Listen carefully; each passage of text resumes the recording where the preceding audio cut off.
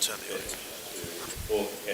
Good morning, ladies and gentlemen, and welcome to day 2 of the 125th AAGPS Athletics Championships here at Sydney Olympic Park Athletic Centre. My name's Matt Whitbread for Athletics New South Wales, who are delivering this stream. And I'm joined once again by James Constantine. Welcome, James.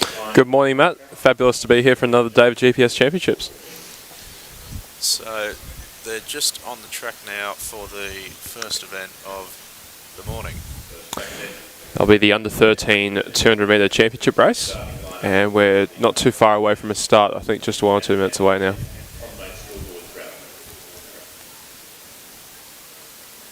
Now, of course, we had the senior divisions yesterday competing here at the 125th AAGPS Championships. That senior premiership taken out by the King's School. And today we will have the juniors in the morning and the intermediate divisions in the afternoon. The day and the championships have been broken up in order to ensure that they comply with the COVID-19 protocols which are in place for everyone's safety. And that is also the reason we don't have any crowds here this morning. So these championships looking a little bit different to what they ordinarily do, as do much of our lives at the moment. But in their blocks and off they go.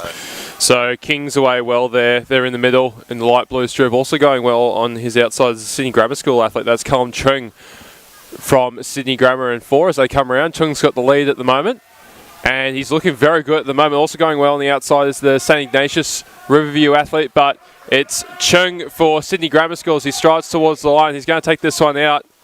24.479 officially, and sorry, that was the Newington athlete in the black and pinstripe white in second, and I believe it might have been Kings in third there. 24.47 for Callum Chung of the Sydney Grammar School. Great start for them this morning in the other 13 championship 200 metres.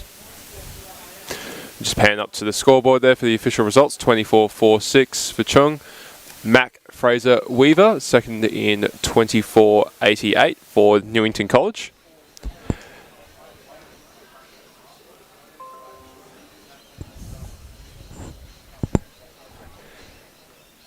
And Thomas Hartman third there in 25.53 for the St Ignatius College.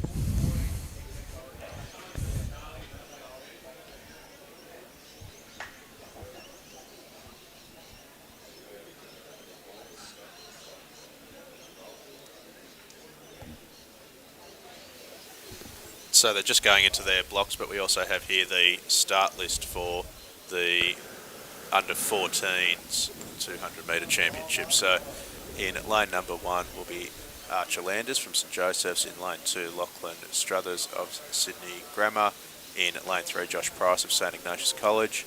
In lane 4, Fedakaki Luar, of Newington. In lane 5, Justin Newen from Sydney Boys. No starters for the Armidale School for the whole of today, we think, but we're just getting some confirmation on that. Leo Jacques from Scots goes in lane number 7. Tom Watts from the King's School in lane number 8. And Wiley Hockey rounds out the field on the outside here, lane number 9 for sure.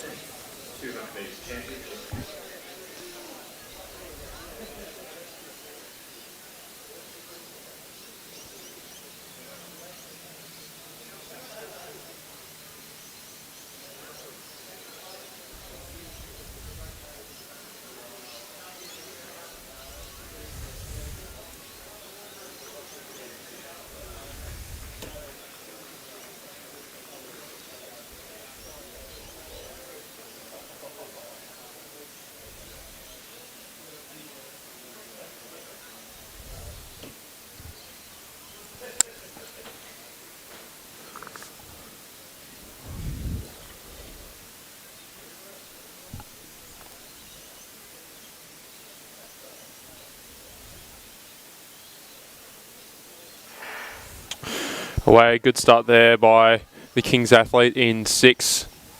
They're pretty even stagger as they come around. Also going well on the inside there is Sydney Grammar once again. As they come around, very even race this one, hard to pick. Scots College going well there in the gold, and also on the outside there is the Shore athlete Wiley Hockey, but it's the Scots College athlete Leo Jacques coming through now. He's looking pretty good. Getting contested on the outside from Shaw, but it's going to be Jux who takes it. 24.37 for the Scots College. Second was Shaw's Wiley Hockey, and third on the inside, good run by Archie Landers from the St. Joseph's College. He raged up late, the athlete from St. Joseph's, but just too much ground to make up on Scots and Kings.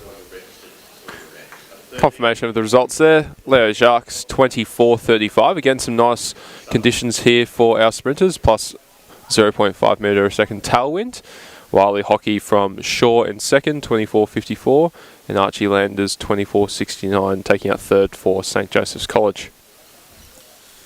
They were very good sprinting conditions yesterday, weren't they, James? I think the Open 200s had a 1.8 metre tailwind, and the hundreds I think a 1.3. So those are the sprinting conditions you want. Certainly not cold here, nice and warm, at least as far as an August day in Sydney goes. So hopefully those ideal sprinting conditions continue. I think we had a plus 0.5 tailwind in 0.5, 0.6 tailwind in that race, so that's pleasing. We've also got some long jump action, looking like it's just about ready to get started down on the field.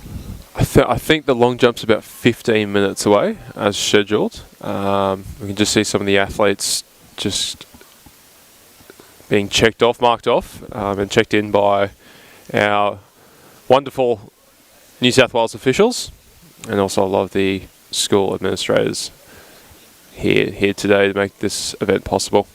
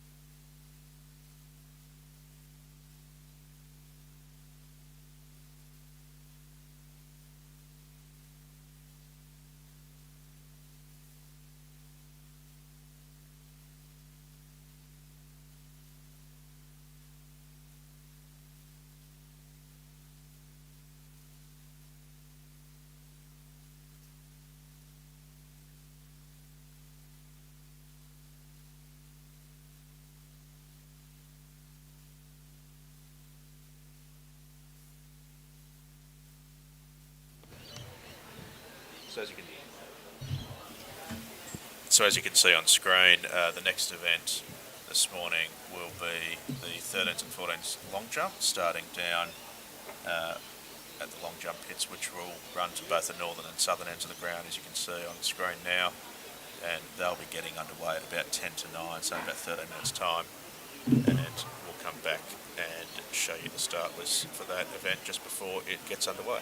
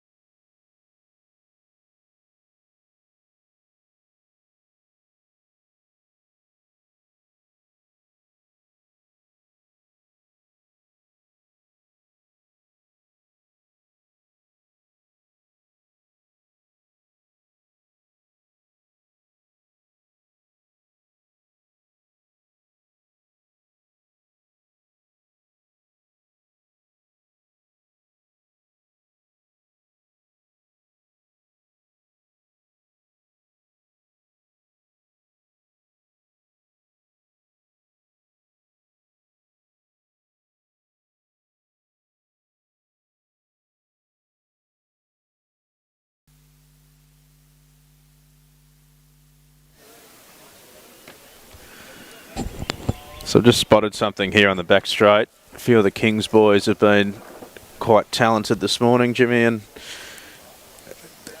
used the moisture on the surface here to mark their territory after the senior premiership win yesterday. Yeah, they're the logo and Kings. I think that's Kings written next to it. Yeah, I think that might be the K actually. On the back of their uniforms. So right. In the square there. And what does that say? Riverview. Oh, so someone else has jumped on the bandwagon. Yeah. Okay. That's great, isn't it? They were extremely impressive yesterday, weren't they? I remember you talking about the favourable conditions for the sprinters yesterday, and one performance in mind comes to memory. It was Connor Bond in that under-17 men's 200, where he went 21.93, just 600s outside Nick Andrews' record.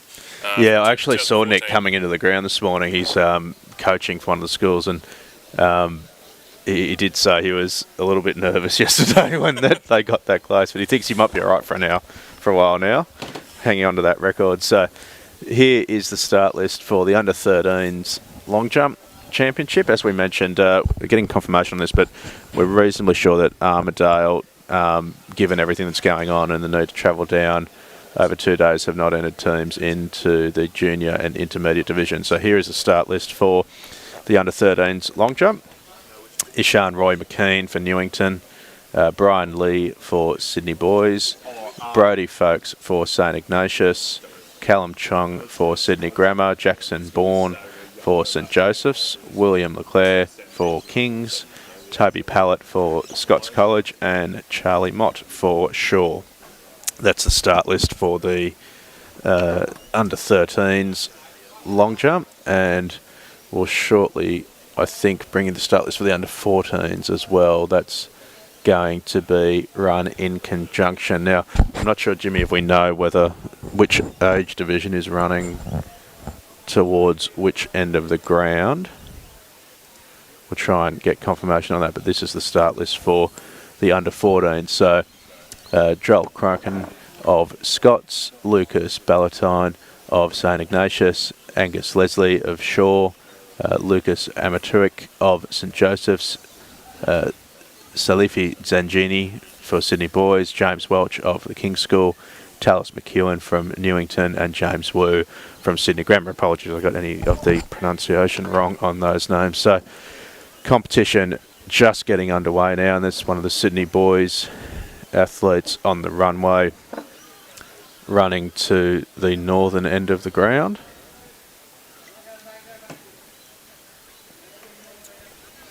So I think that might be the under-13s running towards the northern ends, following the principle that we followed yesterday with the younger age group at the northern end of the ground and the older age group at the southern end of the ground.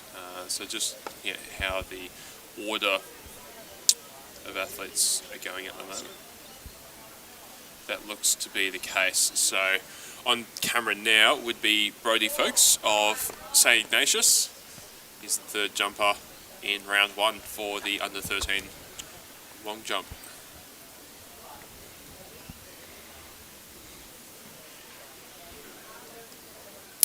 Just getting a foul there for Brody. On screen now is Angus Leslie of Shaw. Clear jump there.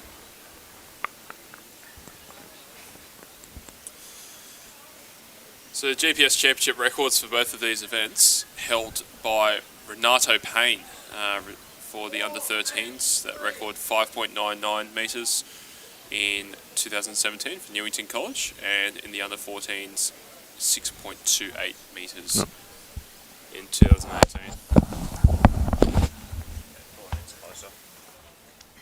I was just going to say, we're pretty right up here. There's no switching that needs to be done at all. Do you want to go down there and just send us a photo of each results page after each round? Just hang around down there. So this long jump, until the next track. When's the next track race? 9:10.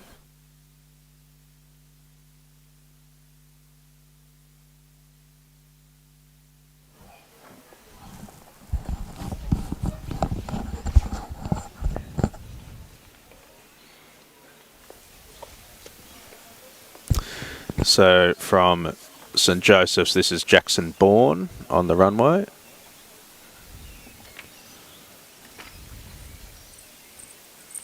We should be able to bring you some results shortly from these opening rounds of competition.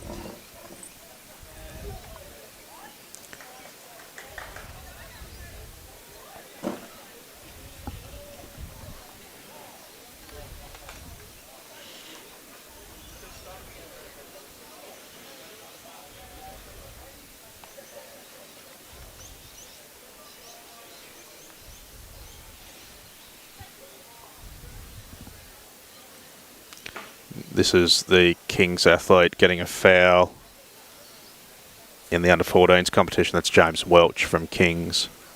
And just missing at the other end his fellow Kings athlete William Leclerc in the under-13s.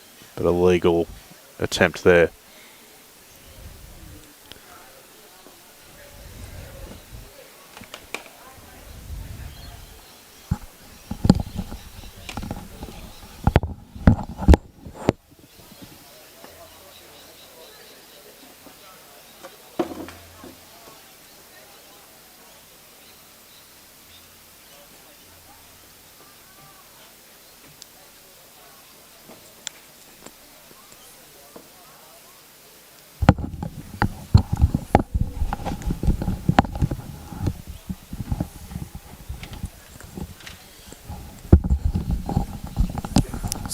Toby Hallett in the under-13 boys from Scots College, just jumping there.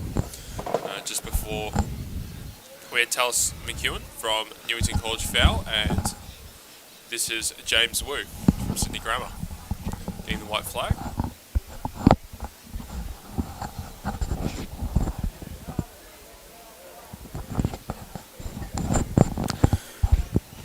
So I'm just hearing that we're through and I just heard 4:54 there for the Grammar athlete.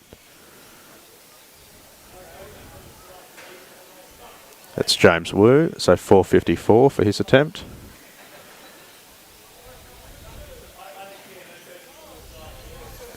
And at the other end of the runway in the under-13s competition, we have Ishan Roy McKean for Newington.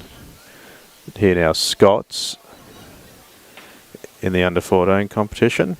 That's Joel Cochran. And the Newington attempt from Ishan in the under-13s. 5.35 for Joel for Scots. Under 13 division and championship 800 metre runs. Start to make your way to the marshalling area, please, adjacent to the finish line. Under 13 division and championship 800 metre runners, marshalling area, please.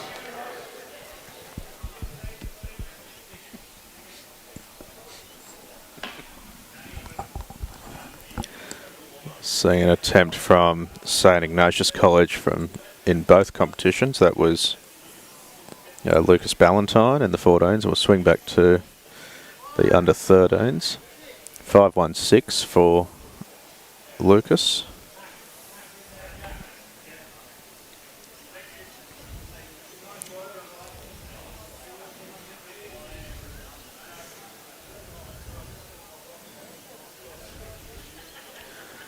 And here's the attempt from Brody Folks of St Ignatius in the under-13s.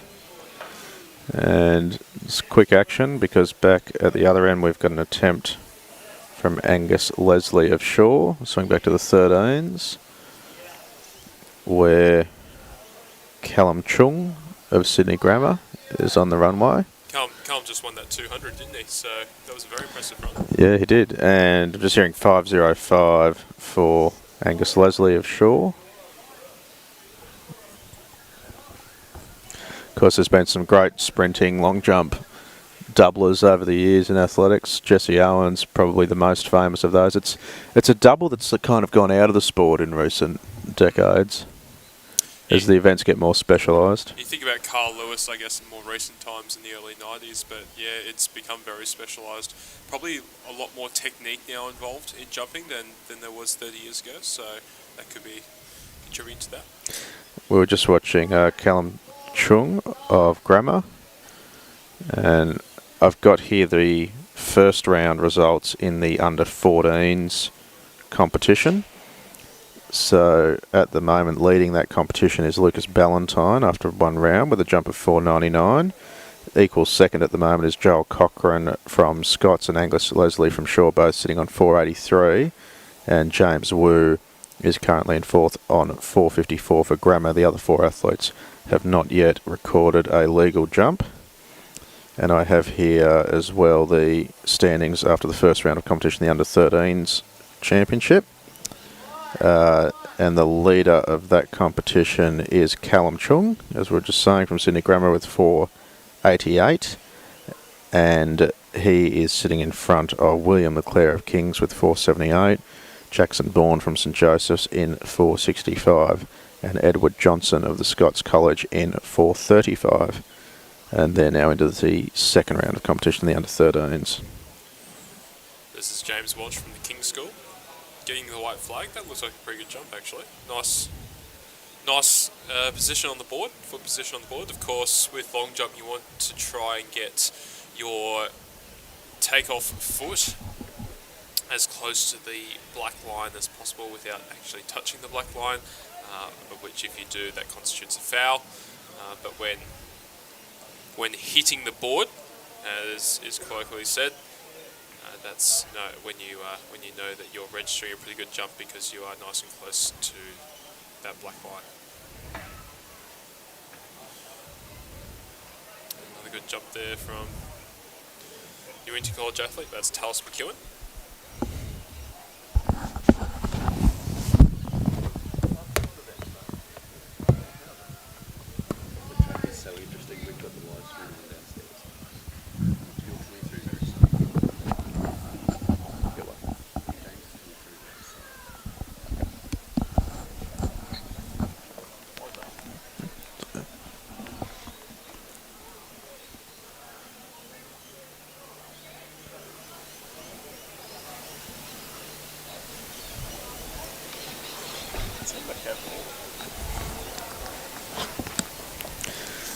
So we're just watching from Grammar, James Wu. We'll swing back to the under 13s competition, and this is Toby Pallett of Scots, 5.21 for James.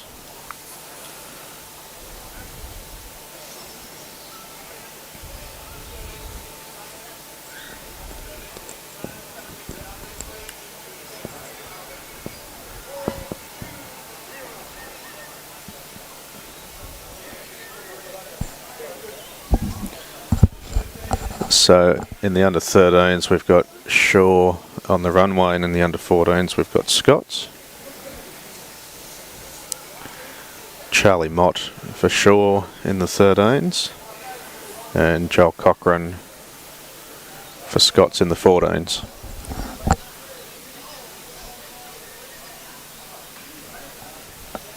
Well, it's a nice jump there. If it's legal by Charlie, it is. Some nice height on that second attempt, and that ends round 2 for the under 13s with Scots athlete Joel Cochrane starting round 3 for the under 14 long jump. Swing back up to Newington.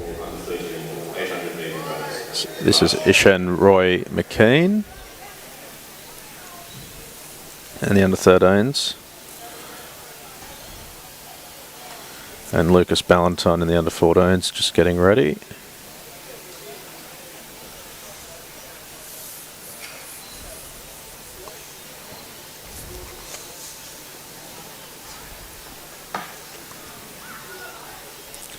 So stepping the mark there was Lucas.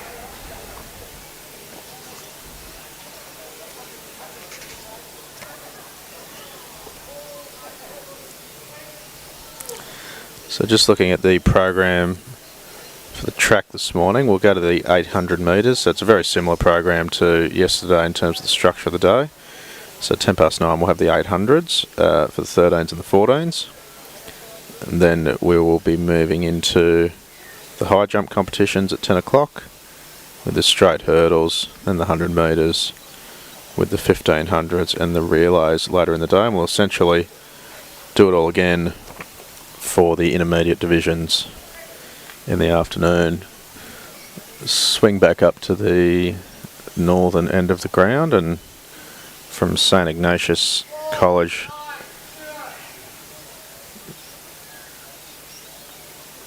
this is Brodie Folkes.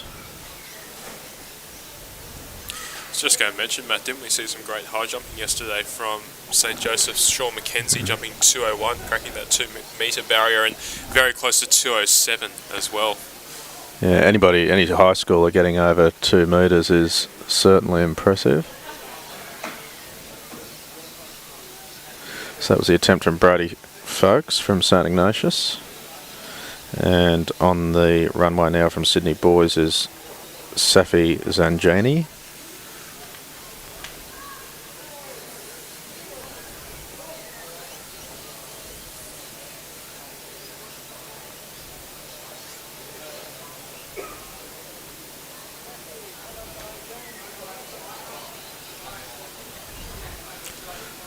So this is Safi for Sydney Boys. Legal attempt there, I think. We get a white flag. You can see when he lands, he's just got that right hand extended behind him. So when measuring the long jump, of course, the point of contact in the sand closest to the takeoff board is measured. So unfortunately for Safi, on that attempt, his distance would be measured from where his hand landed, which was a little bit behind where his feet landed. Still 5:06 there, so That's a good jump, could yeah. jump out over 5 metres, so he gets that fixed up. A little bit of a trap for young players there in the long jump, and this is from King's James Welch. I think he might have just got that in. Yes, he did, so white flag for James.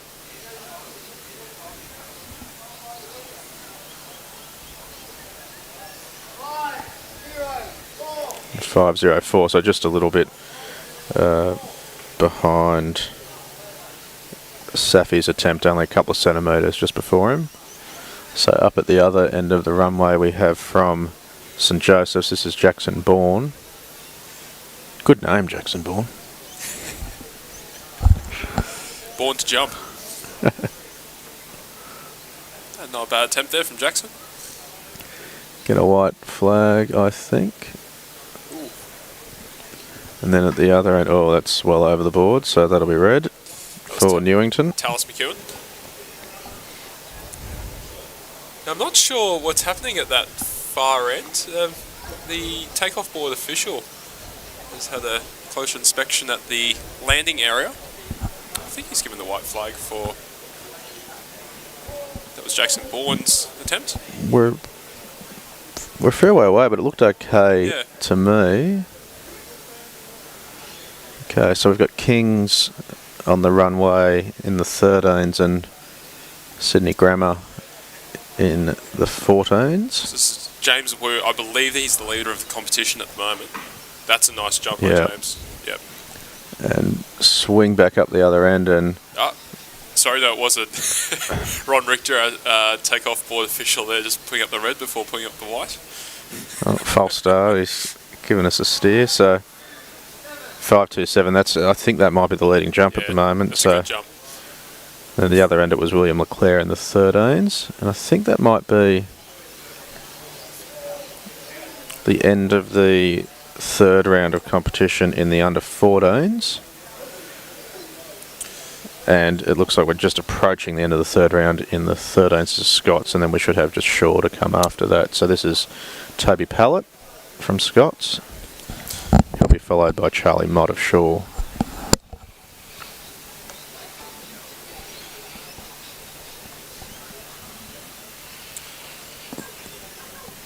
I have a feeling it might just be the end of the fourth round there, because I believe James Wu as for those who aren't aware, after 3 rounds of competition in the field events, the order is rearranged, so the furthest jumpers actually jump last in the final 3 rounds. So I believe that might have been James's 4th attempt, but as we said, leading the competition. And we're not too far away from the start of the 800 metre races now. First off will be the under 13 800 metre divisional race, followed by the under 13 800 championship race, and they'll be followed by the under 14s divisional and championship 800 metre races as well. My apologies. For those who aren't quite aware of the differences between the divisional and championship races, basically you can think of them as somewhat like B and A races.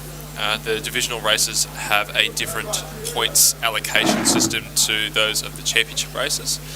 For more information about how those points are allocated, please visit the AAGPS Championships website, where you can find the timetable of events and all the start lists as well for these championships.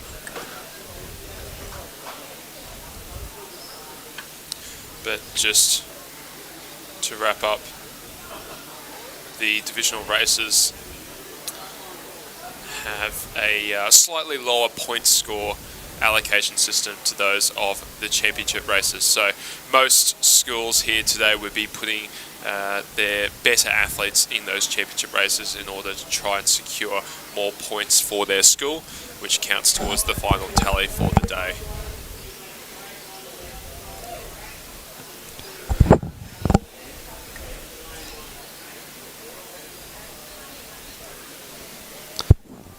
So Jimmy, maybe just very quickly run us through the start list of this under 13 division race. Will do, Matt. So 8 starters in this one. In lane 1 from St Ignatius, Samuel Hutchinson. In lane 2 from Shaw, Max Brownie. In lane 3 from Sydney Boys, Joshua Tang. In 4 from the King's School, Will Buckley. And they're away.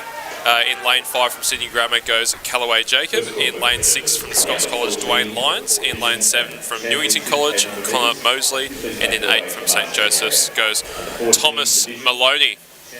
You see a quick start there from the Scots athlete, and just on his outside is the Newington athlete Connor Mosley. So those two will take us through the first 200 metres as they cut through those markers at the 100-metre mark. They're through the first 200 in about 31.5 seconds, so pretty good start here from the boys. We saw a lot of the races yesterday, the 800s in particular, very fast starts over the first 200 metres, and then the field really starting to slow up, and we're seeing exactly the same sort of tactics being carried out here. From the King's School, going very wide there is Will Buckley, so he's just going to come around the shoulder and lead, and then sitting in behind him from Newington is Connor Mosley, and starting to advance in the field from St Joseph's is Thomas Maloney. So through the bell in about 107, James.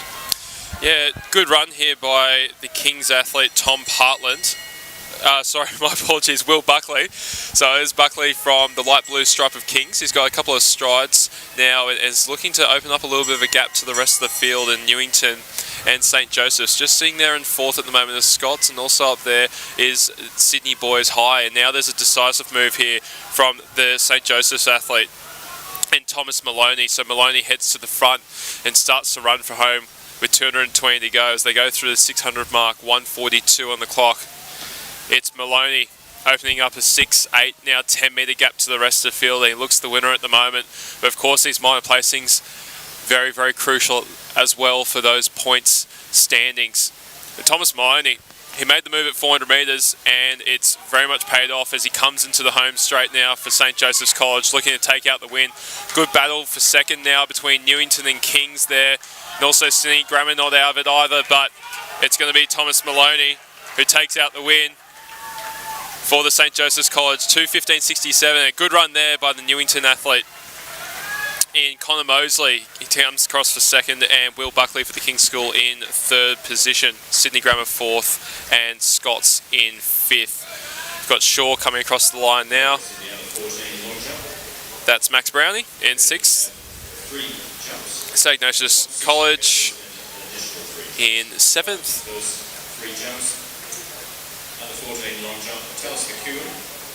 And Jacob Callaway for Sydney Grammar just coming down to the line now for 8th. Good move there by Maloney at the bell and really ran away from it from there. And confirmation of the results here on screen. So Thomas Maloney, 2:15.65. Connor Mosley, 2:19.96. And Will Buckley, the early leader, in 3rd in 2:20.93.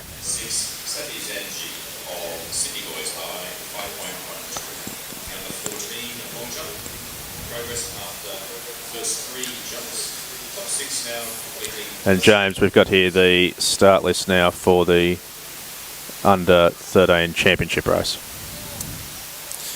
Record held by Angus Beer of Newington College, 2015, 2:05.68. What a great school athlete he was. Going through his final year last year. Going through the start list now. In lane 1, representing the Scots College, Hamilton Derby Cairns. In lane 2 for St Joseph's, Leon Shooten.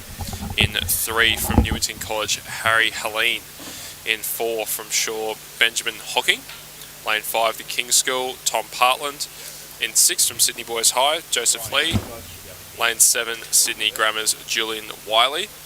And in 9 from St Ignatius goes Christian Camus.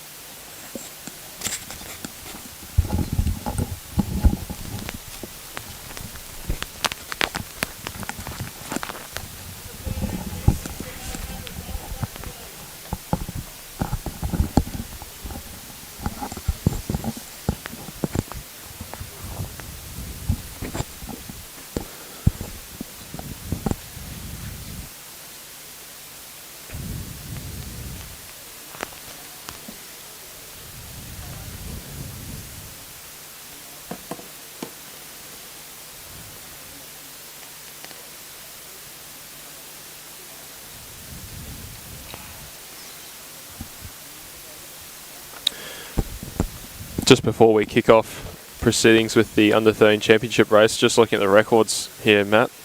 Angus Beer, 2:05 as an under 13, 1:58 as an under 14, and then 1:55, if you don't mind, as an under 15. Quite dominant junior career he certainly had with Newington College.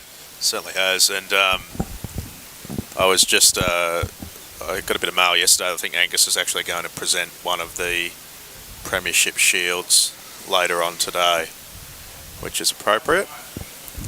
Angus now transitioning into senior racing.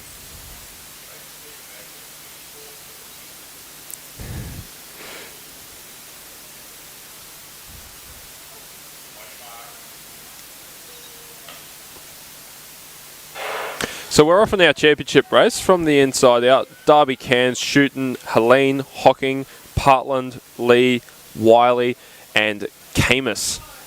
Coming out nicely there is St Joseph's Leon Shooten. He's going to lead them through the cones. Very quick first 100, about 16 seconds. Tom Pollard from Kings really getting up into second there quite strongly, and really quick first 200 metres here. They're going to go through in probably just over 28 seconds or so. So really motoring along at the front of the field is Leon. So strung out very, very broadly at the moment through 250 metres, indication of that quick early pace set by Shooten and also Partland. As they come into the home straight, there's a bit of a move there from the white stripe of Shaw. It's Benjamin Hocking just moving himself into fourth, and just holding down that third spot is Newington's Harry Helene, but it's Shooten through 1:01. Very quick first lap by the St Joseph's athlete, with about an 8 metre gap on King's School Tom Partland, and also Harry Helene, another 8 metres back to him at the moment with 320 to run. Be interesting to see if he's got the legs here, because he went 28 for the first 200 and then 33 for the second 200, so he may have just been taking a spell with the advantage of that lead. It does just seem to be extending down the back straight. It's probably opened up to about 30 metres or so now. Interesting style he has. He's leaning forward quite a lot. It's quite a powerful stride, though, through a 600 and 134, and he's definitely looking the goods at the moment. Again, it's going to be a crucial battle for those minor placings and those points, particularly in these championship races, as there are more points on offer for all of our athletes. But Leon Shooten has the 20 points wrapped up for St. Joseph's College by the look of it as he comes into the home straight. It's going to be a pretty quick time here for the under-13s. Championship record by Angus Beer, 2:05.68. He's not going to be miles away from it. King's School athlete, quick finish here from Tom Partland. And also the Shore athlete just moving into third as well. But Leon Shooten, 2:09.18. That's a great run. King's School, Tom Partland in second. And Shore's Benjamin Hocking securing some points for his school in third. Harry Helene, Newington in fourth. St. Ignatius in fifth, that's Christian Camus, and the rest field coming across the line, that's Sydney Boys, followed by Scots College and Sydney Grammar. Confirmation of the winning time there, 2:09.16 from Leon Shooten. I don't know, if he really pressed hard that last 150, he may have had an outside chance of that incredible Angus Beer record, one of the three Angus Beer records. Yeah, it's tricky when you don't have anyone in front of you to chase. You have to do all the work by himself. So I can also let everyone know that we've got results through 3 rounds of competition in the under-13 and under-14s long jump. So let's try and race through these under-13 results before we get to this under-14 Division 800 metre race. Leader of the competition halfway through is Callum Chung from Sydney Grammar with a jump of 5:22. Sitting in second, the only other man in the 5 metre mark is with a 5:01 is Brodie Folkes of St. Ignatius. Sitting in third at the moment is William Leclerc of the King's School in 4:78. Sitting in fourth with a jump of 4:78. His only legal jump is Ishan Roy McKean.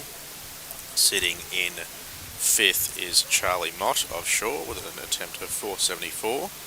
And sitting in sixth at the moment is Jackson Bourne with a jump of 4:65.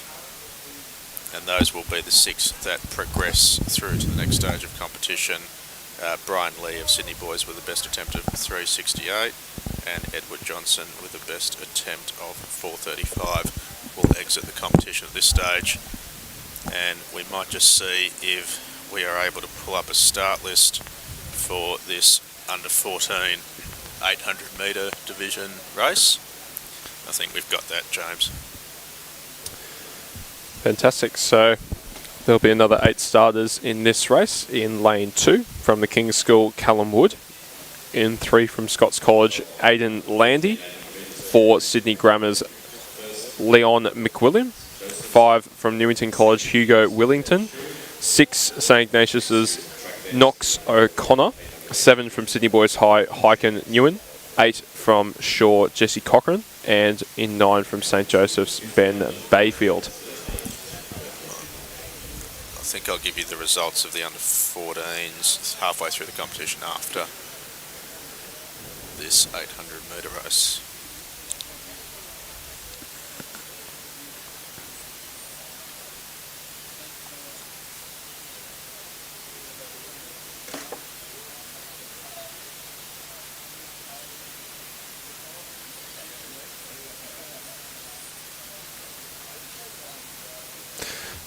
It's actually a nice moment there. I can actually see Angus Beer just giving a very safe fist bump to Leon Shooten, the winner of that under-13 championship race. Maybe just talking tactics about how he could have possibly broken this record.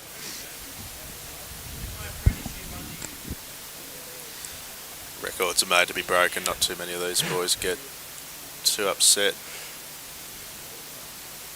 when someone finally gets the better of them.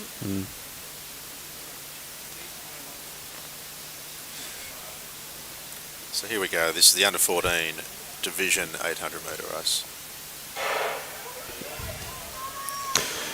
Off they go. Quick start there in 3 from the Scots College. The gold there, prominent early.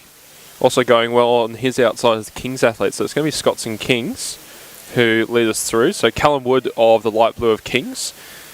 just sitting behind Aidan Landy, the gold of Scots College. Those two have got a couple of strides on the rest of the field. And again, another quick start for our 800 metre races.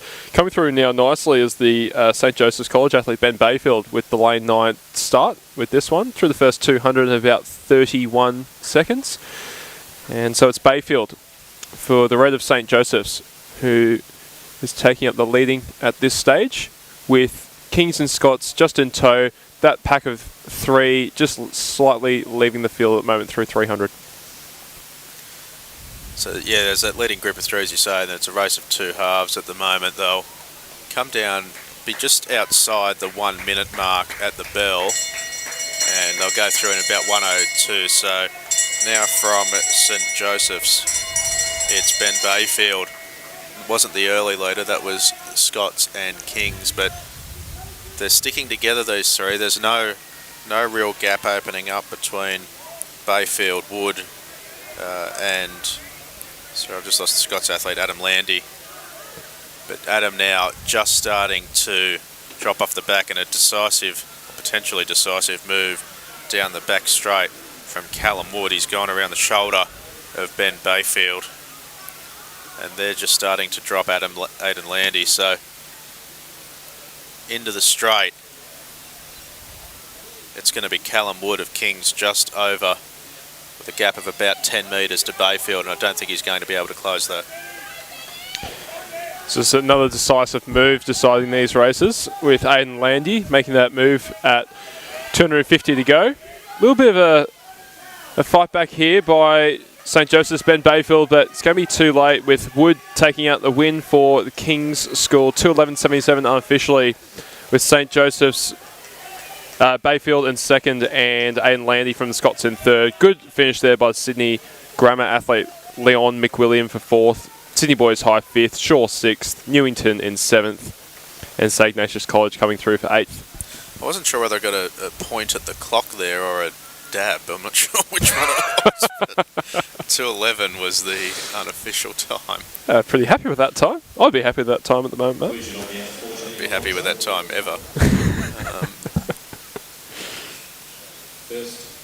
So while we're looking at that, I might get you a result through 3 rounds of competition, the under-14s long jump. So leading that event halfway through is Talis McEwen with a jump of 5.61, as you're also hearing over the PA.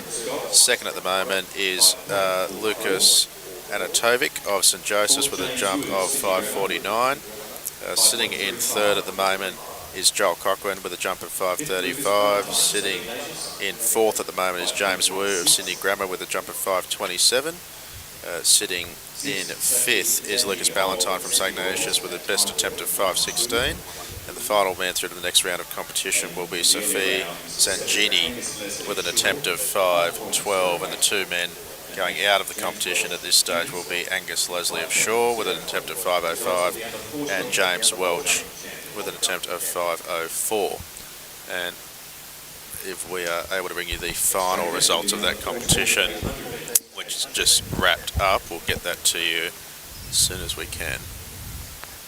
But the next event on the track will be the under-14 800 metre championship race, and we'll bring you a start list of that now. So in lane number 1 for sure will be Lockie Brown. In lane 2, Arlo Merriweather of Newington. Lane 3 is vacant. In lane 4 will be Brian Arn of Sydney Boys. Joel Cochran goes again. I think we've seen Joel already this morning, I think in the long jump, haven't we? Yeah, I think we did. So for Scots College, he's gone straight from the long jump over the 800 metres. That's a double that's never been done at global level as far as I know, the long jump and the 800. But Joel's going to attempt it here for Scots. Oliver Neat from St Joseph's will run in lane number 6. Jeremy Studdert of St Ignatius College in lane number 7. Davis Sam, for Sydney Grammar in lane number 8.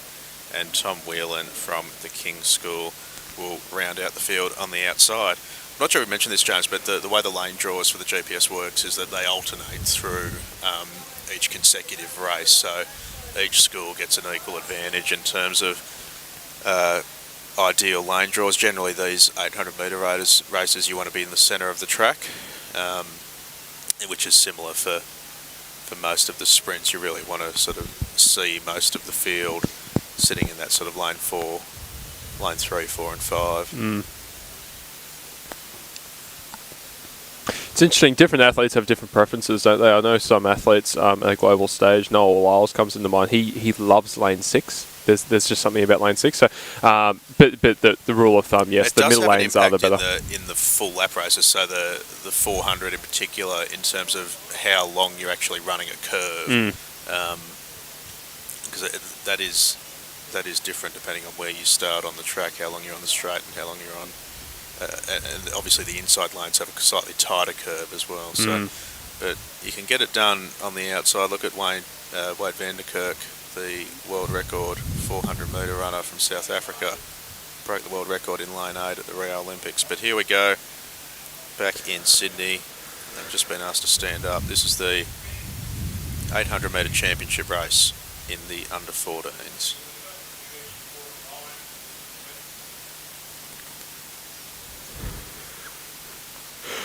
I think one of the boys has missed his hip number. Yeah.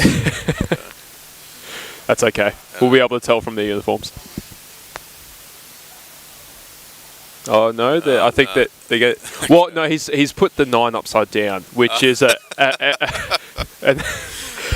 certainly has been done before in the past at many a competition at state level, so he shouldn't feel too badly about that. I think just a little sledge from the starters, so that's, look, we've all done that.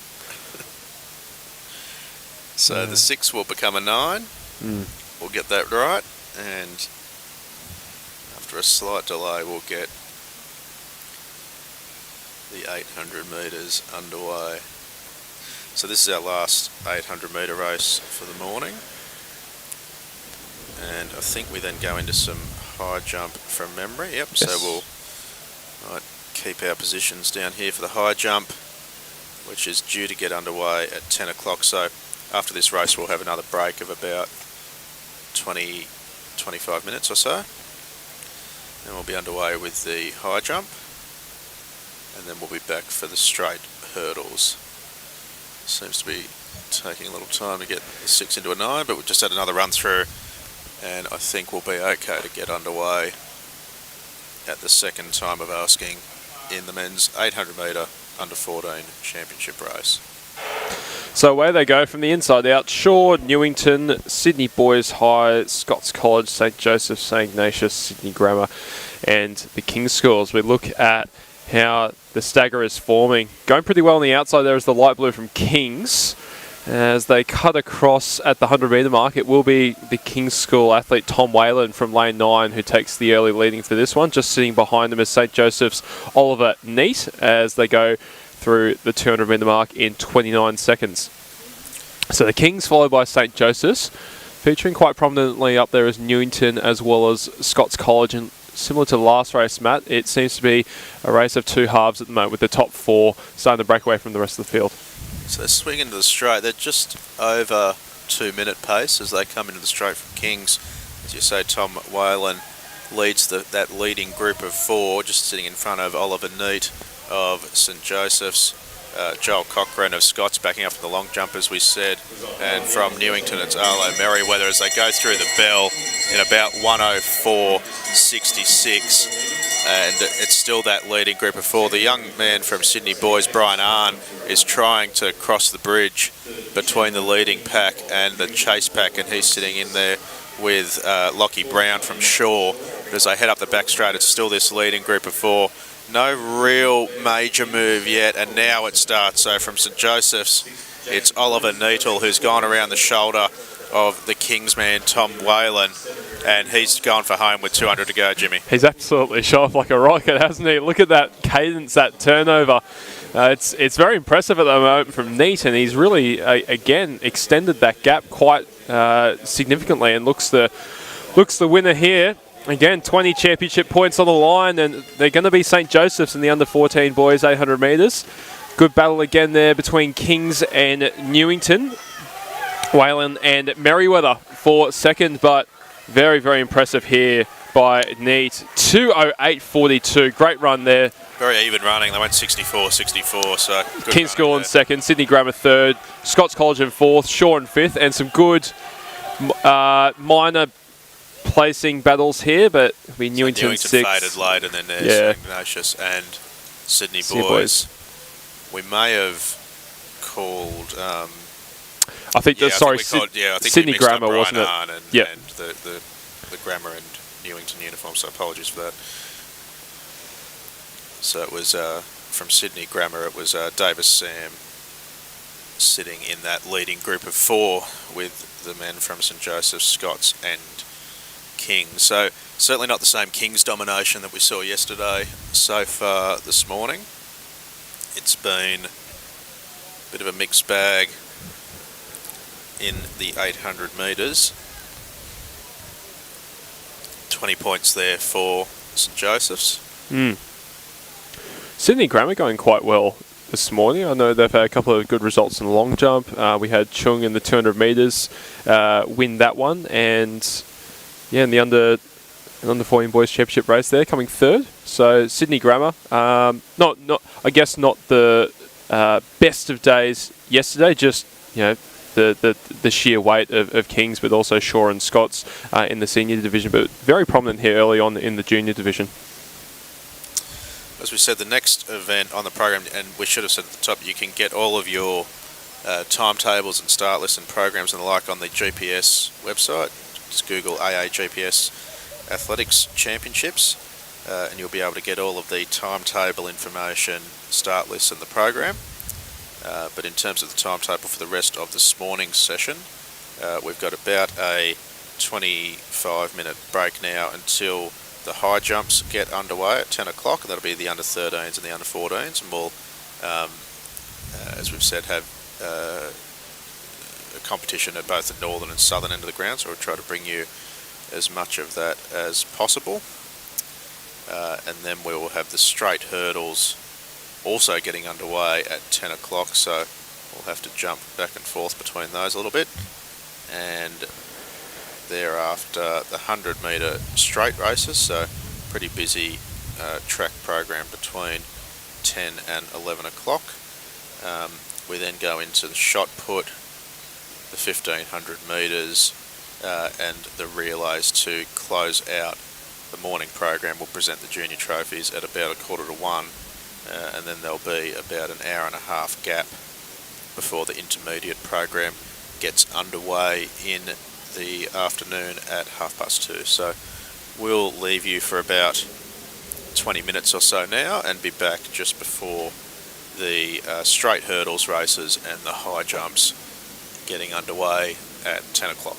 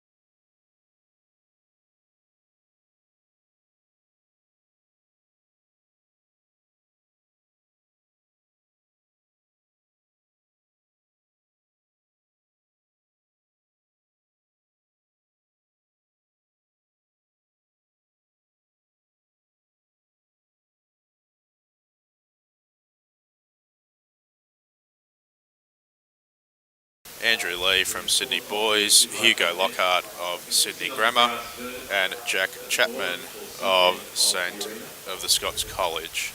So that's the start list for the under-14s championship high jump. And we will also have at the same time happening the straight hurdles. Now that will start with the under-13s 90-metre hurdles division race. So we'll see if we can find a start list for that race as well. So that'll be the same as James was saying earlier, the distinction between the division and the championship races. They're essentially an A and a B race. The division races will go first before the championship races, and we'll have the under-13s before the under-14s. So I think we've got to start list for the under-13s 90-metre hurdles. And the start list here is Jack Riding from Shaw runs in lane number 1. Reece Evans from Sydney Grammar in lane number 2. Brady Folks did the long jump earlier for St Ignatius and backs up here in the 90-metre hurdles. Oscar Fickler from Newington runs in lane number 4. Caleb Ahmed for Sydney Boys in lane 5. Harry Kyle for Scots in lane number 6. Oliver McNichol for the King's School in lane number 8. And Max Palminisi of St Joseph goes in lane number 9. And if you weren't with us this morning, the Armidale School is not competing this year in the intermediate and junior divisions. So that's the start list for the under-13 division race in the 90-metre hurdles.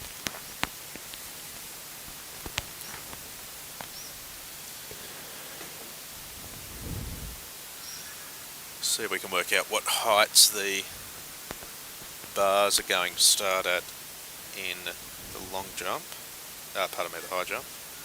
Just looking at the northern scoreboard end with the under 13 boys high jump, I believe that's 130 on the display board over there, so 1 metre 30 the starting height. And for the under 14 boys at the southern end of the ground, we have the bar starting at 140.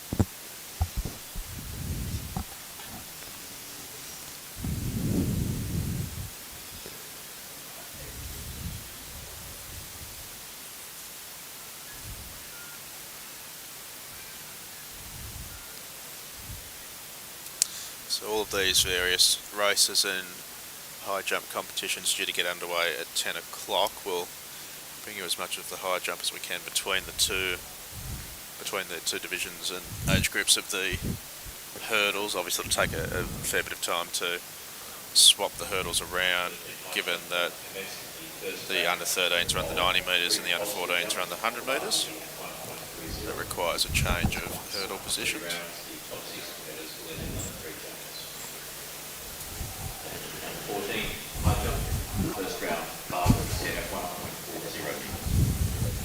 So we're just hearing the bar is going to start at 140 in the under 14s, I think, high jump. Under 13 hurdles is held over 90 metres distance. 9 hurdles in place, and the hurdle is set at 0.762 centimetres. So not far away from a start of the first of our straight hurdles events, the under 13 90 metre hurdles divisional race. Just heard over the PA system, the hurdle heights here for the under 13 boys at 84.0 centimetres, so a little bit lower than the hurdle heights we saw for some of the senior boys yesterday. You can see on the track they have 9 flights over the 90 metre distance, essentially 1 flight every 10 metres.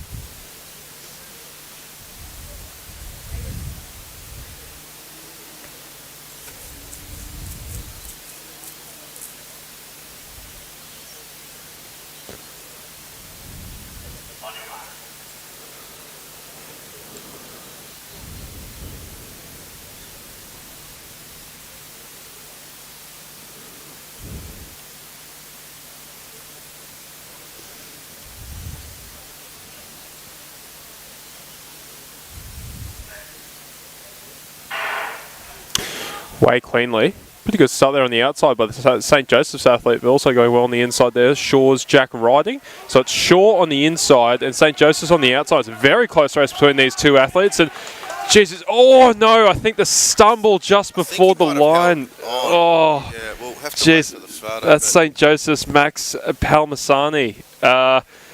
Oh, it's going to be very close. Jeez, that last step, was it? Oh, he's got it. Yeah, he's hung on. I think just over the line. What a finish to that race by 200s over Shaw's Jack Riley in 14.70. That was one of the more interesting finishes we've had at the GPS Championships this year so far. We did have the dive yesterday. Oh, we did, yes. Reminiscent of the Olympic 400 metre final from Rio. Oscar Fickler there in third for Newington College as well in 15.75. Yeah, very exciting finish there for our first hurls race of the day. And actually, I was just looking through this start list, Matt. Callum Chung, now he's going for the triple, and one of the most peculiar triples you could wish to see, the 200 long jump, 90-metre hurdles. When was the last time you saw that in a GPS Championship? There's a bit happening there. Now I'm just looking at the far end of the ground in the high jump. I think that was the St. Ignatius athlete, so we'll just flick through our start lists here. Now, as we mentioned yesterday, the start lists and the timetables and the programs are all available on the GPS website. Go to AAGPS and search for athletics, all that information is there. So we think we've got the under 14s at the northern end, the southern end of the ground, and the under 13s at the northern end of the ground. So we've got the scissor method there from Kings. I think that might be in Sydney Boys High there, Lucas Amson. I think the light blue and red. And Scott's College athlete just fouling there. That's Mac Capobianco. Yep.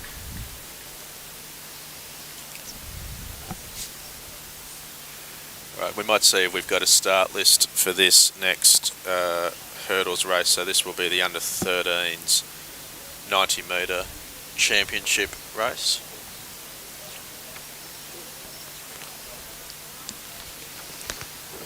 So here now the start list for that championship race. So Callum Chung, again one of our long jumpers from this morning, from Sydney Grammar, goes in lane number 1. Dylan Dutt from Sydney Boys High in lane number 2. Billy Blair from St Joseph's in 3.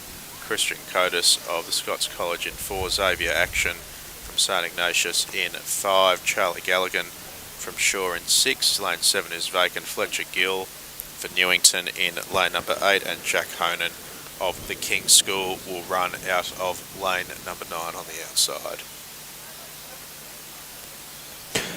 So as I just mentioned for those tuning in, Callum Chung, my apologies, for Sydney Grammar, winning the 200 metres earlier today, and also took out the under 13 boys championship long jump. So he is attempting the triple crown of the 200 long jump and 90 metre hurdles. We'll see how he fares against the rest of these boys.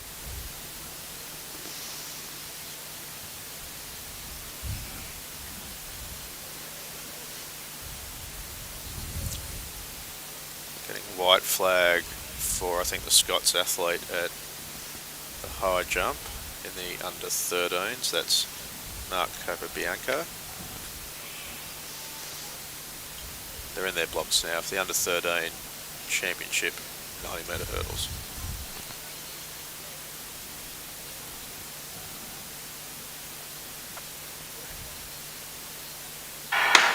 Oh. Jeez. So yeah. 4 recall. Making sure the boys are stopping dead in their tracks. I think that might have been the Shaw athlete walking back there. I saw a little bit of movement out of lane 6. We'll see. Now, I must confess, I'm not sure of the school rules. I think these boys do get a warning. Yeah, well, they're the under 13 age group as well. So in our competitions, they would be getting a warning for a potential false start. But we'll see what the officials have to say here. Yep, there's a warning there.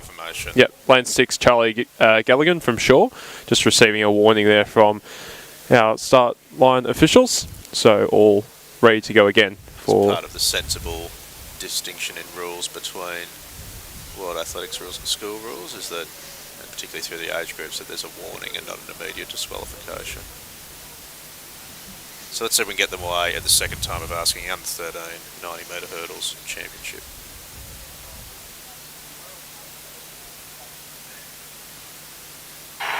Away cleanly this time. Good start there by lane 3. That's the St. Joseph's athlete. And he may have a really hard battle on his hands with Chung of Sydney Grammar, but St. Joseph's, Billy Blair, he's going to take out the win. 12.47. Very, very nifty running there. Sydney Grammar's Callum Chung in second, and Sydney Boys High Dylan Dutt coming through for third. That's a good run there by the Sydney Boys High athlete. But denied the triple as Callum Chung coming second in that race. But confirmation there, Billy Blair. And actually, that is a GPS championship record by almost half a second. Goodness, mate. My goodness, that was... Jeez. No wonder he was happy coming across. I totally missed that. The Jay Idari from the King's School 2011, a 9-year record. There it is, gone, as we can see up on the scoreboard. The first meet record of this year's GPS Championships goes to Billy Blair of St. Joseph's College. Congratulations, Billy. Some fabulous hurdling. It was great technique shown over those hurdles. Really nice and smooth. And credit to Chung as well. He was only a 10th of a second outside the school record, the championship record himself. And but backing up from the long jump yeah, earlier. So great racing there. Probably the highlight of the day so far. Billy Blair from St. Joseph's College, 12.45 with a minus 0.4 metre a second headwind as well. So brilliant hurdling. Callum Chung second in 13.04, and Dylan Dutt third for Sydney Boys High in 14.71. Now, between these hurdle races, we'll have a look back at the high jump. I might swing back to the southern end of the ground and have a look at the under 14s for a moment. So this is on the runway now from King's Oliver McNichol. And a miss there, I think. I'm just trying to see what the bar's at. I think it might be 145 there, Matt. Yeah. He's just on the far side. So it's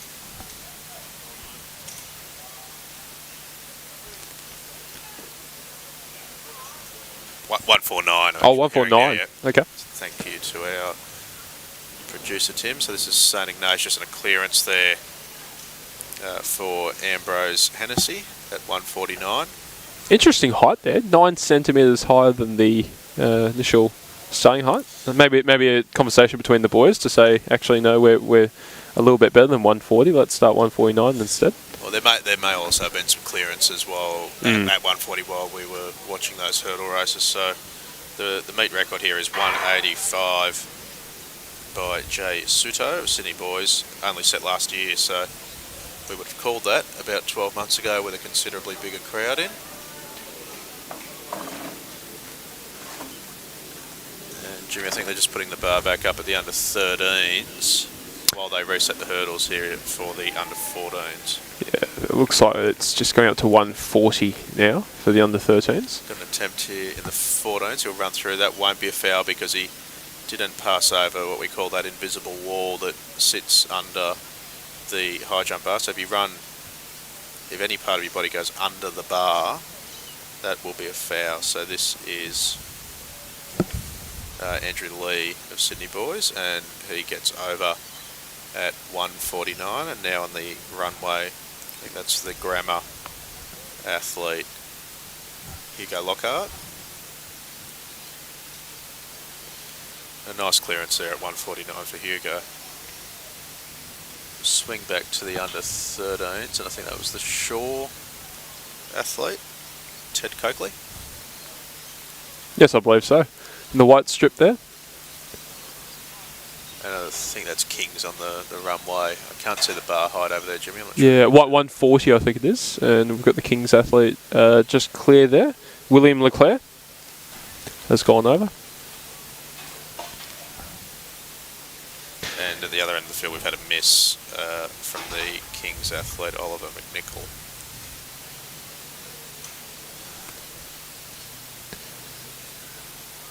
Clearance there by a Newington athlete.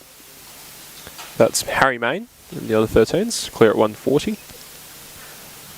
So it looks like we're between rounds in the under 14, so we'll stay on the under 13s for a moment. And they don't look to be too far away from having the hurdles set up for the under 14 division race. So we'll get the start list ready for that, but we won't put that on screen just yet. And here I think is the Sydney boys Ooh. athlete with a half Frosby flop, half scissor Interesting technique there. technique. It's funny when you get caught in two minds. Yeah, obviously a very low level of jumping I did in school, but when you're sort of at that midpoint in the air and you think, geez, not sure what to do here, that can happen. Scott's college athlete there. It's Mac Kopi Bianco. Just missing at 140. Geez, that was a good run by Billy Blair, wasn't it? I'm just looking at the results still on the scoreboard. Fabulous. Half a second off a sprint GPS record, It's 9 years not old. mucking around, is it? Yeah. Unbelievable. That's fantastic. For those who just missed the Andrews was race. feeling confident this morning that his record was going to hang around for a while. Maybe he might be in a bit of trouble in a few years' time if Billy goes on with it. For those who just missed it or are tuning into the stream now, just wind back 10 minutes and rewatch that race again. It's a fabulous display of junior hurdling. So we've had a miss at the southern end of the ground from St Ignatius athlete Ambrose Hennessy. Now I'm just looking at the display board there. It's now reading 150, so I just wonder whether that may have been a slight mistake on the board before of 149. St Joseph's going clear there, so that's Lucas Ematovic. Now I don't think we're too far away from a start in this 100 metre hurdles race, so we'll go there in just a moment. And yeah, I think if we've got it ready, we'll have a look at the start list for the under 14's 100 metre hurdles division race. I think we've got that now. So in lane number 1, Gio Lim of Sydney Boys. In lane 2, Jasper Sinclair of St Ignatius College. In lane 3 is Tom Gavin of the King's School. 4 is vacant. In lane 5, Ethan Fair of St Joseph's. In 6, Ben Fairbrother of Sydney Grammar. In 7, Angus Leslie of Shaw. In 8, Archer Dunstan of the Scots College. And in 9, Zach Schmidt of Newington College rounds out the field.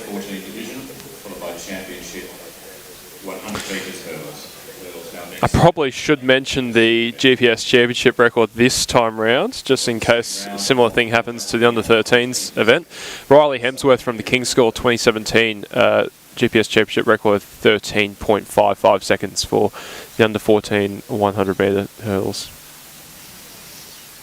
Probably won't see a meet record in this divisional race, one would think, but potentially a better chance in the championship race coming straight after it.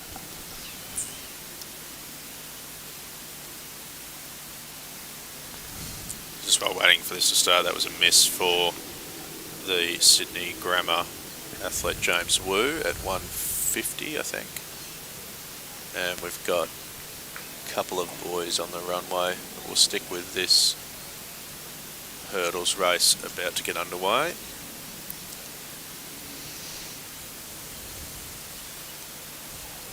A miss also for the St Ignatius athlete Lucas Ballantyne.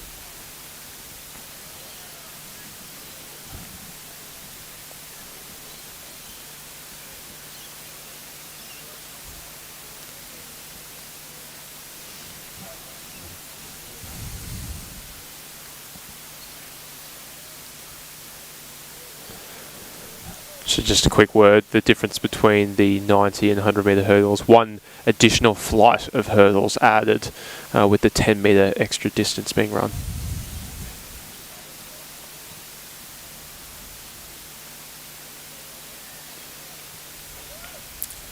Just a couple of final adjustments being made to the hurdle height.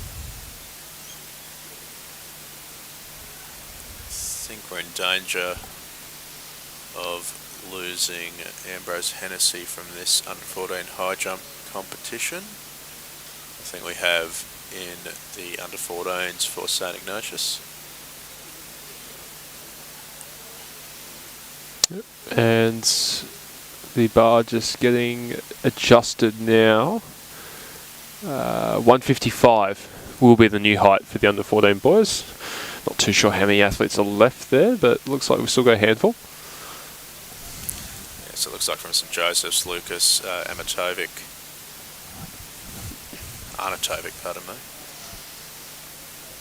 still in that competition. In fact, we might just trying to see if we can pick up some of the under 13s high jump. They're still just making a few adjustments to the hurdles.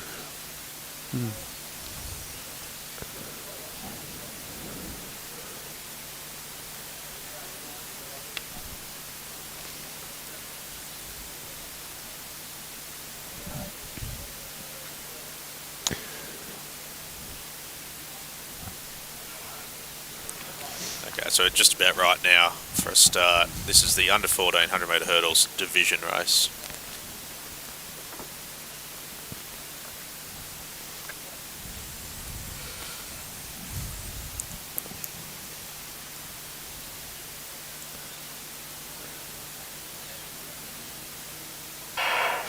Way cleanly at the first time of asking. Good start there by Scott's athlete in lane 8. That's Dunstan. Currently got the early lead. He's running away with this one as Dunstan. Very good hurdling technique shown once again. King's School athlete prominent in second and Shaw in third, but there you go. Dunstan for Scott's College coming through and taking the win comfortably in the divisional race. King's School athlete Tom Gavin in second, and Shaw's Angus Leslie coming in third there. But a very dominant run there by the Scott's College Archer Dunstan. Yeah, he had a full flight of hurdles, the margin of victory there over the King's athlete. And I think it was Shaw, yeah, as you said, Angus Leslie coming across the line for third. We've got confirmation now on the scoreboard of those results. Archer Dunstan, 14.90, taking the win for Scott's College. Tom Gavin, King's School in second, 16.72. And Angus Leslie for Shaw in 16.98, rounding out the podium. So we move on to our championship race shortly. Might just go back to some of the high jump action. So we might swing back to the under 14s at the southern end of the ground. So the bar set at 155 at the moment. First attempts, I believe. So this is our Sydney boys high athlete. Good clearance. Good clearance, yeah, just clipping the bar but staying on. That was Andrew Lee, clear at 155. So this is the Sydney Grammar athlete Hugo Lockhart, also still in the competition, I suspect. Good run up. Just didn't get the height in that one. Yeah, it was good speed into the bar. I think these might be the last two in this competition.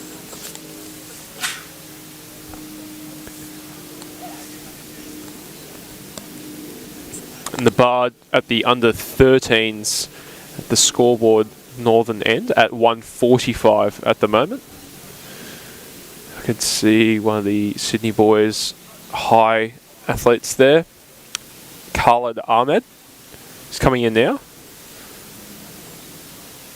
Just clipping the bar with his foot. So, there. And Newington athlete. One of the athletes there in the under 14s just clipping the bar. That was Fletcher. T. Barrington Higgs. Sorry. I think we've got the Shaw athlete here from Alexander Sagart still in the competition. Yep. Nice clearance there. It's probably the best clearance we've seen so far in this competition. So we've had Andrew Lee and Alexander Sagard clear at 155 for the under 14 boys. So at the very least, two athletes will move on to the next round. Sydney Grammar's Lockhart. Just not quite getting the height there. Okay, so we're going to swing back to the hurdles because that's about to get going, and I think we've got the start list for the under 14 championship race. Lane 1 is vacant. In lane 2, Blake Pasfield of the King's School. In lane 3, Leo Jacques of Scott's College. In 4, Hugo Lockhart of Sydney Grammar School. I could have sworn I was just calling Hugo's name in the high jump, so I'm not sure what's happening there.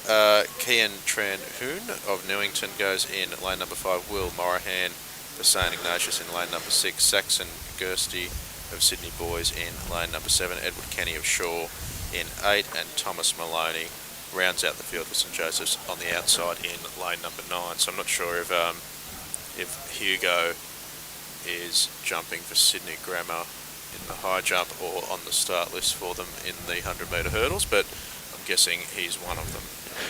Just a quick update as well. Barrington Higgs from Newington College clear at 155 for the under 14 boys high jump. So 3 clear and moving on to the next round as the boys sell into their blocks for this hurdles race.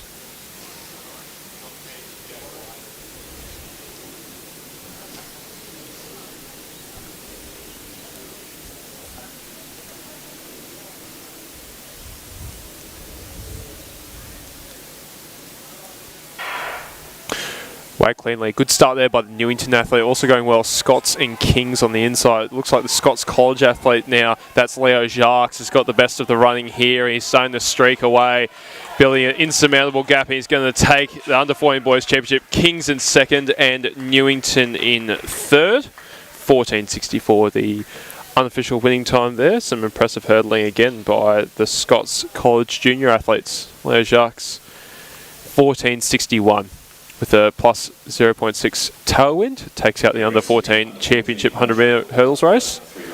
From Blake Passfield from the King's School in second, 15.54, and Kian Tran Hun in 15.79, representing Newington College, comes in third. You'll be seeing the officials and staff spring into action to clear the hurdles off the track, because very shortly at 10:40 we will have the 100 metre flat races, the blue ribbon events of any championships, the 100 metres. And so we will go back. Yeah, so we're just hearing 148 the bar in the under 13s. And 158 for the under 14s at the southern end. Confirmed result of the under 14 championship now on the board. So we might come back to, I think we're on the under 14s. So this is from St Joseph's. Oh, great clearance there. So that's Lucas Arnautovic of St Joseph's College, clear at one. What did we say, Jimmy? 158. 158. Yep. So Newington's T. Barrington Hicks next up on the runway for the under 14 boys high jump. Well, I think we've just had clearance at the northern end as well. And Barrington Hicks just clipping the bar there. So I think that was the Kings athlete for the under 13s clear at 158, William Leclerc.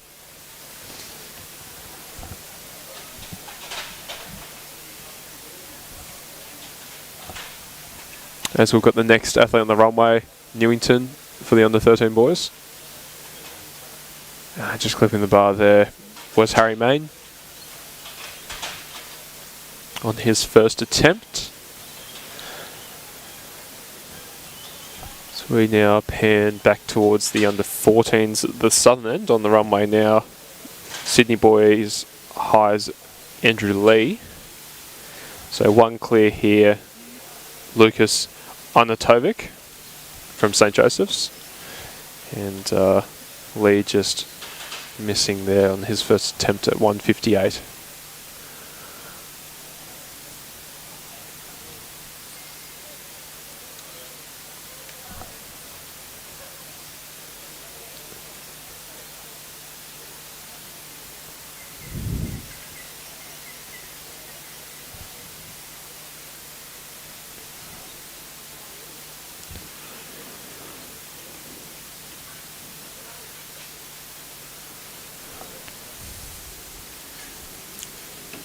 So at the northern end we have, pardon me, the southern end we have Sydney boys and Shaw athletes on the runway. Andrew Lee from Sydney boys and Alex Saggart from Shaw. Just trying to work out which one of these is going to attempt first. It might be Saggart, I think.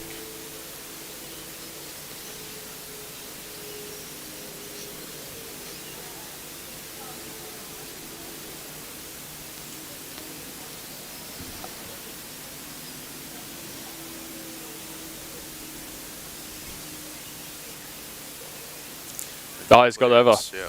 Yep. So still in the competition is Saggart from Shaw. We've got 2 clear now at 158, and we've just had clearance down the northern end by the Sydney Grammar athlete at 148 in the under 13 boys. That was Jackson Dine. So a couple. Andrew Lee of Sydney boys, and a miss there at 158. Another clearance at the under 13 boys. That's the Newington athlete, Harry Main. So I think that's 3 clear now at 148. Sorry, for the under 13 boys. And I think on the runway at the southern end, this is that Newington or Sydney Grammar? Newington, Barrington Hicks. Just clipping, so that here, Barrington Hicks is... Hicks, but we'll stay with the under 13 competition for a moment.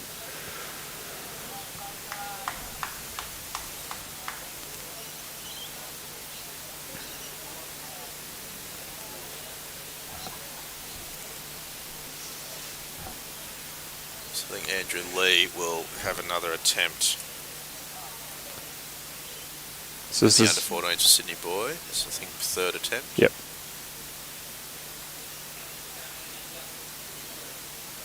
So again, not a foul there, given he didn't run through or under the bar. But Andrew will have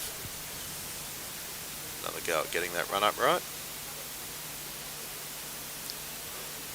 Missed there. So Andrew Lee exits the competition at 158. So we're down to 2 with Alexander Saggart from Shaw and Lucas Anatovic from St. Joseph's College, remaining at the under 14 high jump championship competition. And the bar, I would assume, would go up 3 centimetres to 161, although we'll wait for that to be confirmed by the officials. So I'm not sure we'll be getting near the meet record of 185 there. Still a long way between that mark and where we are now. The under 13s, that record, a very impressive 174, set back in 2017. Under 13 high jump, now to the 6th round. 3 competitors. St. Joseph's, Shaw and Scott. Interestingly, later today in the under 15 high jump championship, of course that's part of the intermediate championship component, in the second part of the day's proceedings, we will have Joshua Suto, who we had as the under 14 meet record holder from last year, Matt, that you were called at 185. So just had a miss there from Shaw in the under 14s, and as you may have heard over the PA, the under 13s high jump, we've still got Ted Coakley from Shaw, Matt Capobianco of Scots, and Matt Goff from St. Joseph's. Yes, that was a meet record last year, Jimmy. And actually, sorry, we just had so there's a bit of a change in the under 14 high jump championship. We missed that on screen, but there's been a late starter. Jack So Chapman. Jack Chapman from Scots has just had his first attempt at clearance. So he didn't need to trouble himself clearly with the heights in the 140s and 50s. And so he's entered the competition. So I may have jumped the gun on declaring that record wasn't in jeopardy. So here's St. Joseph's at the far end of the ground. And a good clearance there from Matthew Goff. So that bar's at 151 at the moment. Yeah, apologies. I thought there were 2 left in the competition as well, Saggart and Arnautovic, but obviously we do have 3 left. With Saggart from Shaw, So coming up for his 3rd attempt, I think. So we're looking at the far end of the ground, I think, from St. Ignatius that was. Will Morahan.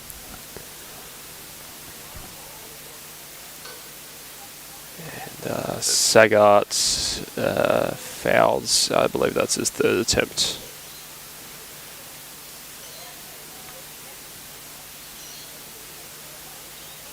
Yeah, so he looks done. So Alex Saggart of Shaw exits the competition in the under 14s. We'll stay with the under 13s for the time being.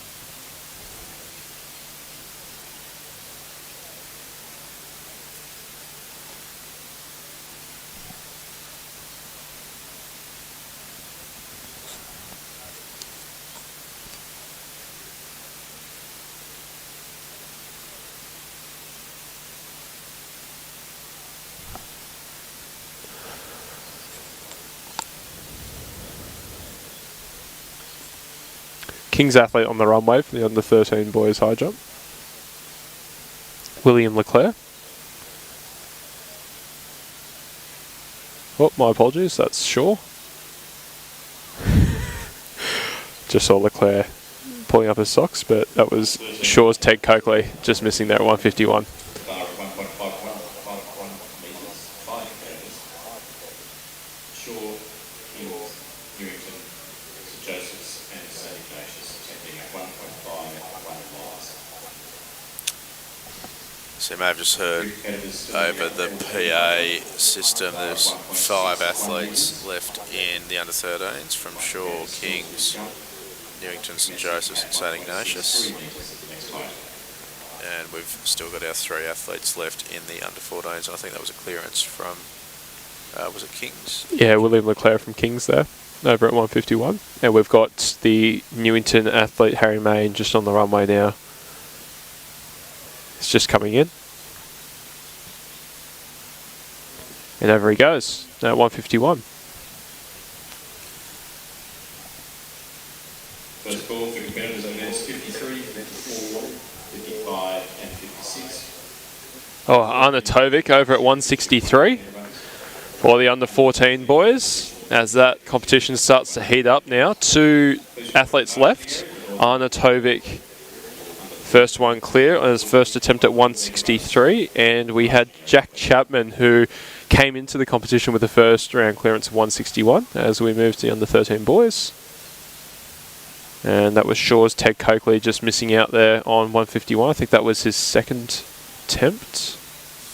So we'll see what the bar goes to now in the under 14s. I think Chapman might have passed that height as well.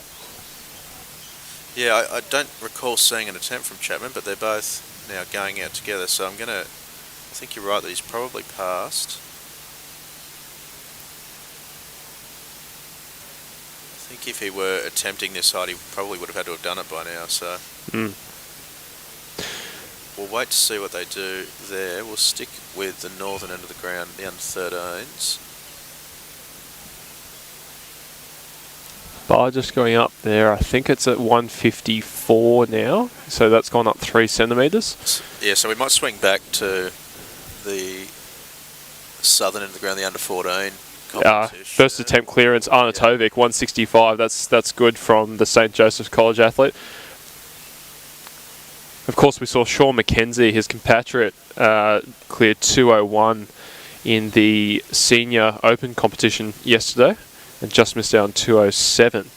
So some good jumpers there at St Joseph's. And here we go from Chapman, clear at 165 first attempt as well. So that's regulation, yeah? Yeah. We'll swing back up to the under 13s then while they decide what they're going to raise the bar to in the under 14s.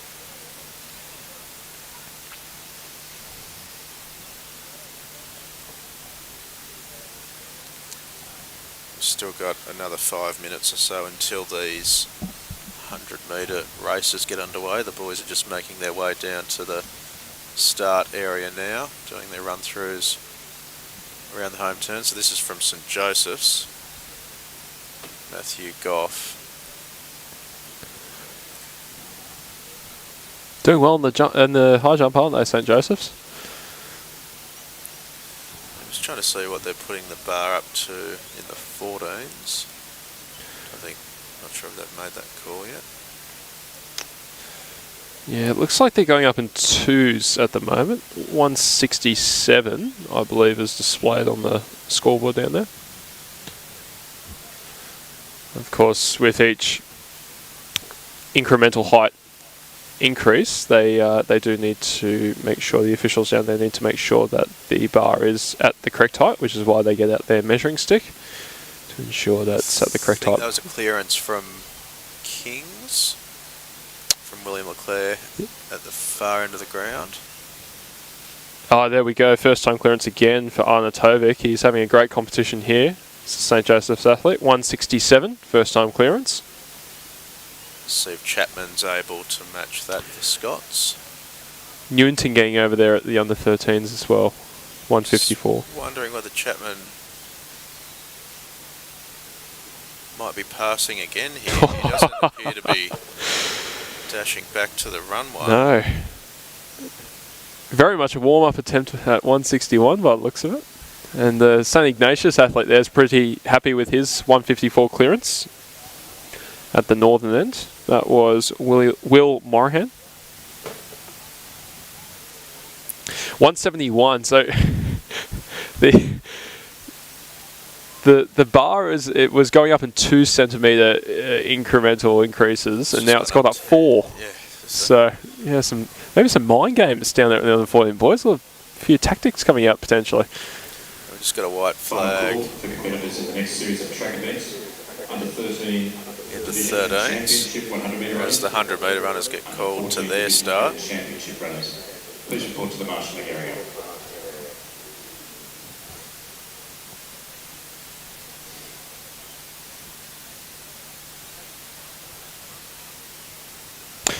So Arnautovic for his first attempt at 171.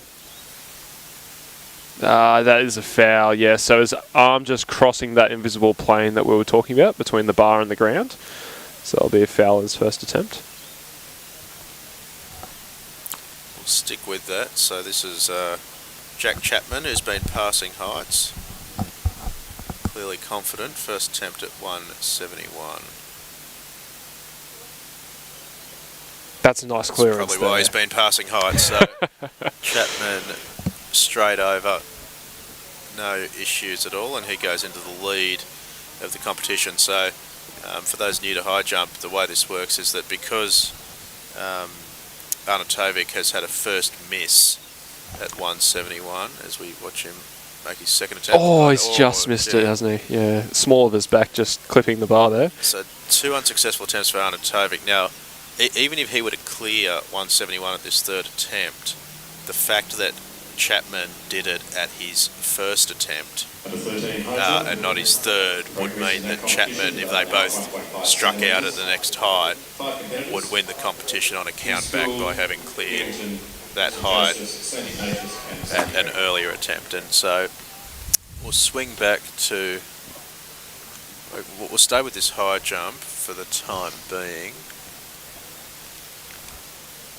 because we'll just watch Arnautovic's third attempt as the 100 metre boys get their blocks set up.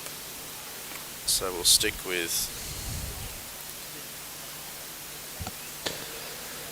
the under 14. So this is Lucas Arnautovic's third attempt at 171.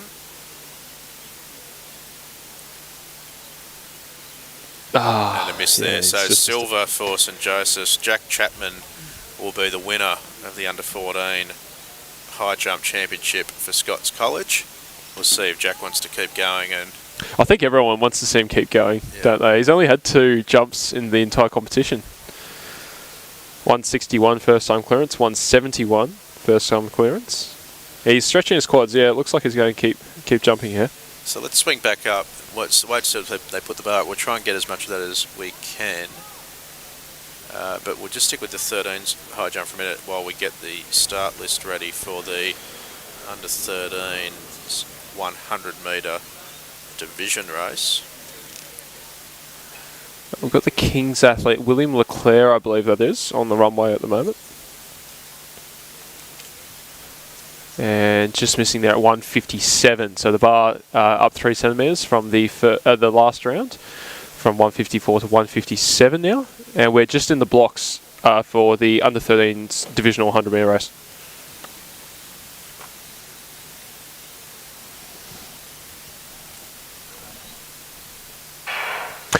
So away cleanly there. going well on the inside. It's Kings and St. Joseph's at the moment. Very tight battle. St. Joseph's just got the edge and just starting to pull away now. Newington coming well on the inside, but St. Joseph's is going to take it out. 12.62 unofficially, taking the win in the divisional race. Coming through well there in the middle was the Newington athlete. That was Callum Grantham for second. So we just pan up. Did get there, yeah. Yeah, just panning up to the results there. So Matthew Goff from St. Joseph's College taking the win 12.60 with hardly any win to speak of whatsoever. Callum Grantham 12.77, just 1/100th over Brian Anush Yaboa from the King's School in third and 12.78. Swing back to the under-14s high jump. So we just heard the bar's gone to 175, I think. Yep, 175. So this is 10 centimetres under the championship record. Yeah, that's nice, isn't Nice it? first round clearance. So yeah, Chapman looking very, very good in the under-14s high jump. Now let's go back to the 100 metres. We'll see if we can pull up the start list for the under-13 100 metre championship race. Jack Chapman and Scots. In the under-14 high jump, the record is at 1.85 metres. That was set last year by... Okay, so this is the field for the, as always, the 100 metres blue ribbon event of any athletics championships, and the under-13 start list here. So in lane number 2, Matthew Goff for St. Joseph's just got done at the high jump. In lane 3, Brian Anish Iba for Kings. In lane 4, Max Laverty for the Scots College. In 5, Reese Evans for Sydney Grammar. In 6, Callum Grantham for Newington. In 7, Brody Foakes for St. Ignatius. In 8, Gary Liu for Sydney Boys High. And in lane 9, rounding out the field, Alexander Yates for Shaw. Oh, pardon me, I've read the division list. They're in the they're in the blocks. I'm sure you would have seen the right one on screen. So this is the under-13 100 metre championship final.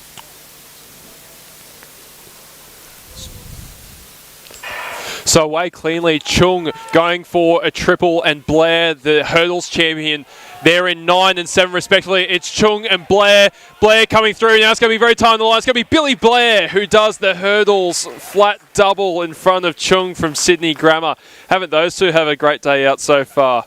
St. Joseph's taking the win 11.87. I can't believe it. It's another meet record for Billy Blair. How about that? 2 meet records. Well, athlete of the day is pretty easy to work out at the moment. How good is that? So Callum Chung has done the 200 long jump double, and Billy Blair has done the 90 metre hurdles and the 100 flat double. So St. Joseph's and Sydney Grammar in this under 13 championship division having an absolute field day on the track. 11.87 with a minus 0.15 headwind. Oh. Unbelievable. Sensational running. Callum Chung in second for Sydney Grammar, and it was Mac Fraser-Weaver from Newington College in third, but Billy Blair, outstanding running, and getting some congratulatory fist pumps there from some of the school admins. Now I'm just trying to work out whether Chapman, I know he had an attempt there, so we're back up with Chapman. Did he have a first miss? I'm not sure. He's just missed there, so I'm not too sure if that was his first or second attempt. Second attempt, yeah. Yep. So thank you. So Chapman will have one more attempt. Is that at 180? 180, yes. Okay, so let's swing back. There's a lot happening, but let's go back to the 100 metres, and we've got the start list there for the 100 metre division race in the under 14s. So this is Lachlan Struthers from Sydney Grammar in lane 1, Tallis McEwen of Newington in lane 2, Leo Jacques from Scots in 3, Marcus Warner for Shaw in 4, Lucas Ballantyne in the long jump earlier for St. Ignatius in 5, Blake Passfield also in the long jump earlier for Kings in 7, Rowan Martinez of St. Joseph's in 8, and Alan Tan of Sydney Boys rounds out the field in lane number 9. I think I got the right start list that time.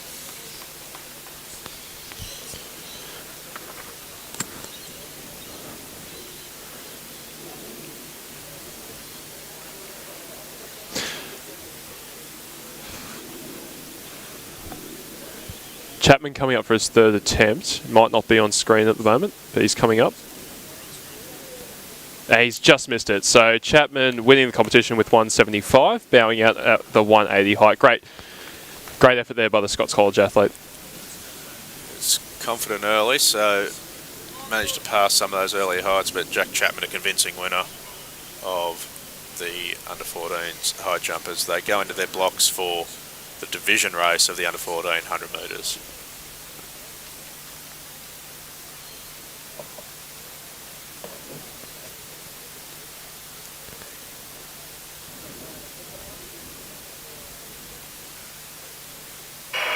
Way cleanly. Great start there by the Scots athlete in 3, but coming through now is Shaw on his inside. It's Scots versus Shaw at the moment. Coming well is also Kings. It's going to be very tight on the line. Scots College just having a really good third quarter of that race and takes it out. 12:27 unofficially for Leo Jacques of the Scots College.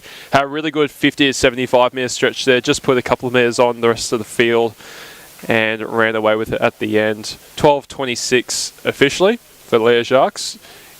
Minus 1.8 metre headwind, so the wind just going against the sprinters here at the Sydney Olympic Park Athletic Centre. Marcus Warner in second from Shaw with 12:43, and Blake Passfield from the King's School third in 12:49.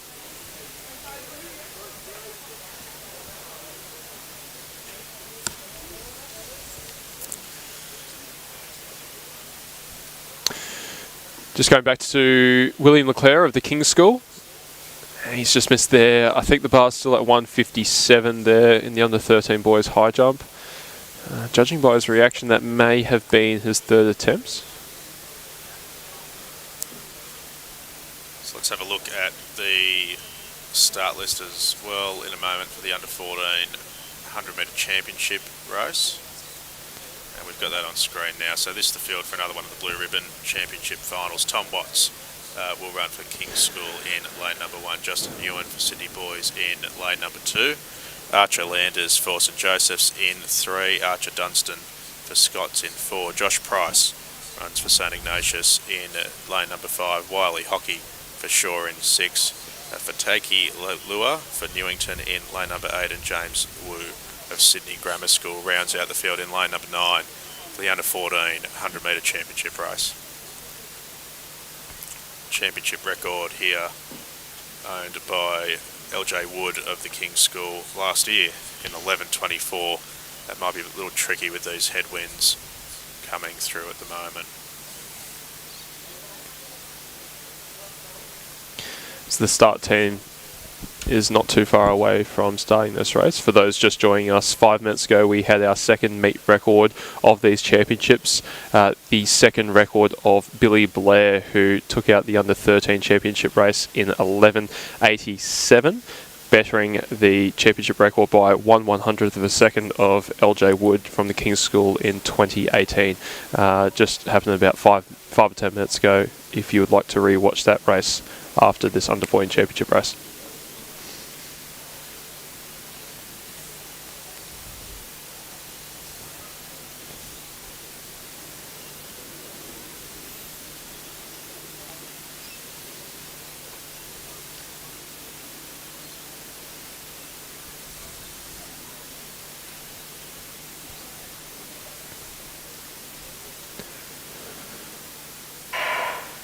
Good start there. Another good start for the Scots athlete, getting really well out of the blocks, but coming on the outside here, Sydney Grammar's James Wu.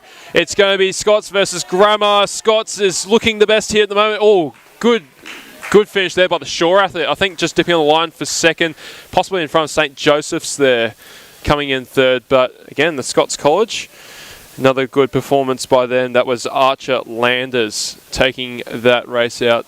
Archer Dunstan from Scots, yeah. Archer Dunstan, sorry. 2 Archers in that race. Yep. So Archer Dunstan from Scots College in 4 takes it out 11:99. And Wiley Hockey from Shaw that was fast finishing in the centre of the track.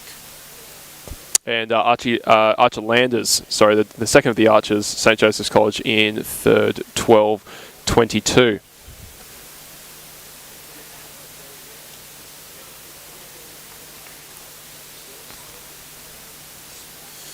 Okay, so we'll go back to the under 13s high jump. That's the last of our 100 metre races for the morning session until we get to the intermediates a little bit later today.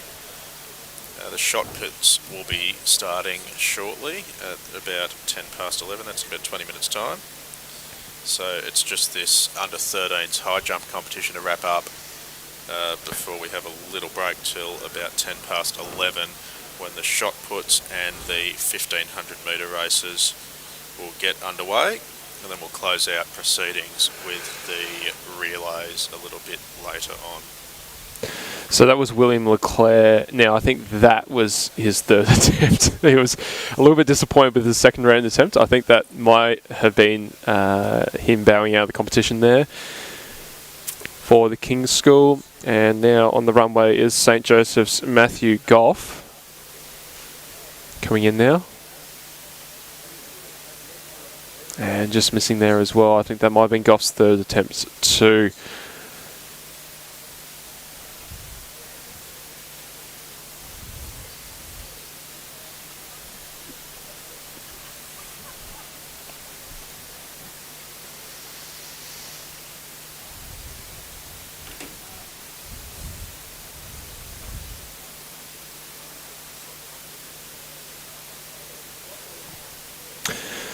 So for those just joining us,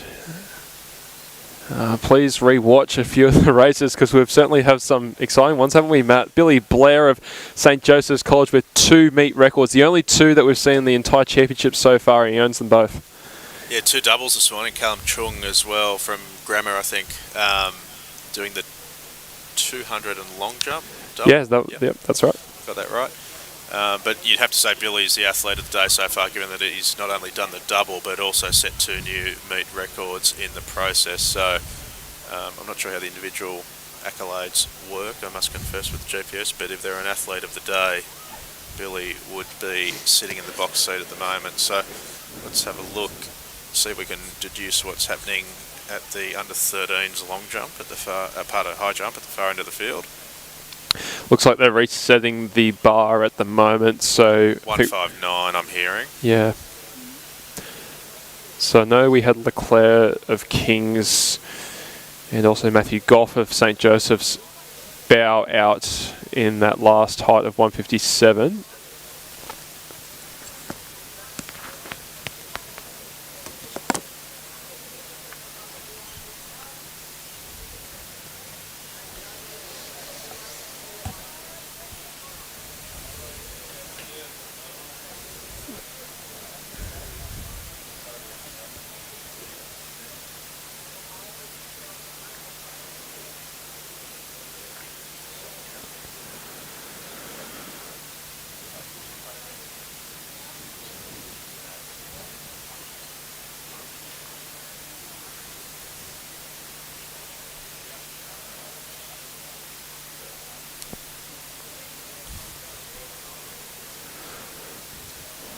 So in comes the... just trying to pick that up there. At the Newington athlete, so that was Harry Main, just missing there at his first attempt at 159. We're currently at the under 13 boys high jump at the northern scoreboard end of the ground.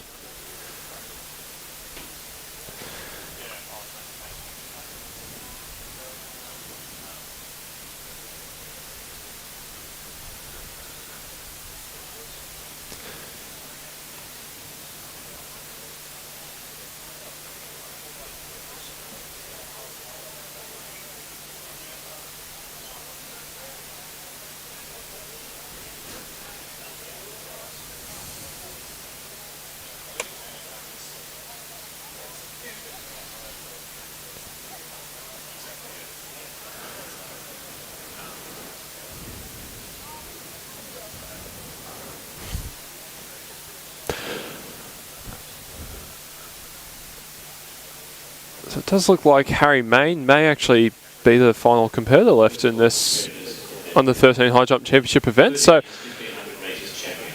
no one has jumped in between his first attempt and his second attempt. So looks like Main might have that championship wrapped up as he comes in for his second attempt at 159. Just running through his run up there. Will not be a foul as he didn't cross that invisible plane between the bar and the ground. Just saying, Matt, I think Main might be by himself now in this competition. Yeah, so similar to Chapman at the other end of the field, he gets the opportunity to see how high he can go. Clear at 159. That's a great jump there. So Main carries on in that under 13 championship event unopposed. New record time of 12.5 seconds, breaking the previous record of 12.92. Second, Callum Chung of Sydney Grammar. We're just getting confirmation over the PA system of that incredible 90-metre hurdles run by Billy Blair from St Joseph's College before. 12.45, shaving 0.47 off a second off a 90-metre hurdles championship record set in 2011. It has got to be one of the great GPS championship records in recent times. The important part of that announcement as well is that Callum Chung ran second. So not only does he have his double from the 200 and the long jump, he's also got a championship silver medal in the straight hurdle. So and the 100 as well. He was second to Billy in that race too. So he's picked up 4 medals this morning. Those are the first 2 records of this year's championships. And it's one of the things you like to see at these younger age groups is that these athletes really are all-round athletes. There's not a high level of specialisation at this age. You just don't need that when you're 12, 13, 14. I remember me at school carnival being a decathlete for the day. It was a lot of fun doing everything and experiencing athletics, both track and field, for all it's worth. So here we go again, and another clearance. Oh, is that 161? Harry Main having a great day here. He's now 2 clear heights away from the rest of the field. I just can't see the displayed board at the moment. I am making an assumption that he is going up by 2 centimetre increments. We think he's at 161. Just see if we can get a shot of the display board. I think I've got it. Yeah, they've just turned around. And He's clear again. Oh no, sorry, that was a Sydney Grammar athlete. My apologies. So there were 2 athletes left. We must have had Sydney Grammar's Jackson Dine pass a height previously. So Main and Dine from Newington and Sydney Grammar respectively still in this competition. Now, it is tough when we cut to the hundreds, then we go back to the high jump and we can't see exactly who's passing at what height, similar to what we had for the under-14s with Jack Chapman passing a few heights earlier on as well. But 2 athletes, Main from Newington and Jackson Dine from Sydney Grammar, clear in the under-13 boys high jump. Thanks to just hearing me that we're at 163 now in the under 13. So or just at one. Yeah, so I've just gone up to 163.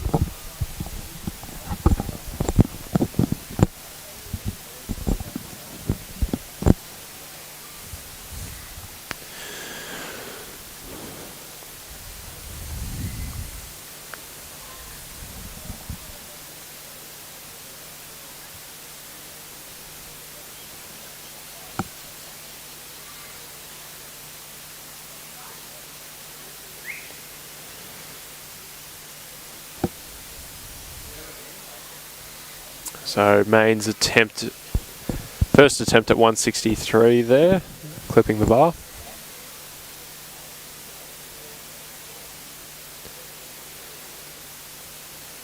We've got some warm-up attempts going down at the southern shot put circle as well. And also the northern shot put circle as Sydney Grammar. And clear, Jackson Dine, clear at 163, first attempt for the under 13 high jump. So he's sitting in the box seat now. Looks quite comfortable as well going over at that height.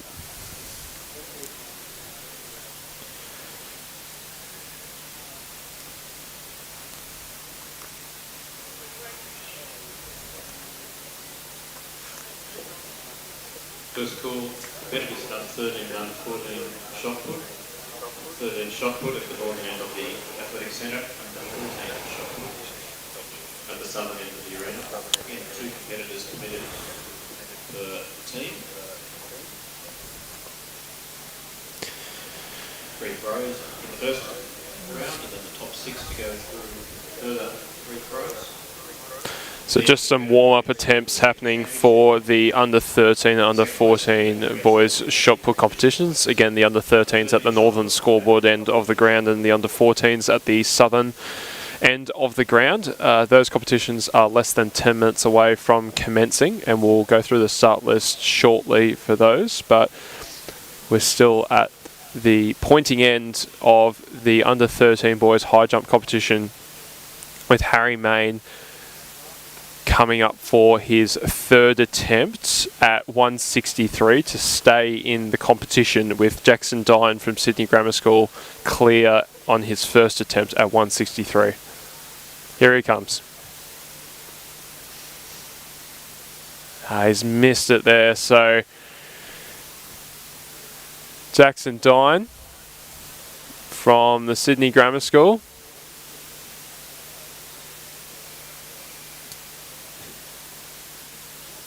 is the winner of the under-13 boys high jump. Just see what's going down there. We'll see whether he carries on jumping. And he will, so he's just taking his warm-up shirt off as he continues his competition as the clear winner at 163.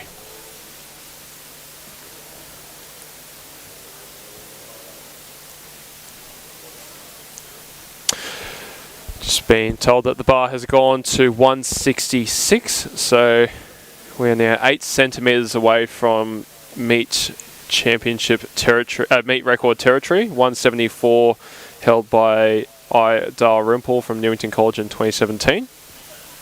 So we'll see how high Jackson Dine from the Sydney Grammar School can go here, doing it solo.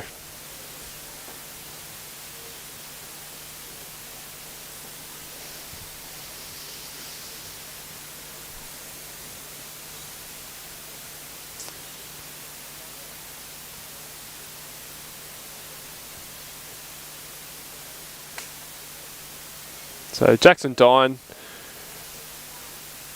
first attempt at 166.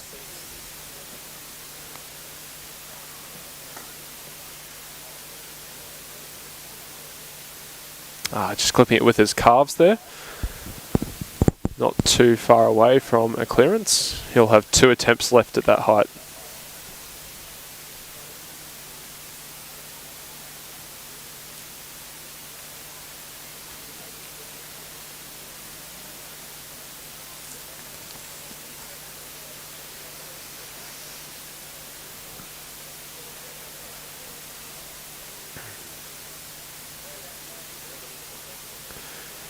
You can see on the scoreboard there the results of the under-14 men's high jump championship.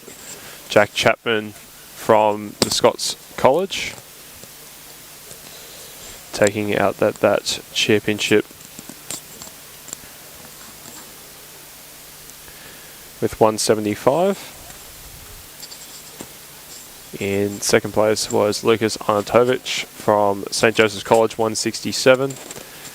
And Alexander Sagart from the Shaw School in 158.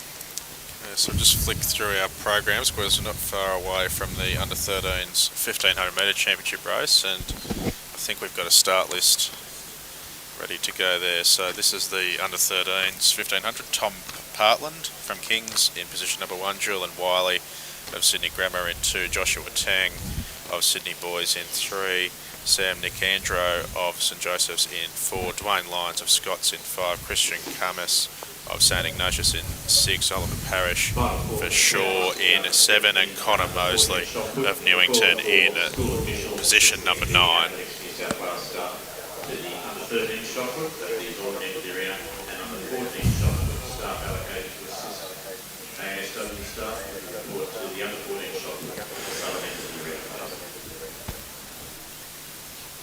Again, Angus Beer, the GPS Championship record holder for this under 13 1500 metre event, 4:27.06, set in 2015, running for Newington College. And like the 800 metre events, Angus holds the under 13, under 14 and under 15 1500 metre championship records at 4:27.06, 4:12.95 and 4 flat 0.95 seconds respectively for each of the age groups. Pretty nice conditions for distance running here. It's about 16 degrees out here, so not too warm by any means, and not too much wind around. There was some slight headwinds in the sprints earlier, but it's certainly not gusty. You can see on the back straight the flags are barely moving, so not flutter here and there, but reasonably nice distance running conditions. Yeah, absolutely. I think we've got the point score on screen as well, so here's the progressive point score for the junior division.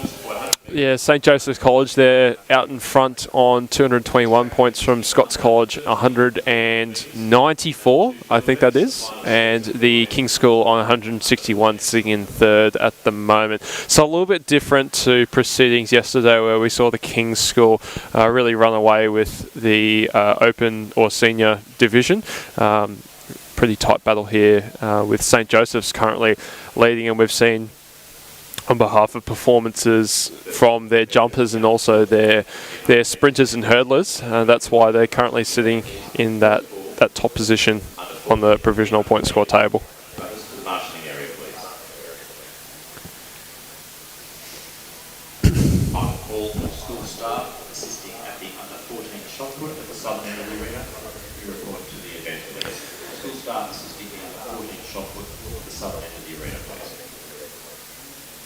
Not far away from a start now from the under 13 1500 metre championship race. Boys are all on the start line, ready to go.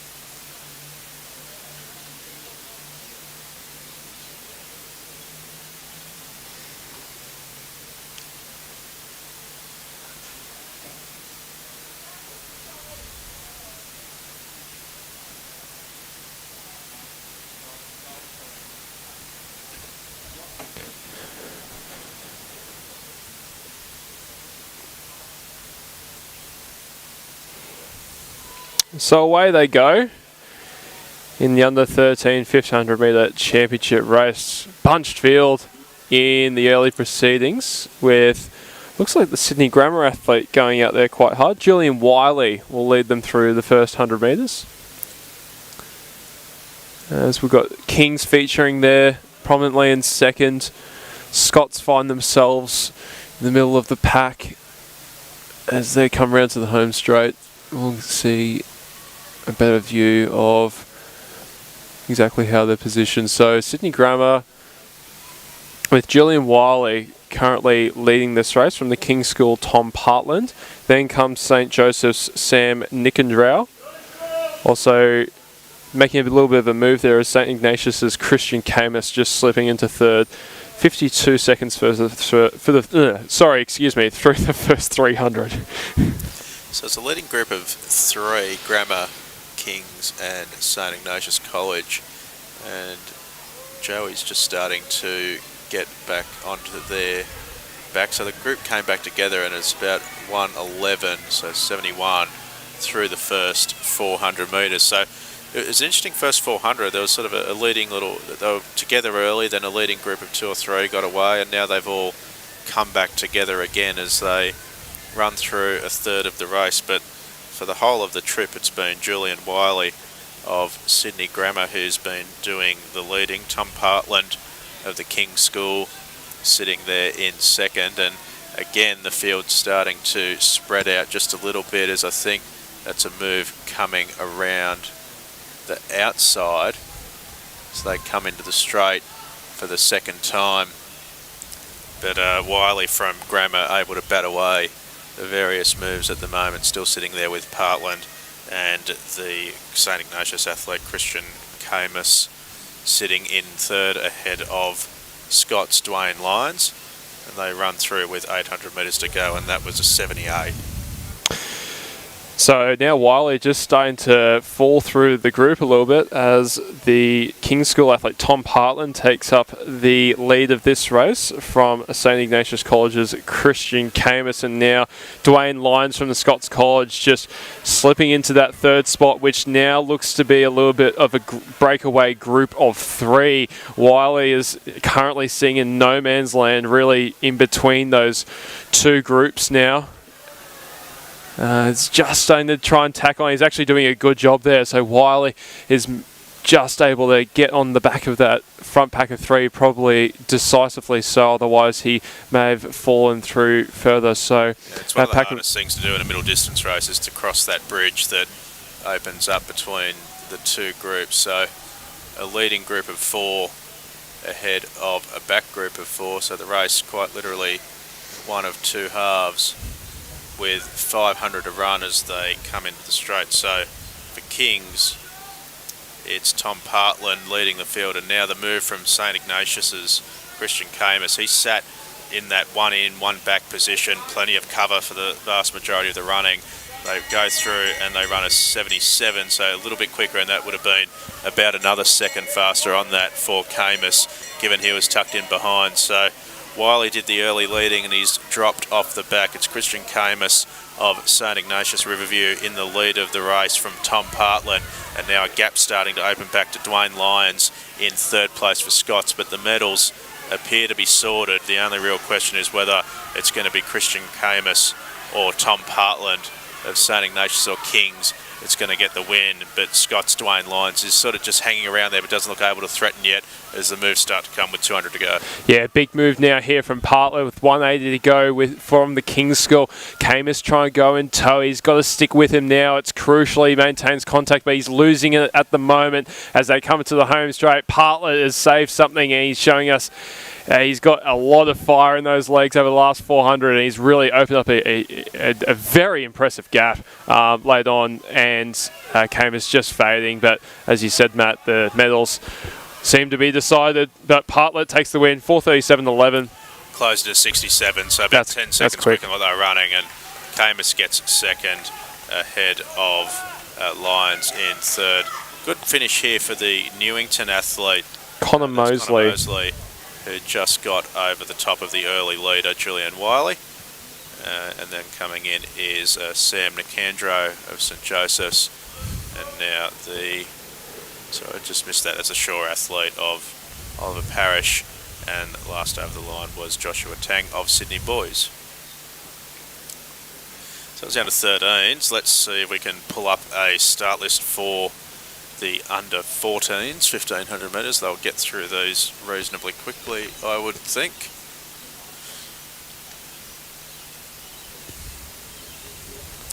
And I think we've got the start list for the under 14s, 1500 metres as well. So in position number 1, Harry Helene from Newington. In position number 2, Haikin Nguyen of Sydney Boys. In position number 3, it's Jeremy Studdert of St Ignatius. In position 4, Tom Whalen from Kings. In 6, Oliver Neat of St Joseph's. Sam Davis goes for Sydney Grammar. Lockie Brown for Shaw, and Finn McMurty rounds out the field for the Scots College on the outside, wearing hip number 9.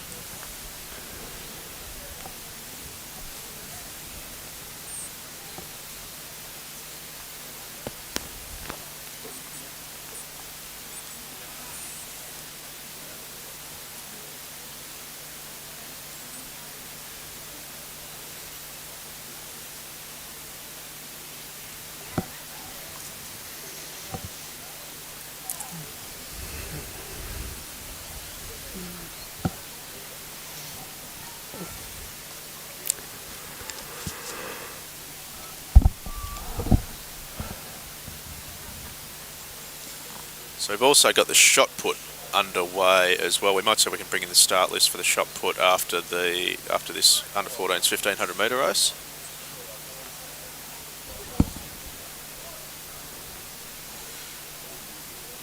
So again, if I've got this right, I think we're watching the under 14s shot put at the southern end of the ground, and the under 13s shot put happening at the northern end. We'll stick with the under 14s shot put. Give the older boys a bit of preference there on the stream. St. Joseph's athlete there. Good throw by him, around about the 11 metre mark. That was St. Joseph's. Lucas Arnautovic, just casually going from silver in the high jump straight over to the shot put circle.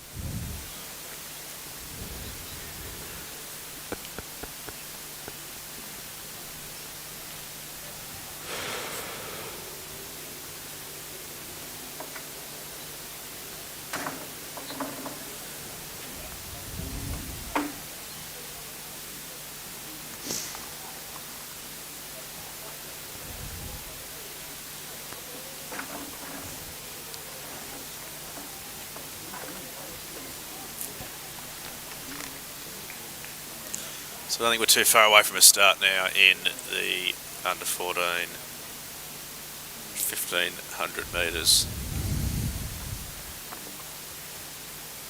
Ooh. Big throw there from the Scots athlete in the shot put.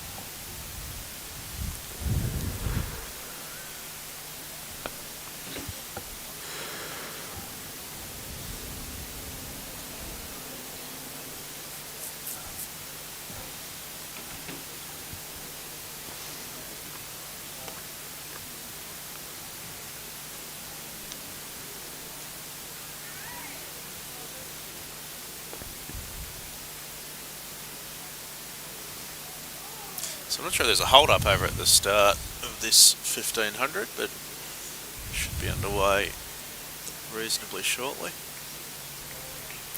Meanwhile, we're just watching the shot put here in the under 14s. Both Scots boys Here we getting go. those puts out. Yep. Okay. So off they go now. At last in the under 14s 1500. Geez, very, very quick starter. You sure this is the Kings. 1500? Very quick starter from Kings. That's Tom Whalen has gone out like a bull at a gate, and I tell you what, just looking at the clock, they're going to go through 200 metres in something like 3:40 1500 metre pace. They've just hit 30 dead for 200, so take it from us, this won't last.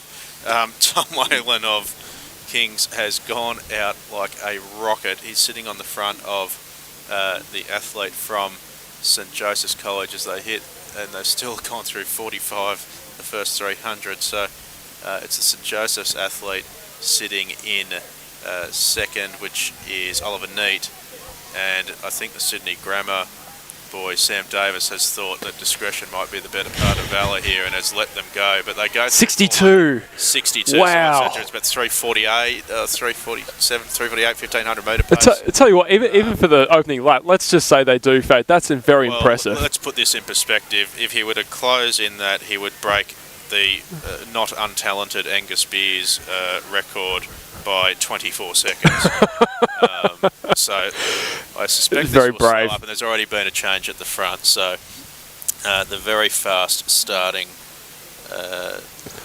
sorry, I've just lost it again, Tom Whalen from Kings has been taken over by Oliver Neat. So I think we might have called Oliver's brother yesterday, if I'm not mistaken, for St. Joseph's. yeah, I think we did.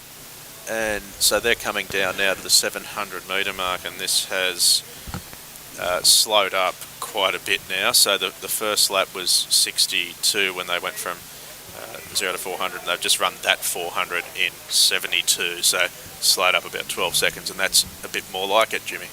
Yeah, absolutely. Meet record for this one, 4:12.95 from Angus Beer. Looked in trouble through the first 200, not so much now, but Sullivan Neat from St. Joseph's College goes through the 800 still very smartly, 2:16. So average of 68 so far, which is 4:20 pace. Very good going for an under 14 athlete, and he's, just got that gap over Tom Whalen of the King's School, who had that bullet-like start, but Tom Whalen just hanging in there. He just needs to maintain contact over the next 200 metres. That'll be crucial if he's a chance of winning this race. So it's a decent lead for Need over Whalen. It's probably about 10 metres, and I'd be impressed if Whalen had another kick off the back of that first 400, dropping a 62. They'll come around here and see the bell, which will be quite welcome. I imagine there'll be a fair bit of lactic in these legs at the end of the race. Good little race going on for third, as Jimmy was discussing. That's the Shaw athlete on the outside, Lockie Brown, and he's just sitting on the shoulder as the leaders run through. 400 to go with the pace noticeably having slowed, but the Newington athlete is just going around Lockie Brown's shoulder, and that's Harry Helene from Newington putting himself up into third position. So good race going on there, but Neat seems to have this sewn up going down the back straight. You can see his form. His form's actually, he did slow up a little bit during the midpoint of that race, but his form has never actually changed, and that's always a good indication of how an athlete's going during a 1500 metres. We can see his cadence just starting to pick up here, and that lead hasn't grown significantly, but it's definitely enough for you to think that he's probably going to wrap this one up with Tom Whalen second. As you mentioned, Matt, good battle going on for third at the moment. The Shaw athlete, that's Lockie Brown now, just putting a few metres on Harry Helene. We'll see if Helene can respond in the last 120. As we look to the front of the field, it's Oliver Neat from St. Joseph's College. Now the time has just been... the time's it's been okay. A couple of boys have just walked through the... okay. 4:26.60. I think that was the winning time unofficially there for Oliver Neat. Tom Whalen second for Kings, and Shaw coming in third there. That's Lockie Brown. So good run by him. Harry Helene in fourth for Newington College. Good finish here by the St. Ignatius athlete Jeremy Studdart. In fifth, Scots College Finn McCurdy in sixth, Sydney Grammar Sam Davis, he comes in seventh, and Sydney Boys High Hyken Newen is just about to cross the line to round out the field. So we pan towards the official results on the scoreboard for the under 14 boys 1500 metres. 4:26.59 for Oliver Neat from St. Joseph's College takes the win from Tom Whalen in second for Kings, 4:32.39, and Lockie Brown for Shaw just holding off a fast finishing Harry Helene in 4:38.26.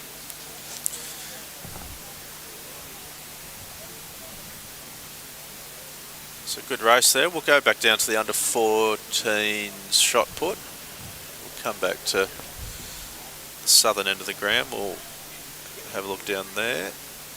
Just trying to see which round of competition they're in. So just looking at some of the boards. We've got some display boards, but there's not much displayed on them at the moment. Not giving us a lot of help. I think the under 13s, they may have a bit of action happening on that display board. I just can't quite see it from the distance that we're sitting away at the moment.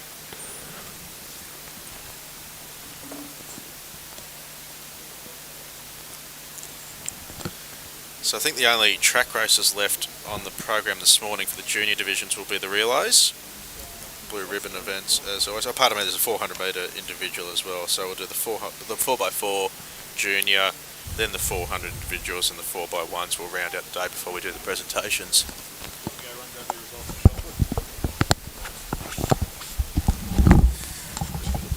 So we're just going to see if we can rustle up some shot put results.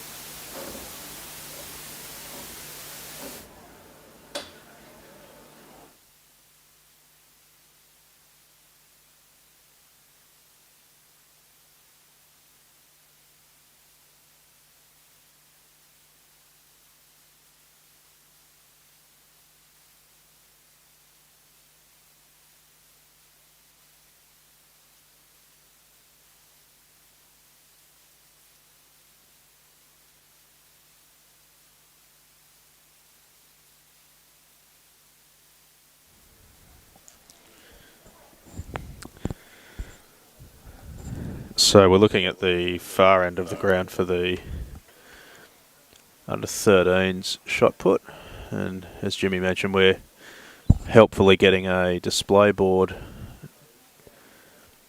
down at that end of the ground.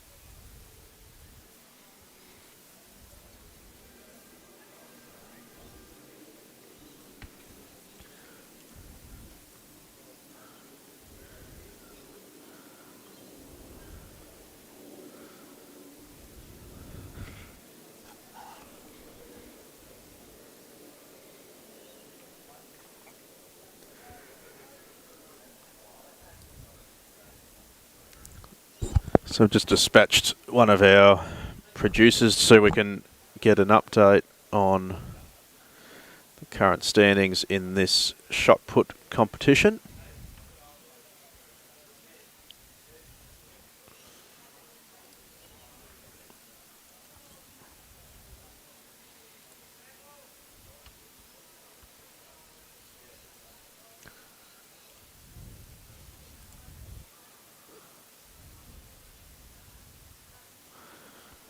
Looking like some throws around about the 8-9 metre mark in the under 13s.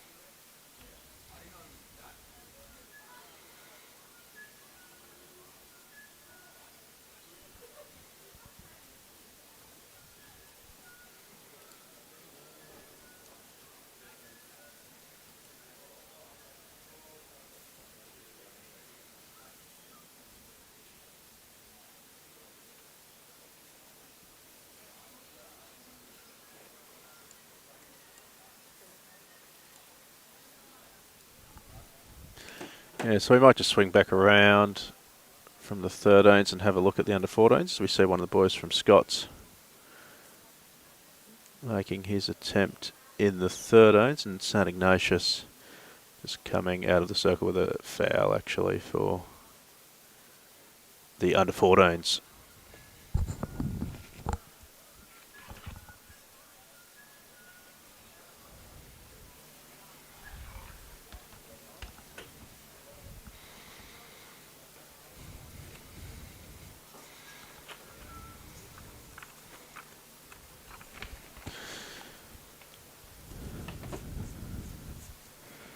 So from Shaw in the circle now, this is there's two from each school here. So this is either Kenny or Leslie.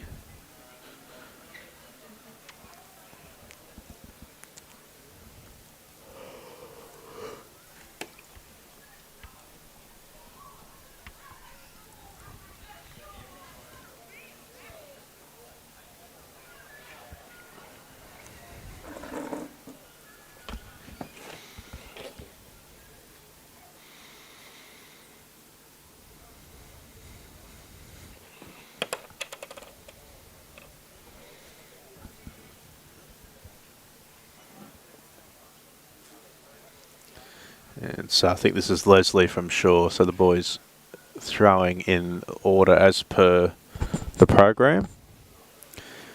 As we mentioned earlier in the coverage, if you want to have a copy of the program, just jump onto the AAGPS website and go to athletics, and you'll be able to get all of the timetable and start list for today's proceedings.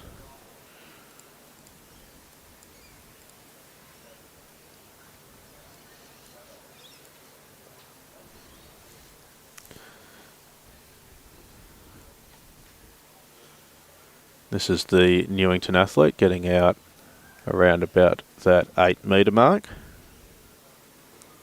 That was Lua of Newington, and next into the circle will be Schmidt. Only got the first initials and surnames in our program here.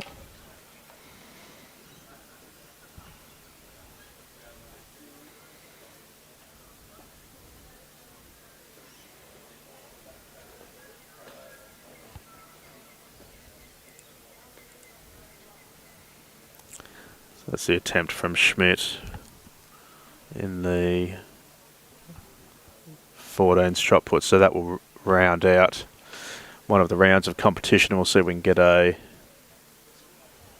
score update over the shoulder there of Ronnie Richter, NSW official.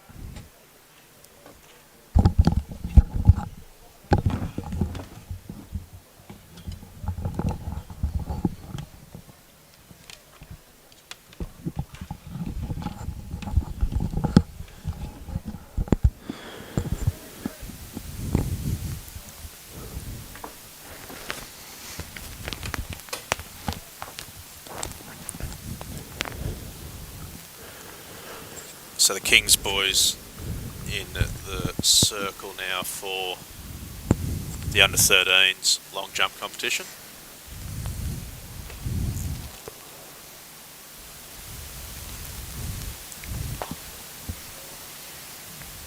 Langy and McWilliam. So this is Langy going to the circle now for Kings.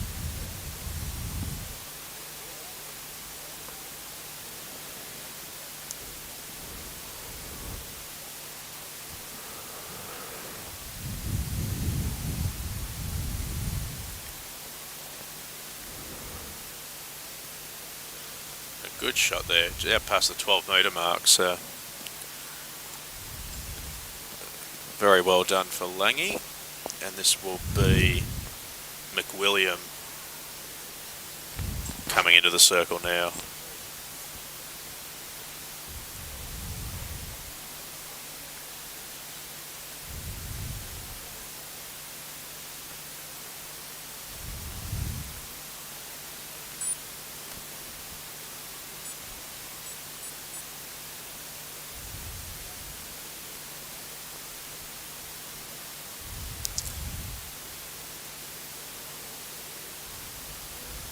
I think we're about to get an update after the close of that previous round of competition, as McWilliam, it's quite a good throw out there, must be said. Yes, I've got an update here. So this is after so quite a big field here, obviously, with 2 representatives from each of the participating schools. So this is an update after 2 rounds of competition. Looks like Just Toby Bryle from Scott's Toby College. Bryle, 1277. Toby Bryle from Scott's with the leading attempt at the moment. And I'm just looking for the other athletes in the 12. So 12-17 for Zach Fittler of Scott's. So the 2 Scott's boys seem to be leading proceedings.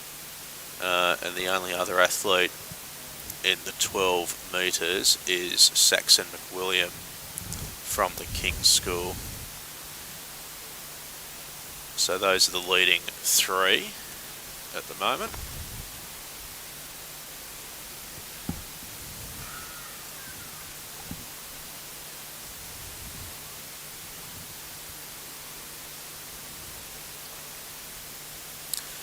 And we just saw one of the Shaw boys in the circle there. So the Shaw boys are Kenny and Leslie.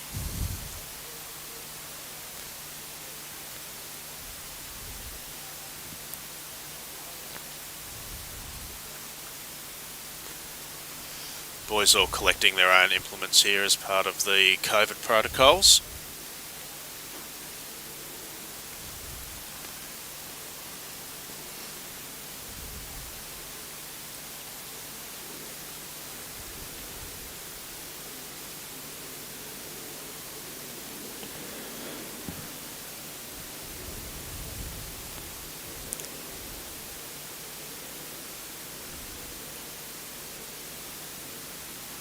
It's one of the grammar boys in the circle, so I think they'll be pretty close, if not already through the point of the competition where only the leaders will continue on to the next phase.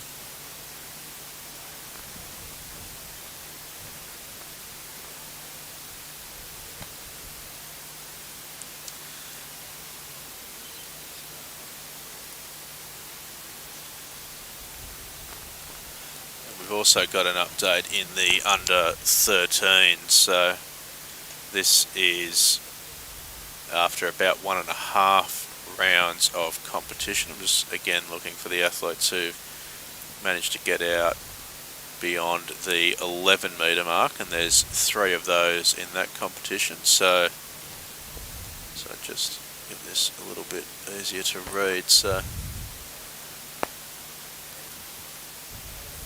11.95 I think is the leading attempt for Max Laverty of the Scots College. I think sitting in second position with a throw of 11.45 is I think that's Lucas Ranieri from Kings, and 11.23 from the Scots College.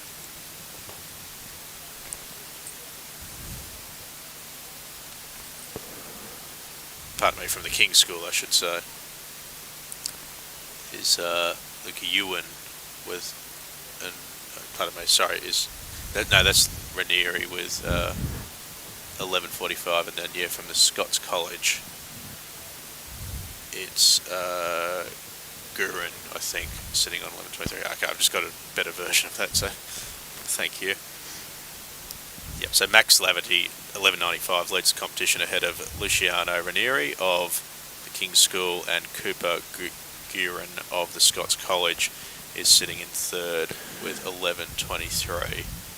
And those are the only 3 athletes in the 11 metres at this stage of the competition. Update point score on the screen there. I think that might have actually been the same point score that we read out earlier. St. Joseph's College 221. I'm sure I read out that number earlier, but just confirmation that St. Joseph's are on top. That may have just been before those 1500 metre races were run. Of course, we had the high jumps finishing around that time as well.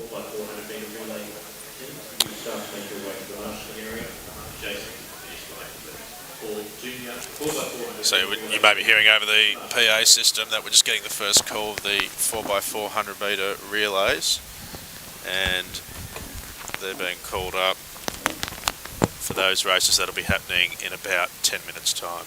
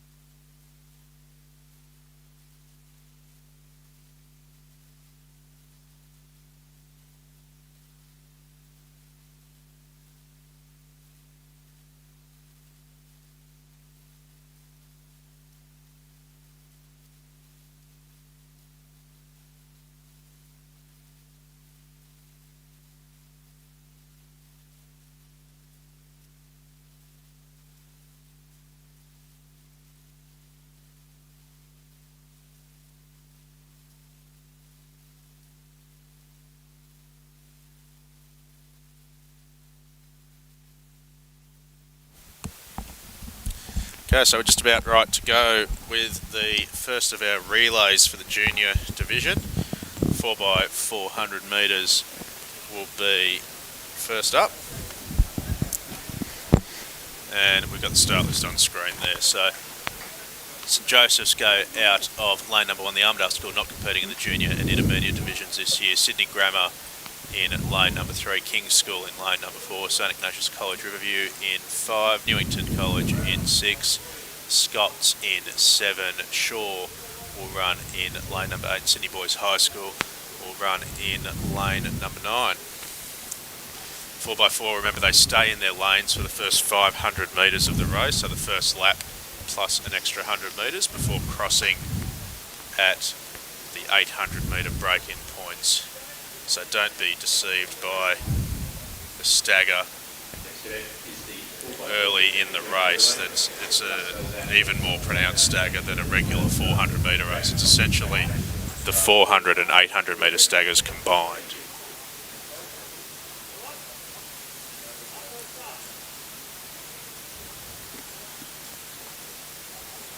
So it's been a spread out morning. The premiership race could still go either way here in the juniors.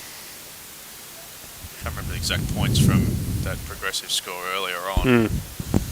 Well, I think the last point score we saw, it had progressed a little bit past that, because I do remember seeing those numbers a little bit earlier on in the day. But St Joseph's have got a handy lead at the moment, but as we said, anything can happen in these relay events, and a drop baton here could potentially cost you up to 20 points. So very important for not only to finish the race, but to also do as well as you can in these relays.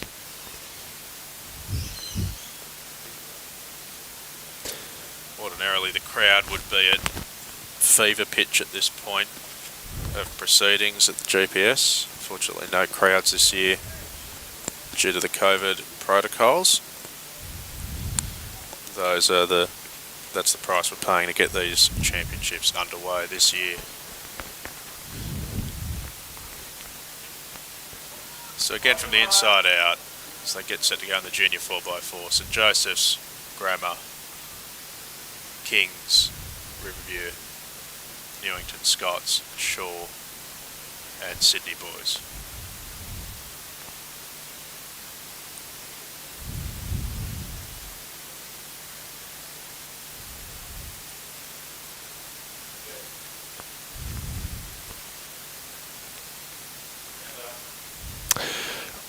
I think a late set there from Shaw in 8 may have been the reason to call that back. Just see the athletes sort of sitting down. You down. stand up when you're asked to stand up. Just sort of hang around in the blocks. It's tough, because this might be the first block race for a lot of these junior boys, so it takes time to learn the start commands.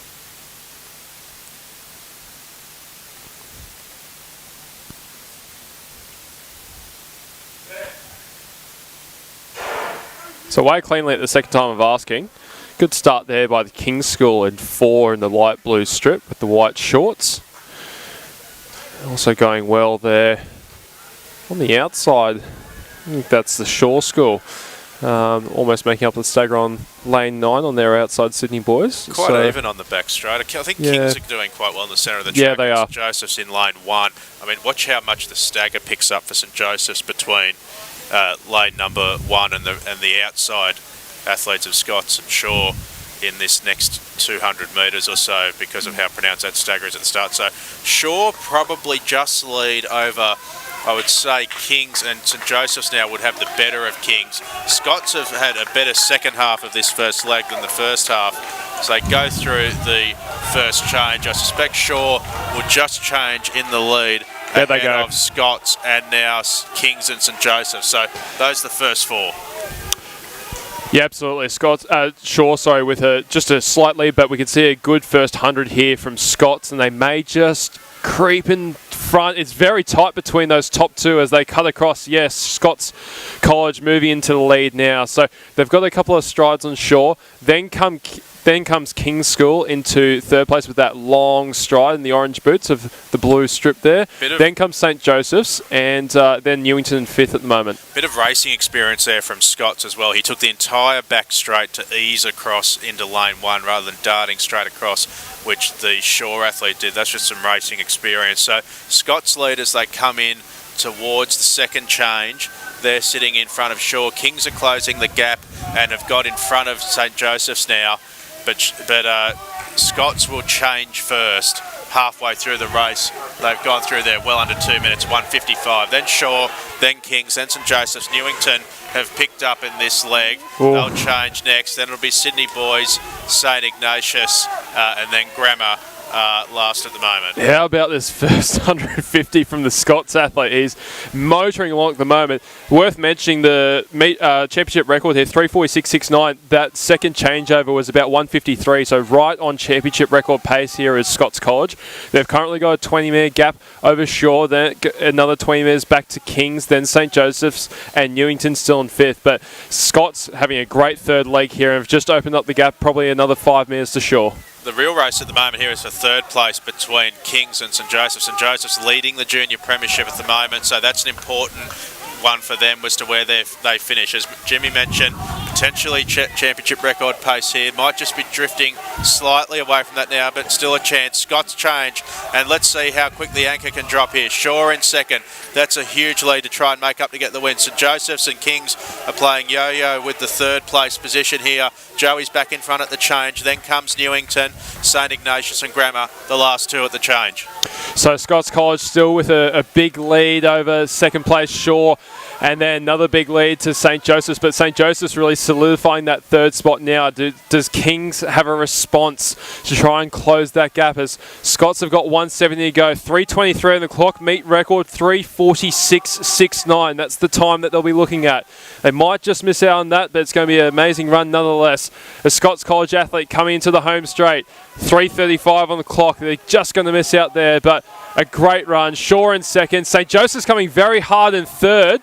They might move wide here on Shaw, and it's going to be a really, really tight battle for second as the St. Joseph's athlete comes up onto the shoulder of Shaw. Scott's taking it out 3:51.67, and Shaw are just going to hold on for second. Very tight finish with St. Joseph's at third, King's School in fourth, Newington holding down on that fifth position. Sydney Boys coming across for sixth, and then behind him St. Ignatius, and rounding out the field will be Sydney Grammar. So great run there by the gold of Scots College, and those crucial points edge them closer towards St. Joseph's, who are currently leading this junior division. As we see Sydney Grammar just crossing the line there, 3:51.67 the official winning time for the Scots College for the junior 4x4 relay. Shaw in second, 3:55.52, and 15:100. It's a very close finish there, considering that the boys just ran 1,600 metres. 3:55.67 there for St. Joseph's College. So Scots go a few points closer to St. Joseph's, and Shaw right up there as well. It's going to be very tight coming down to the last few track events. I think everyone runs a 400 here, because not only do you need your four athletes, and it's combined under 13, under 14, junior 4x4 that we just watched.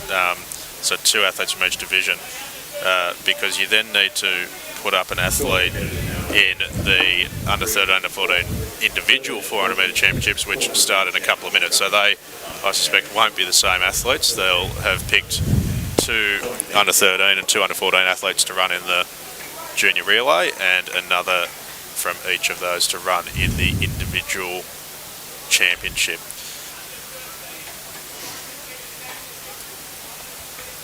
So that marshalling just getting ready now. You can see in the back of the shot put's still going on in the under 14s.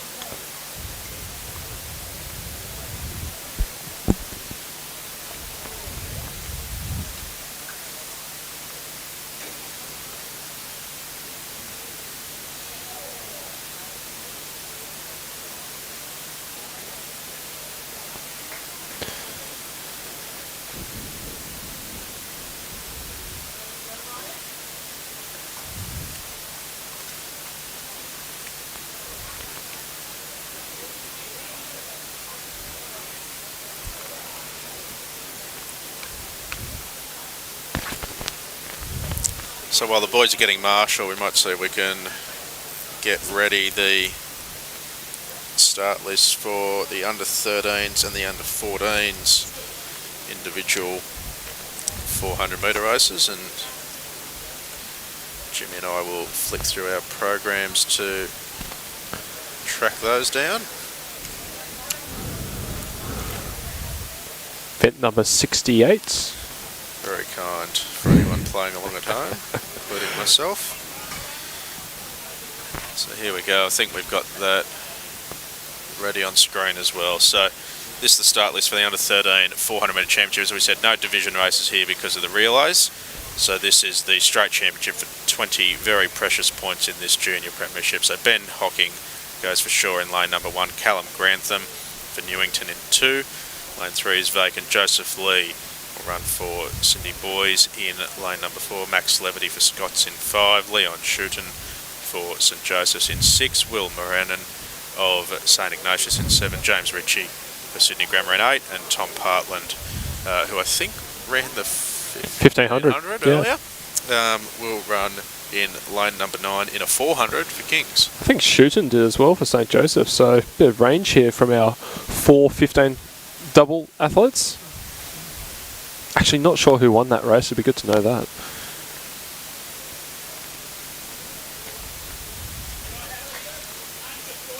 I think it might have been Shooten. Just looking at the start list from that Wiley led early. Was it? Oh, I think it was Tom Partland. Might have been Partland. Shooten might have been in. Oh, the 800 potentially. The 800 maybe, yeah. I think Tom Partland from Kings.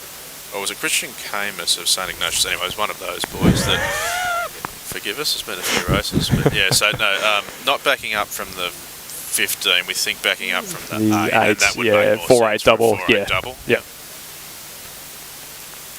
Again, we're seeing a lot of these boys backing up and doing the best that they possibly can for their school, which is great to see.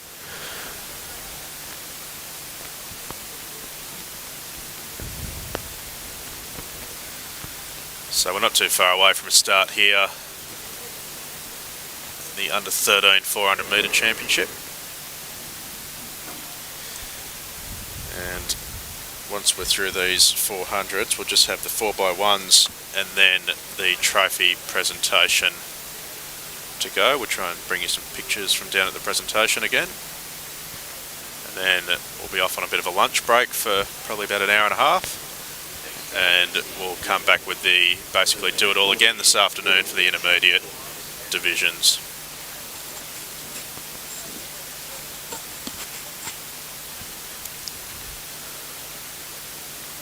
So we're about to be called into their blocks for the under 13 400 metre championship.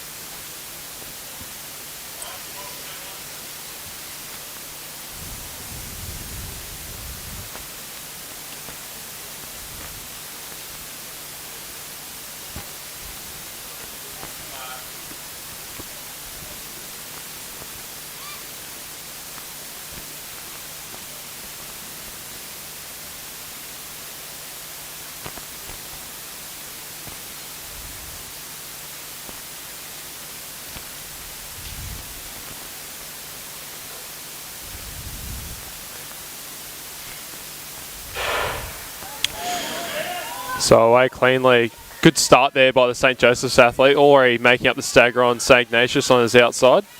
Also going well in the middle lanes. It's the Scots College athlete in the gold, but St Joseph's really controlling this race early. That's Leon Shooten from St Joseph's having a great back straight there as well. Also going well on the inside there is Newington College's Callum Grantham, and those two probably look like the first and second athletes at the moment, but Shooten really shooting out on the second bend there as he comes into the home straight. Also Grantham going well there for Newington College, but these two are a long way from the rest of the field. Leon Shooten coming through. Good battle there for third between the King's School. They've probably got that locked down, although so Scott's coming through as well in the middle for that third position. But Leon Shooten, as he comes towards the line, meet record 53.29, 54.62 for Leon Shooten. Newington in second and King's School coming in third. Shaw fourth, Scott's fifth, and Sydney Grammar in sixth with Sydney Boys High seventh and St Ignatius in eighth. Good running from Shooten, just about a second outside that meet record, and there's confirmation of the official results. So Leon Shooten gets his win and 20 points in 54.6. Callum Grantham second, 58.17, and Tom Partland for Kings 59.58, backing up from the 800, and there'll be a fair bit of lactic in Tom's legs, I would think. It's done well there. Hang on for third. Tom Partland getting those crucial points for the Kings score.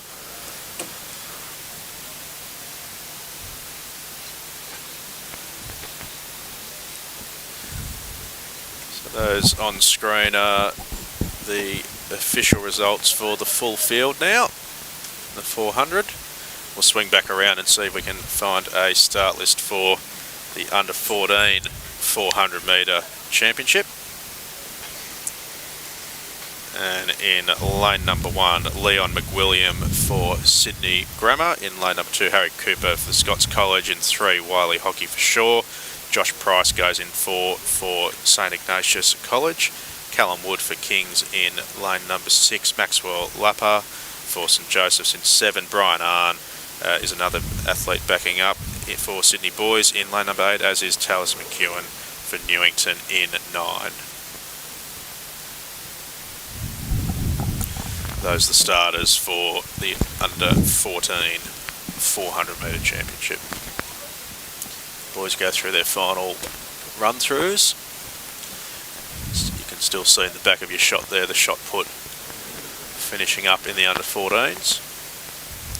That competition narrowed down now to just the leaders.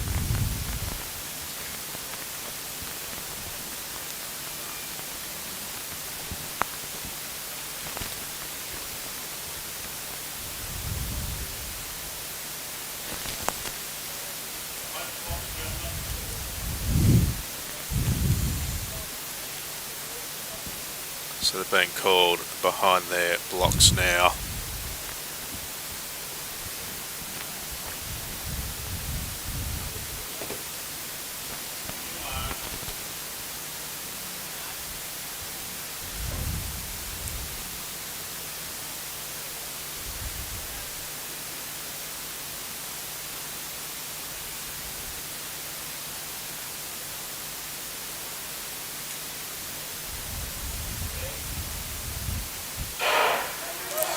Pretty evenly away, I think, on the inside of the track from Scott's Cooper, probably the best of them away, and right on the far outside, McEwen from Newington going very strongly, as is the championship leaders at the moment, St Joseph's College, Max Lamper in the centre of the track, but pretty even as they go up the back straight, and still probably 3 or 4 in the lead of this race. Right on the far outside, McEwen from Newington is probably going the best of them, and then over on the inside of the track, Cooper, Price and Hockey all running well together. Going to swing into the straight. It's probably Shaw, Wiley Hockey from Shaw with the best of it. 2-horse race at the moment as the McEwen on the outside fades for Newington. But coming into the straight, it's going to be Wiley Hockey of Shaw ahead of Harry Cooper from Scots, and they're the 2 clearing away leaders from St Ignatius. Price is going well for third. Championship records 52.26. In a couple of seconds outside of that, but Wiley Hockey for Shaw picks up the win ahead of Scott's Harry Cooper, and third over the line from St Ignatius was Josh Price. So official results start to come through. 54.23 for Wiley, the official winning time. Harry Cooper second in 54.95, and confirmation of Josh Price's third in 57.22.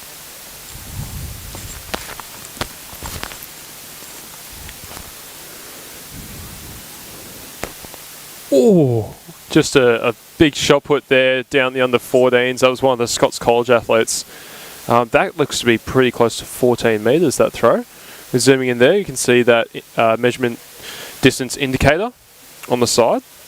Great throw there by the Scots College athletes, and they look to be dominating that under 14 shot put competition at the moment. Yeah, I think Scots and Kings seem to be the 2 main players by the looks of that shot put from what we've been able to see while calling these races.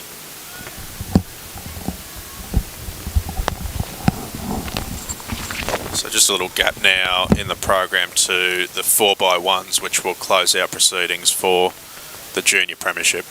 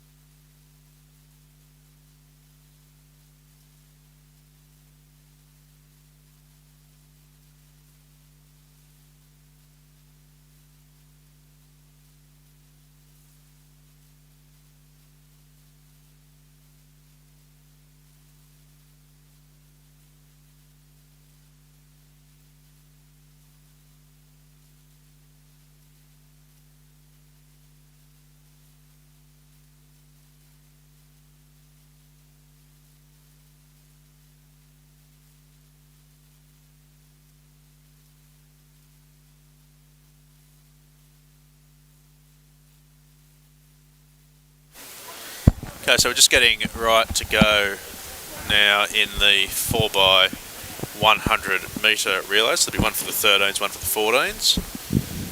And that will round out proceedings for the junior premiership.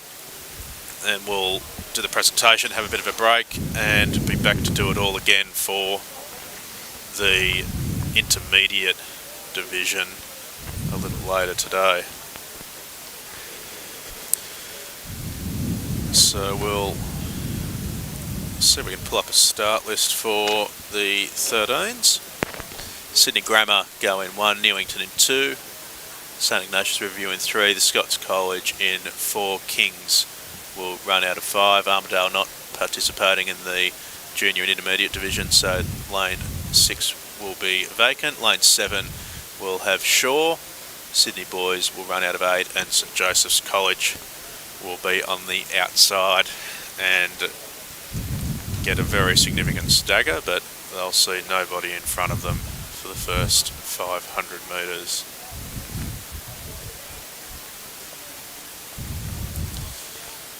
So the 4x1s, pardon me, the first 500 metres is 4x1, not a 4x4. So they're still running at 500, they've done something wrong. So the baton change is obviously so critical for these 4x1 races. And you can win or lose a race with precision of baton changes. Been some fantastic 4x1s in recent global sprinting, the battles between Jamaica and the United States. And the US really proving what a bad baton change can cost you. They lost multiple Olympic and world titles as a consequence of drop batons. Those Jamaicans managed to get it around and set world records and win global titles in the process.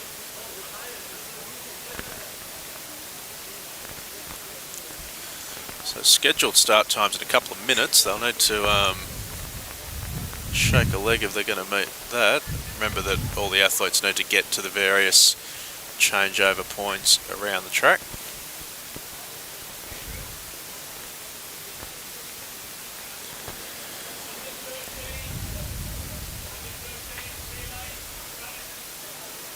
It looks like they're just sorting themselves out now.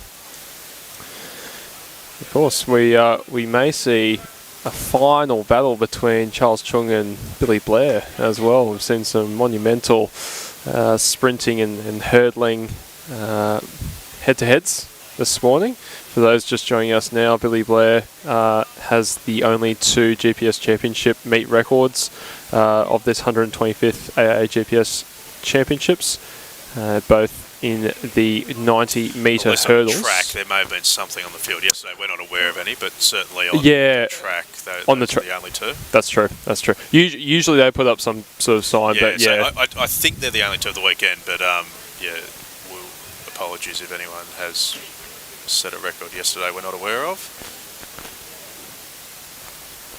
So this just seems to be taking a little longer than expected.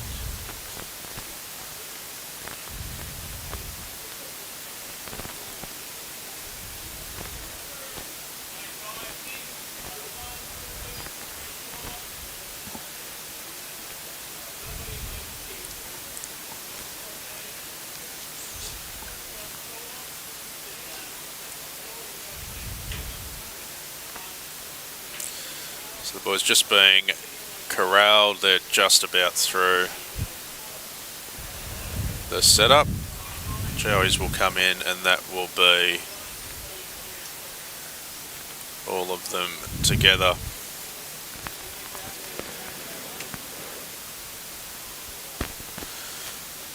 So they will all get dispersed to the 4 corners of the track.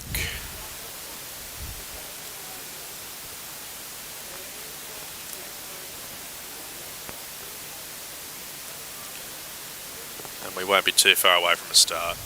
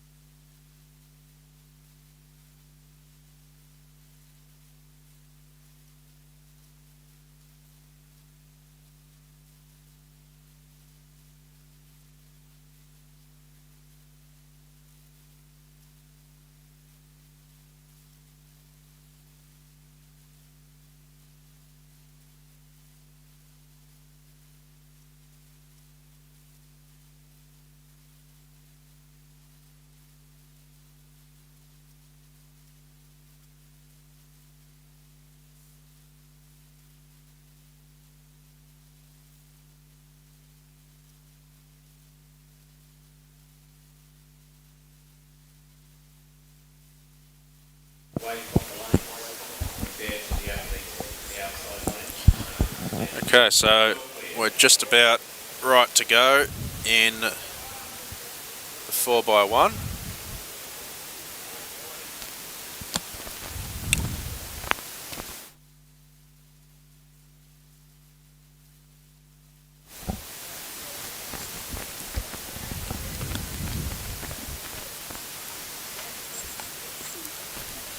So again, from the inside out, it's Grammar, Newington, St Ignatius just doing their run through, Scots, Kings, Shaw, Sydney Boys and St Joseph's.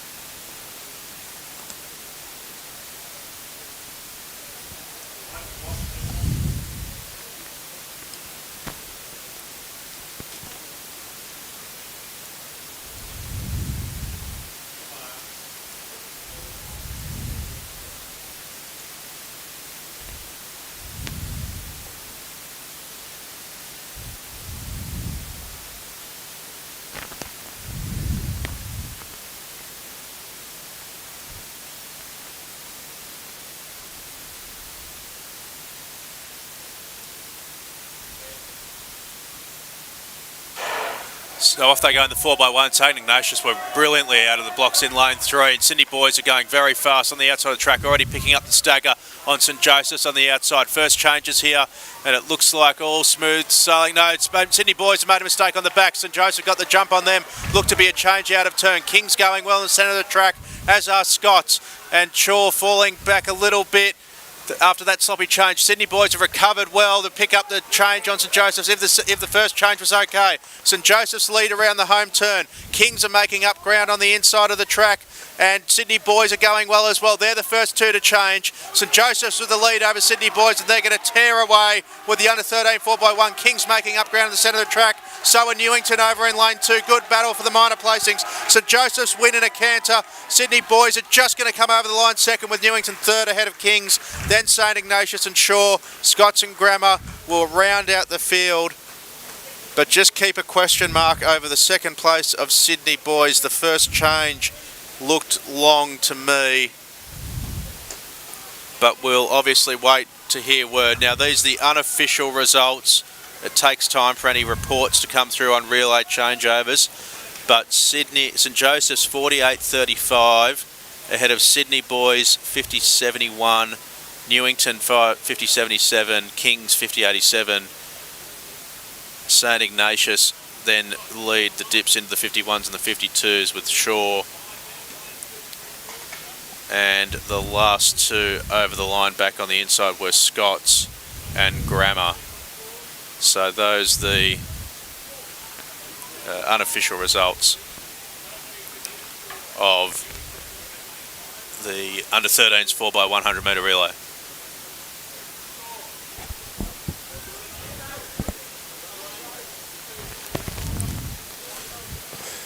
That first change from Sydney Boys just looked a little long to me, but we'll wait to see if we get any official word through. Yeah, it did, and they were a little bit clumsy on that last change as well. I don't know if that was long, but just cost them a little bit of time, because outside of that, the actual running component of their race was brilliant. Yeah, they actually made up that ground on Joey's by essentially the end of the back straight, certainly as they came around the home turn. So very good running. We talked before the race about how critical execution of the baton changes is. Oh, again, you see Shaw and Scots College, down there in 6th and 7th. How telling that would be in terms of the overall point score as well. Critical these championship relay events, the last two of this junior component of the GPS championships.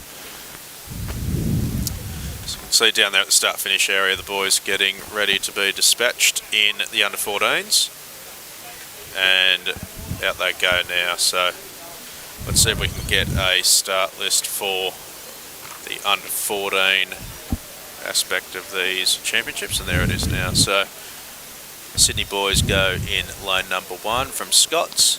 They'll be on the inside of St Joseph's. The gap in the field there for the vacant Armidale lane, and then it'll be Newington College in lane number 5. inside of Shaw in 6, Sydney Grammar in 7, St Ignatius in 8, and Kings will have to do the work from the outside without the benefit of seeing any of their competitors in lane number 9. Boys are just walking out to the various changeover points.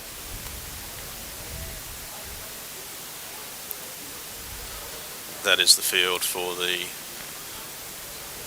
under 14 at 4x100 metre relay championship, the last event of the junior component of the 125th GPS championships.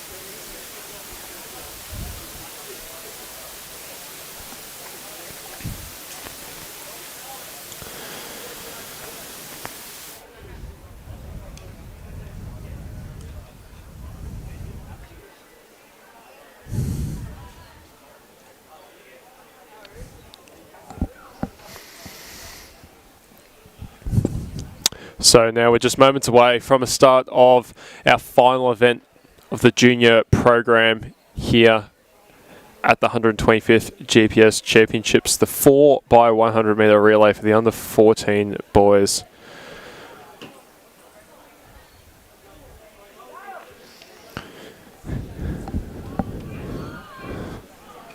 Just a reminder of the lineup from inside out.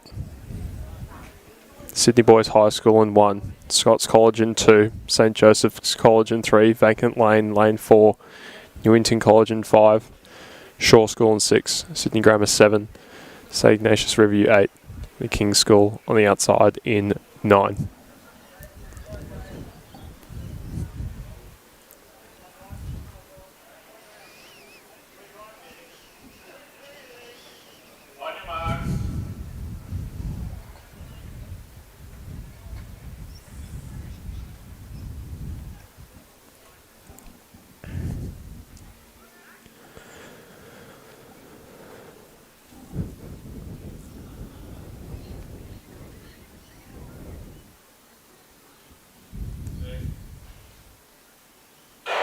Away cleanly.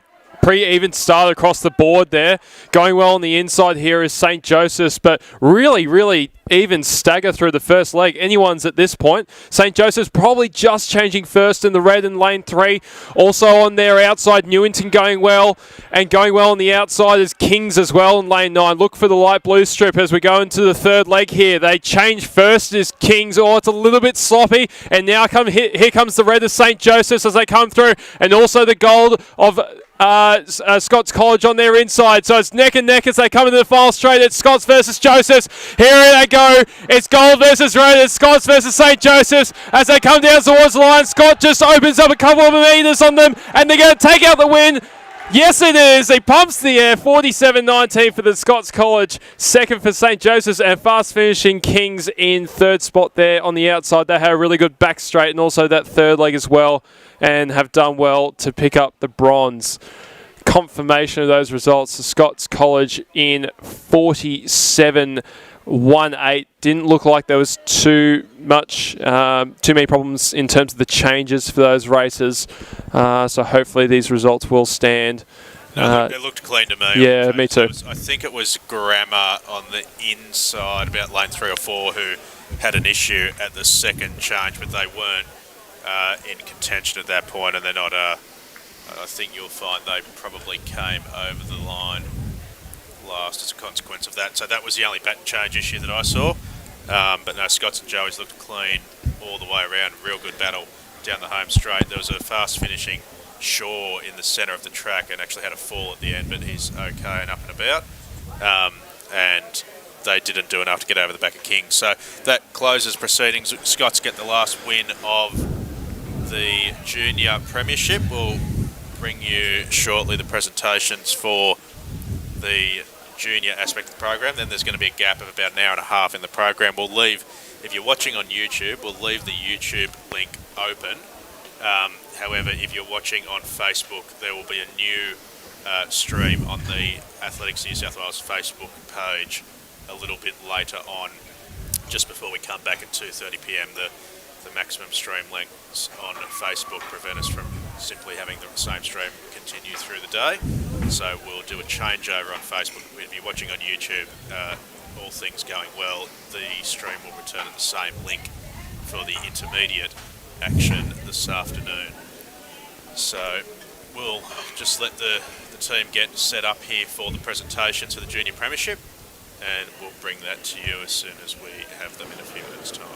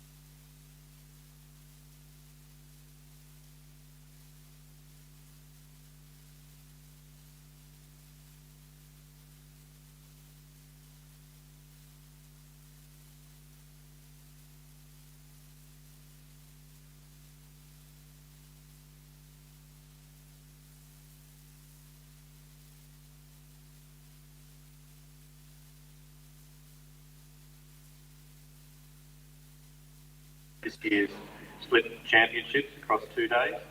Event 26, 13 years 90 metres hurdle, and event 54, 13 years 100 metres championship. Congratulations to Billy Blair of St Joseph's College, 2 new GPS records.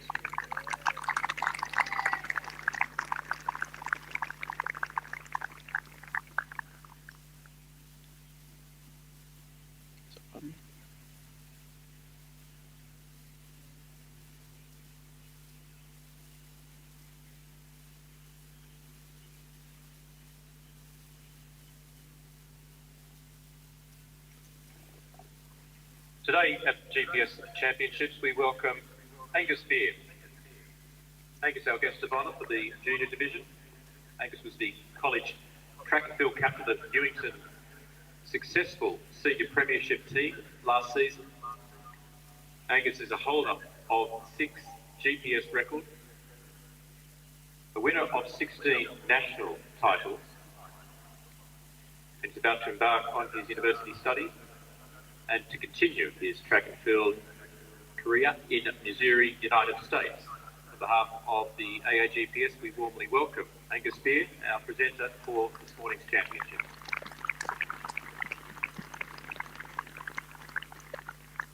Angus is going to present our Premiership Cup for the winning school this morning. With Angus is the chairman of GPS, Mr. Ticehurst Offshore School, and the Executive Officer of the AAGPS, Mr. Nigel Price. Also, it's appropriate at this time, before the final point scored, if I could ask you to congratulate and thank, please, the work of Paramedics New South Wales, Surf Life Saving Australia volunteers, and particularly important, the dedication and the work this morning of the Athletics New South Wales and Sydney Olympic Park Athletics Centre staff, who, despite the restrictions we currently experience in the community, have been able to ensure that the 2020 Junior Championships have been held. So could I ask you to, in the appropriate manner, congratulate and thank all those people who've worked for us this morning.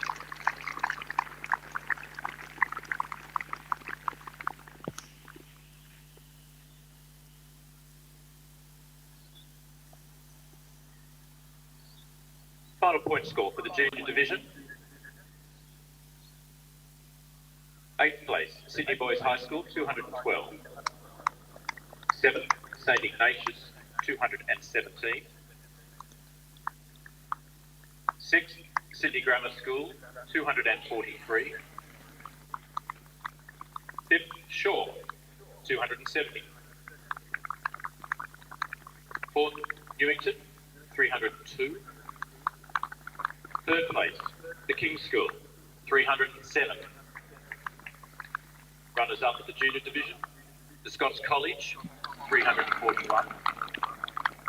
And winners of the junior division, the first time since 1995, the 10th occasion since the concept of the junior division from 1912, St Joseph's College with 370 points. And to receive the junior trophy from Angus Beard is the track and field captain of St Joseph's College, William Mackey. I'd ask William to come forward on behalf of the junior team and St Joseph's College, their 10th junior division title, their first since 1995.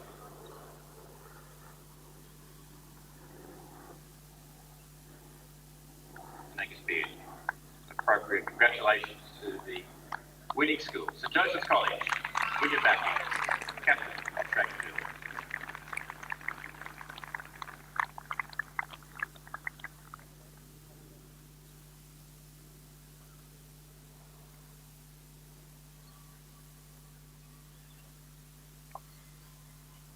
Thank you very much, Angus, for joining us at the GPS Championships, and we wish you well in your studies and track and field in the United States. I'll just ask the staff coordinating each of the teams if you could just be patient in waiting for the egress. We do have to follow a particular protocol provided to us.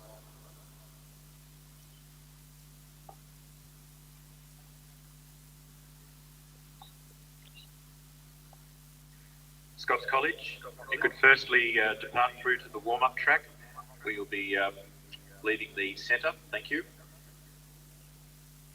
All departures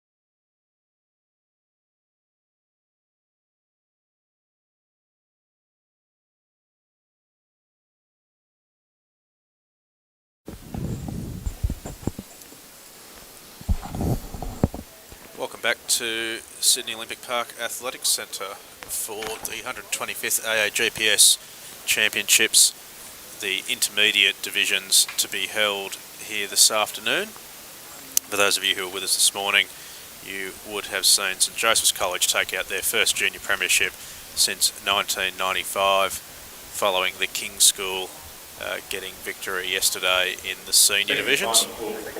And so the intermediates will close out the championships for 2020 this afternoon. This is essentially a carbon copy of this morning's program, run 6 hours later to ensure that we comply with the COVID-19 protocols surrounding the maximum number of people in the facility at any one time. So the 200 metre events will be the first to get underway this afternoon. We'll bring you some start lists shortly for the under 15s and the under 16s, which are the two divisions running this afternoon.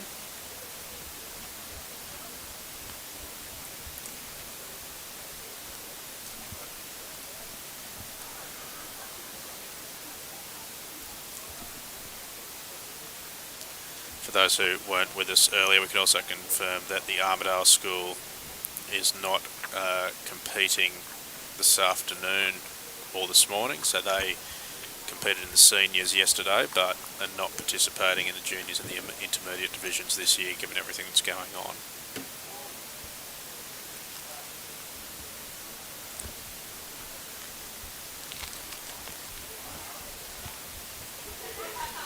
So we're not too far away from a start in this under 15 200 metre event, and we should be able to show you a start list now for that race. So you should be able to see that on the screen. Lachlan Wood goes in lane number 1 for the King's School. Xavier Nath goes for Sydney Boys in lane number 2. Oscar Georgensen for St Joseph's in lane number 3.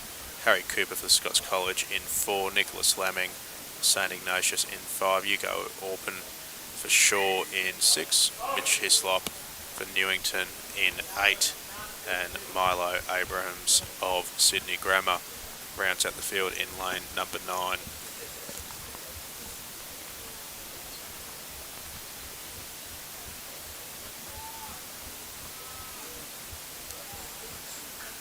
So it looks like the boys just about to be pulled into their starting blocks. If you're watching along at home, you can get all of the timetable and start list information at athletics at the GPS website. So if you search for GPS athletics, you'll be able to get the full event program here.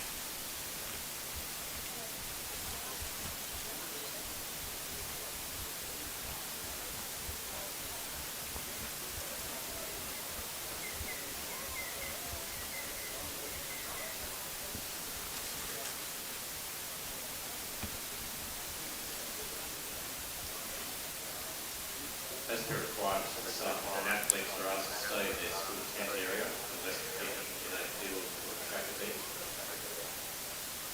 Requirements we have with the state bank officials this afternoon. Thank you for your cooperation.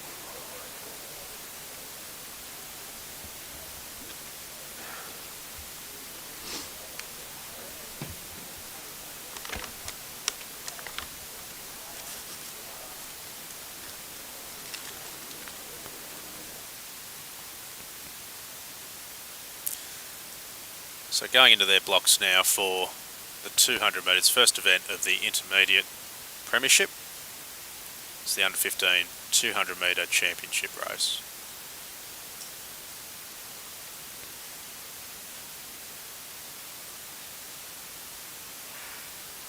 Lockie Wood from Kings in lane 1 got away like a bullet, has already picked up the stagger on Nath on his outside. He's going to clearly lead into the straight. Going well from Newington on the outside is Mitch Hislop as well. They'll be the two as they round the bend. Lachlan Wood from the King's School streaking away with this, and he's going to be too good. Championship record, Lewis Stenmark's 22.35. But from Kings, it is Lockie Wood just outside 22.80 unofficial. Got over Mitch Hislop of Newington and back over On the inside of the track for St Joseph's was Oscar Jorgensen in third. So 22.79 has been rounded down into a 0.9 headwind. Mitch Hislop in second, 23.28, and confirmation of Oscar Jorgensen's third in 23.86. Very good running from Lockie Wood. Got out of the blocks very, very fast in lane one, running the tight bend, and controlled that race from start to finish. Never headed. Mitch Hislop ran a very good race on the outside with all but Milo Abrahams in behind him. And George Jensen was in a bit of a race of his own in no man's land in third. So that is the under 15 200 metre championship. Lewis Denmark's record of 22.35 remains intact. And we will move on to the under 16 200 metre championship race. Meet record here held by AJ Fitzpatrick for St Ignatius, set back in 2014 of 22.33. But this is the start list for the under 16s boys championship. Joe Yoshida goes for Newington in lane number 1. William Perkins from St Ignatius in 2. Charlie Jefferson of the King's School runs in lane number 3. Lane 4 is vacant with the missing Armidale School. Julian Fitzgerald for St Joseph's runs in lane number 5. Owen Mashner for Sydney Grammar in 6. Peter Stein from Shaw in 7. Ben Braun from the Scots College in 8. And Justin Lee Norris of Sydney Boys rounds out the field of 9. So welcome back, James Constantine. Thank you, Matthew Whitbread. Interesting one here with Charlie Jefferson from the King's School. We saw him run that super impressive 154 in the Open Championship yesterday. So actually an intermediate-aged student or athlete going down to the 200 metres here. So it'll be interesting to see how he goes over the half-lap distance.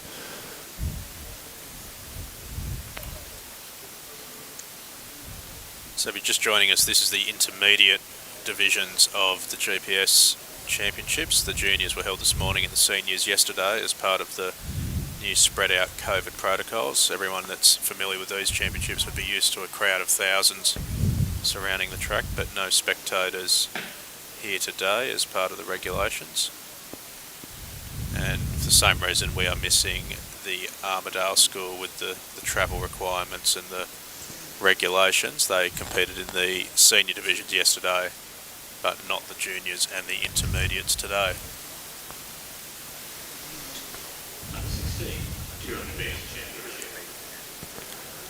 So into the blocks now for the under 16 200 metre championship.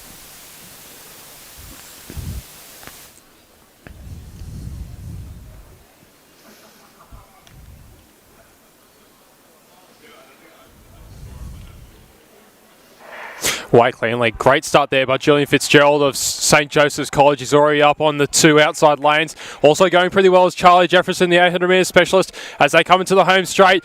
And Scots College on the outside. Ben Braun coming through well. It's Ben Braun from Scots College, the gold athlete in lane 8. But here comes Charlie Jefferson, the 800 metre specialist, going down distance. He's actually going to take it out. Oh, it's super impressive. 22.76, very tight on the line there for second between Scots and Sydney Boys High. Justin Lee Nonus, but Charlie Jefferson, what a fantastic range this athlete has. 154 for 800 yesterday, and then a 22.7 for 200, if you don't mind, to take out the under 16 boys 200 metre championship here at the 125th anniversary of the GPS championships. As we can see on the scoreboard there, super close. I think the Scots College athlete Ben Braun may have just got it on a dip. It's probably 100th in it.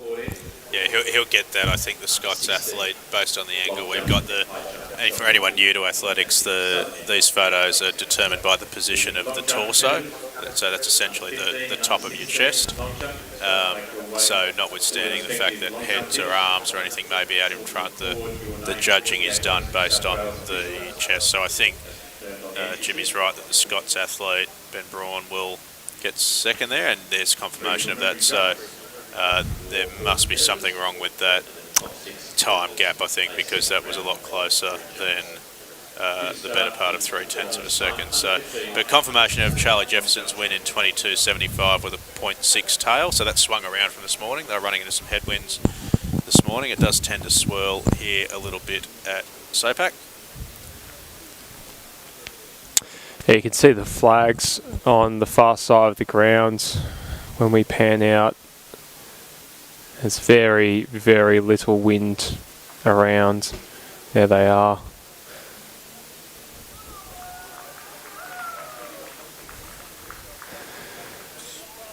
Very still.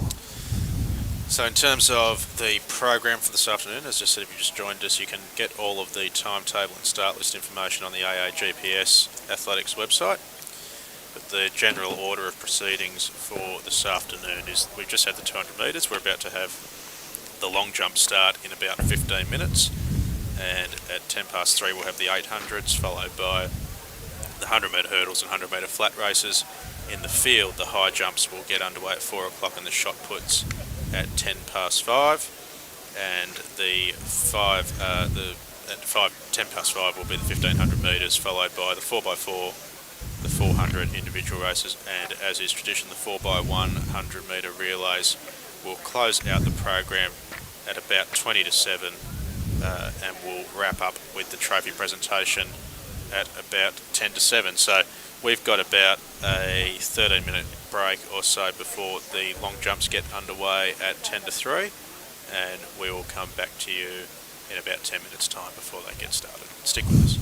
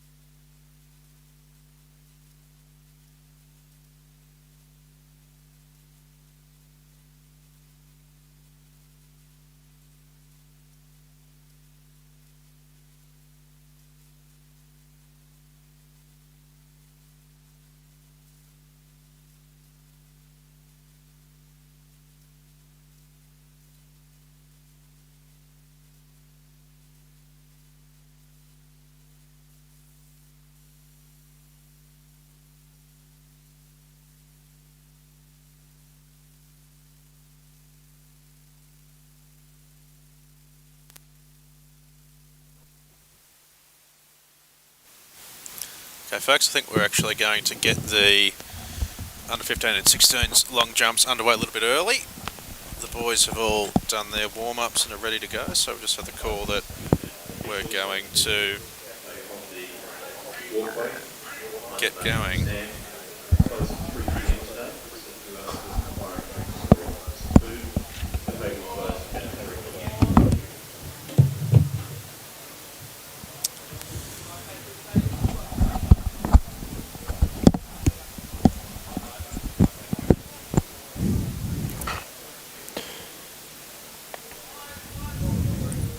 So we will start to get underway, I think now.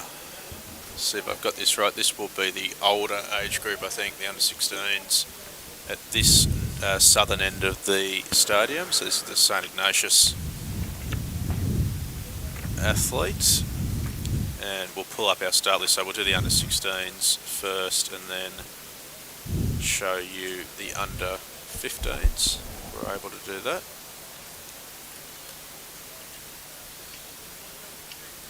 There's the start list for the under 16. So Jack McIntosh for Scots, Orlando Carr for St Ignatius, who was just jumping there, Finn Marr for St Joseph's on the runway now, Renato Payne for Newington, Aidan Robinson for Shaw, Tommy Orange for the King's School, Caden Marr for Sydney Boys, and Hunter Folks for Sydney Grammar. So this is St Joseph's now on the runway, and that's Finn Marr getting a red flag foul. So athlete to watch in this event is probably Renato Payne. He's actually the GPS Championship record holder for the under 14 long jump. 2 years ago he jumped 6:28 in 2018. He's going to have a big jump to break the championship record for this event, 6:81 by M. Hulme from 2009 St Joseph's College. So here's Renato's first attempt. It's a foul there, but geez, it's long, isn't it? It's definitely getting out there. So just got out of sorts on the runway there. Yeah, he national level athlete Renato Payne quite regularly. You'll find him in New South Wales uniform at national championship. Very class athlete. So this is Aidan Robinson for Shaw on the runway now. This is good. We should be able to bring you most of both of these long jumps, given that the 16s have gotten underway a little bit earlier. So this is Aidan. And a legal jump there, I think. Now you may notice there in shot the young man putting the pin in the sand, and he'll help get the measurement.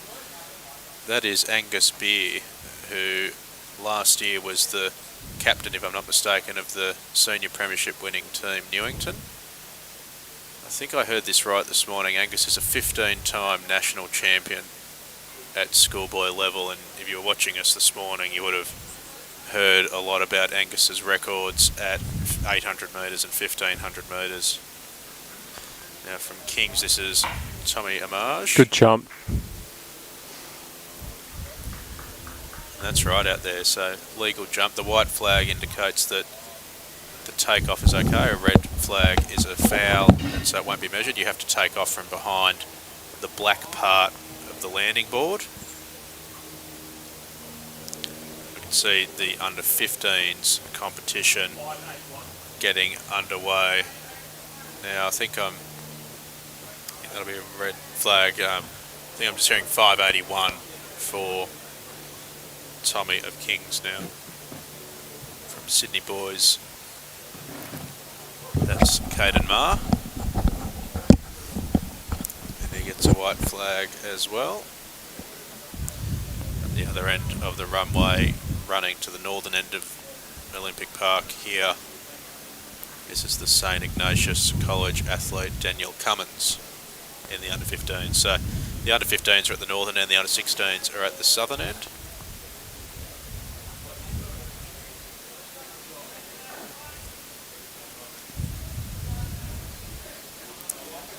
From Sydney Grammar, this is Hunter Folks.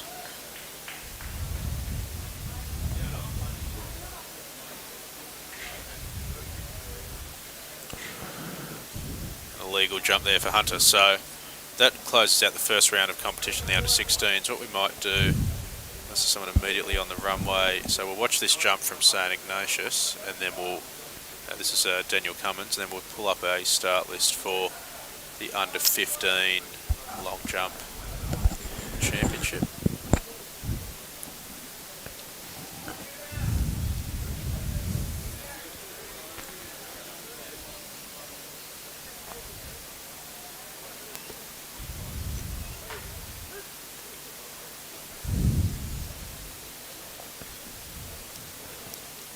And it'll be legal, but it won't be particularly strong jump for Daniel. So this is the start list for the under-15s. Jesse McLean of Newington, Joshua Suto of Sydney Boys, Daniel Cummins from St Ignatius, who's just jumping, Hadley Tonga of Kings, Oliver Roberts of St Joseph's, Milo Abrams of Sydney Grammar, Max Shirley from Shaw, and Owen Douglas of the Scots College. This is back to Orlando Carr from St Ignatius in the under-16 competition. Decent jump. I'm not sure. Yeah, he gets the white flag, so the toe just behind that takeoff board. And at the other end of the ground, this is Hadley Tonga from Kings.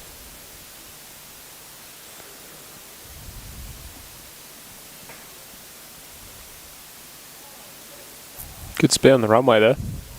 And a white flag there, so clear jump for Tonga. And St Joseph's on the runway at both ends. So there's Oliver Roberts in the under-15s, and in the under-16s it's Finmar. This is Finn we're watching now. I think that might have been long. Yep, red flag, so foul for Flynn. And at the other end of the runway, his compatriot Oliver Roberts about to jump. Might just go Renato, just as he's got a clear runway at the moment. The cone's still at the under-15, so this is Renato's second attempt. That looked better. Ooh, just over the board. Yeah, we've been just over. So he does need a legal jump. He does. So, yeah. Yep. So the pressure's on Renato now to get a fair jump of some description. So probably just got to dial it back a bit on that third attempt, make sure it's legal, and get through to the next phase of the competition. This is Oliver Roberts from Joey's, and he gets a white flag.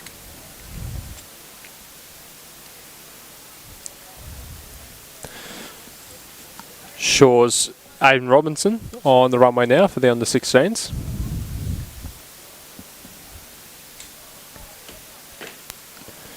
Legal jump there for Aidan. A little bit behind the board.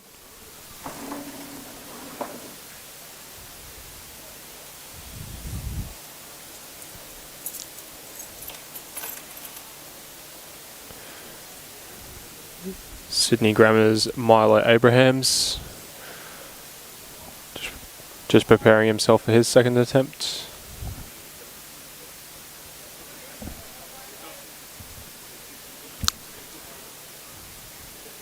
And coming down now, King's athlete.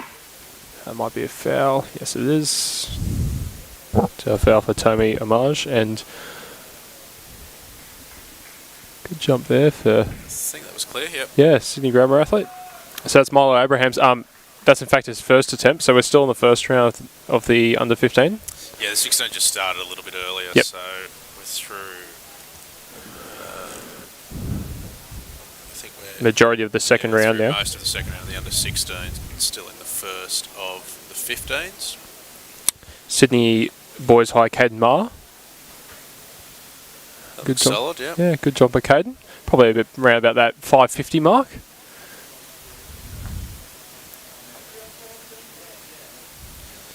From Shaw at the other end, this is Max Shirley.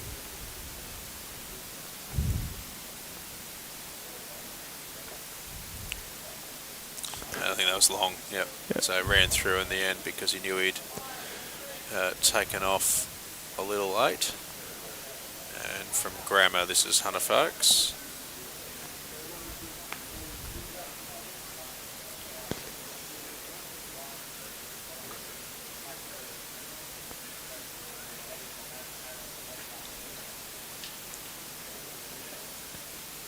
Nice technique there from Hunter.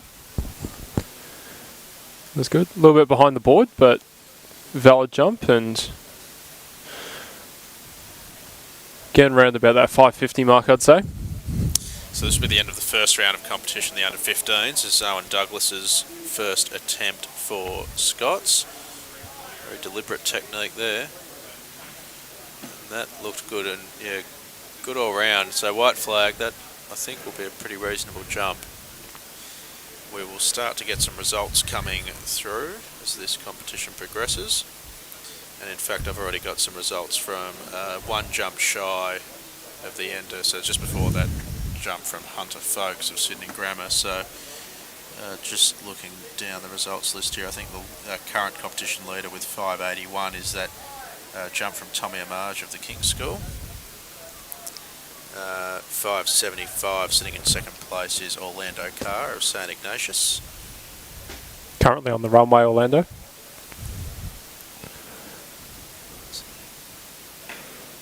Probably not as long there. So that's probably not going to improve. And then third place at the moment is Caden Marr of Sydney Boys, who's been jumping consistently. He's got 545 and a 536, so that will be enough to put him in third, just at the moment behind Orlando and Tommy.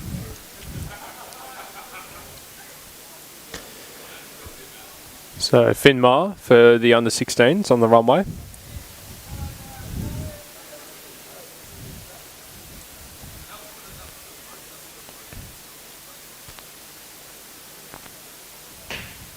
That was a good jump by Finn right there. Perfect on the board. Some good height. That'll be up there and might be an improvement for him.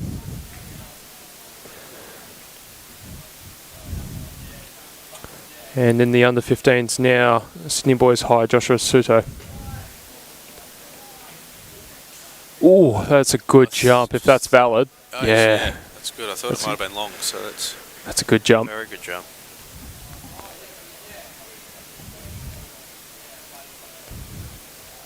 So Renato Payne, third attempt now. Pressure's on Renato here. He needs a valid jump to stay in the competition.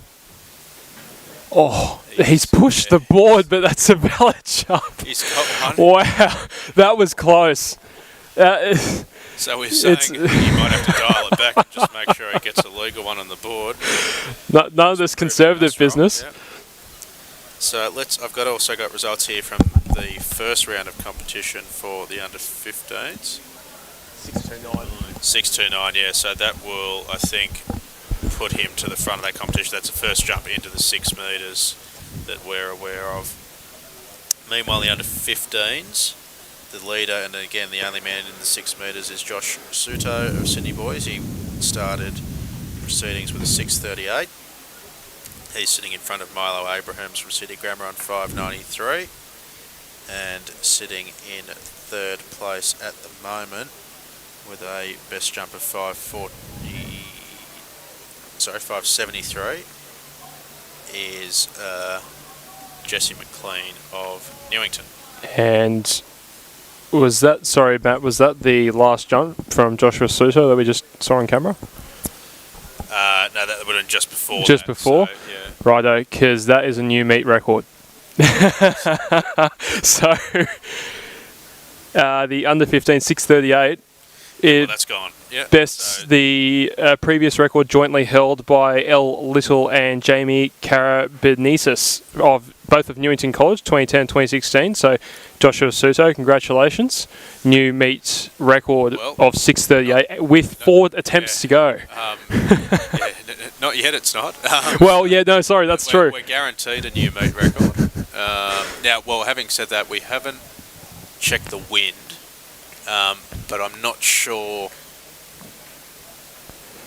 of the technical ruling here again in the schools division, but I'm not sure that there's an actual electronic wind gauge down there, so I think this will just be legal regardless. I think that there are 2 wind gauges, so we've got the windsock in picture at the moment, but we do see Ron Richter and also Dennis Coker on 2 wind gauges for both. So we just don't have a readout display of that. So assuming there's no, and I don't think it's gusty enough in here to be over 2 metres a second. Yeah. Again, looking at the flags, I mean, they've been quite still all day, and we haven't had a we should say reading. the 15s are running in the opposite direction towards the northern end of the ground. At least those 200s earlier, we had a tailwind. Yeah. So if anything, if that stayed consistent, it's probably a headwind. And so my expectation is that that jump from Josh Suto will be legal. Super impressive. Now this is Sydney Grammar at the southern end of the ground.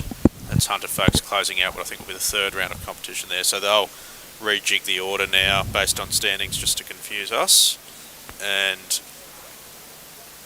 But in the under 15s, it's where the action really is. We appear to be guaranteed to have a new meet record at the end of this competition.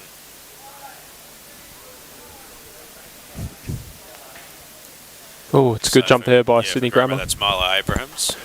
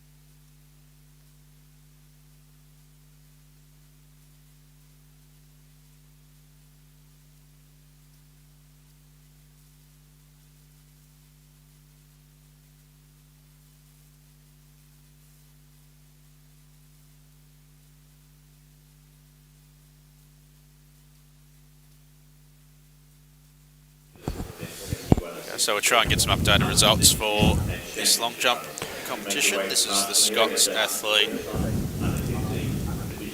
Jack McIntosh. Sorry, no, he was facing the other way for a moment. So it's the Scots athlete at the other end of proceedings, which is Owen Douglas.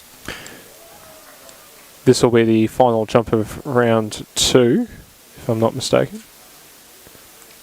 So just some calculations going on in the under 16s. They'll redo the order, as we mentioned. After 3 rounds of competition, the jumping order is redone to ensure that the leader jumps last for the final 3 rounds. Good jump there from Owen.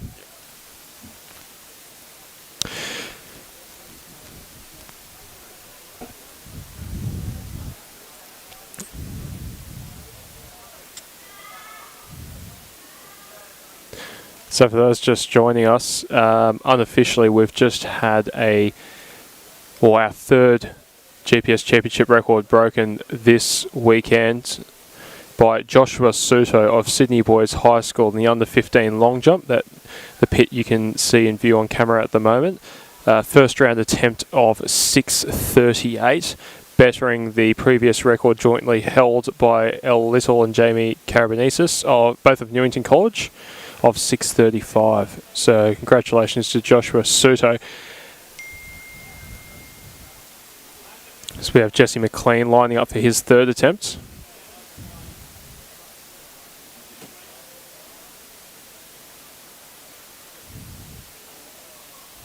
It's white flag for Jesse. And just looking through the start list and meet records, of which you can find on the GPS Athletics website, Joshua Suto actually holds the under 14 high jump GPS Championship record set last year at 185. So we saw that event take place earlier today. So very, very talented jumper Joshua Suto is, as that's Sydney. Wonder if he'll be backing up a little bit later. Yeah. So that'll be good to see. So Sydney Grammar's Sydney Grammar's Hunter Folks going at this end of the ground. And so here he is again, Josh Suto. So let's stick with the under 15s and see what Josh can jump here. Great speed. Oh, it's another good jump. He's an excellent jump. Hopefully get a white flag here. He's right up on that board. And yeah, it's clear. So super consistent. See if we can hear this.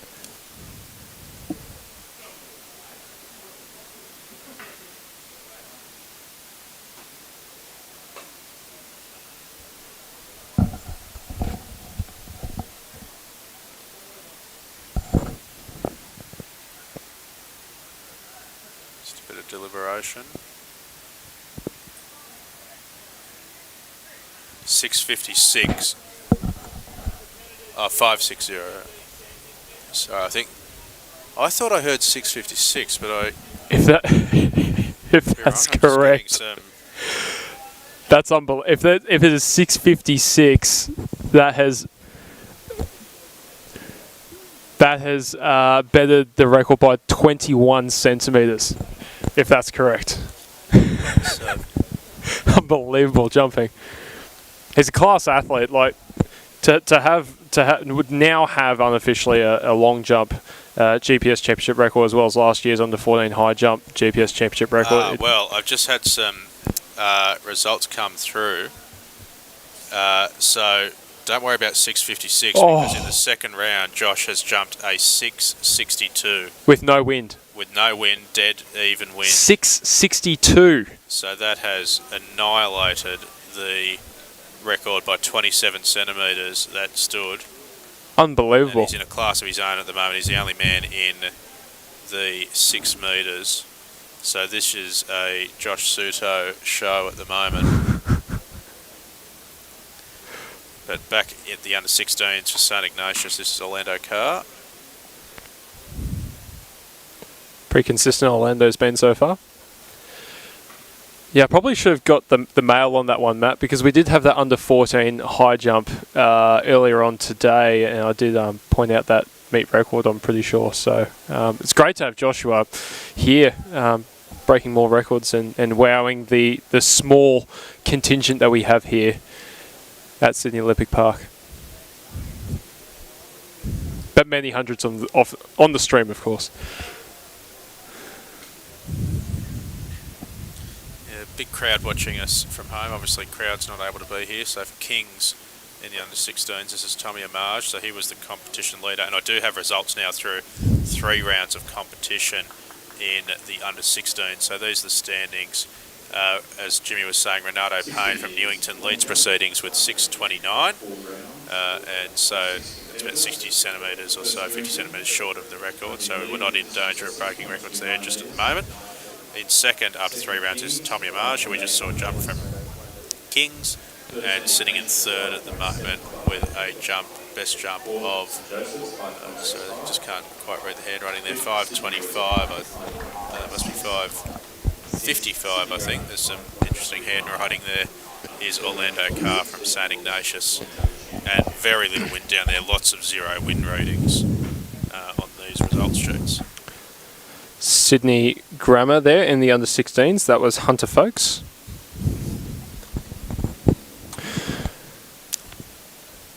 As we pan towards the track, we're not far away from the start of the first of our 800 metre races.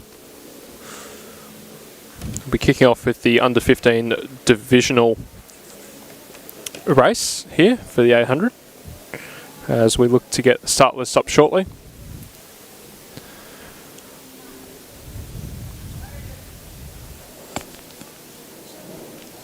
And there we are. So in lane 1, representing Sydney Grammar, Archie Osborne. In 2 for the Scots College, Ted Perbrick.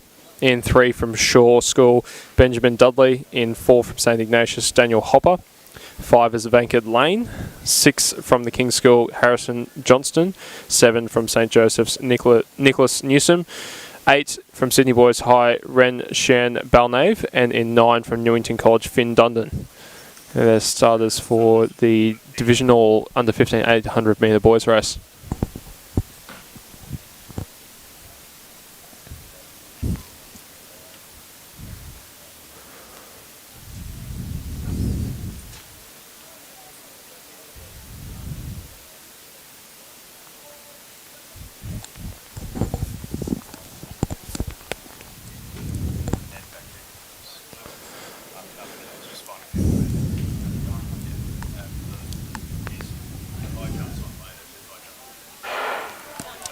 So away in the first of our 800 metre races, out quickly there was the St Joseph's athlete. That's Nicholas Newsom. Also going very well on the inside at the moment, Daniel Hopper from St Ignatius in the Royal Blue, and it will be Hopper who takes the field through the first 100 and has a couple of strides on the rest of the field. We see Newsom from the red of St. Joseph's just coming in now, as well as the Shore athlete up there in white. That's Benjamin Dudley, but at the moment, first 200 through in about 27 seconds. Very quick from the St. Ignatius athlete in Daniel Hopper. So come around the 300 mark. It's now the Kings athlete making a little bit of a move on the outside of the St. Joseph's athlete. And that is Harrison Johnston. So Harrison Johnston just now getting a nice sit on the back of Hopper as they come through the bell. 1 flat 47 through the first lap, so pretty quick to start proceedings here. And we've got a front pack of 4 now with St. Ignatius, the King's School, St. Joseph's, and also Newington faring there in the black and the white pinstripes. They're the 4 currently in that front pack. Sydney Boys High trying to tack on to the back, but can't do so at the moment. And with 250 to go, it's still Daniel Hopper from St. Ignatius in front. But now coming around the outside, St. Joseph's, Nicholas Newsom moves onto the shoulder, 200 to go, 134 on the clock. Now there's a move from the Newington athlete. That's Finn Dundon. And Dundon goes into the lead with 150 to go. Exciting race here to kick off the 800 metre proceedings. So it's Dundon with Hopper in tow, and those two have now broke away as they move into the home straight. It's Dundon of Newington and Hopper of St. Ignatius side by side, 70 metres to go. Hopper now makes a move. He moves away from Dundon, brings up a lead of about 2-3 metres, and he is going to win the first of these divisional races. An exciting one, 2:07.33 for St. Ignatius. Newington in second, the King's School in third as the rest of the field comes across the line. There's a Shore athlete coming across there, as well as the Sydney Grammar athlete. But Daniel Hopper did a lot of the early leading, started to fade a little bit with the Newington athlete coming around. That was Dundon, but Hopper then responded in the last 80 metres or so and took out a very strong win and some crucial points for the St. Ignatius College. Confirmation of the win there, 2:07.30 for Daniel Hopper. Finn Dundon from Newington in second, 2:08.64. And Harrison Johnston from the King's School in third with 2:10.31. So good running there in the division race. The next race on the track will be the under 15 800 metre championship race with this is the race where Angus Beer holds one of his many GPS records, a record of a 1:55.37. So we just have a look back down at the long jump runway. Athlete from St. Joseph's.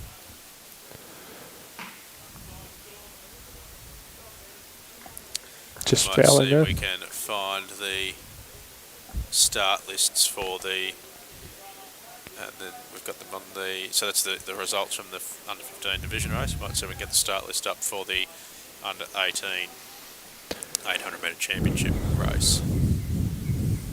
Under 15, pardon me.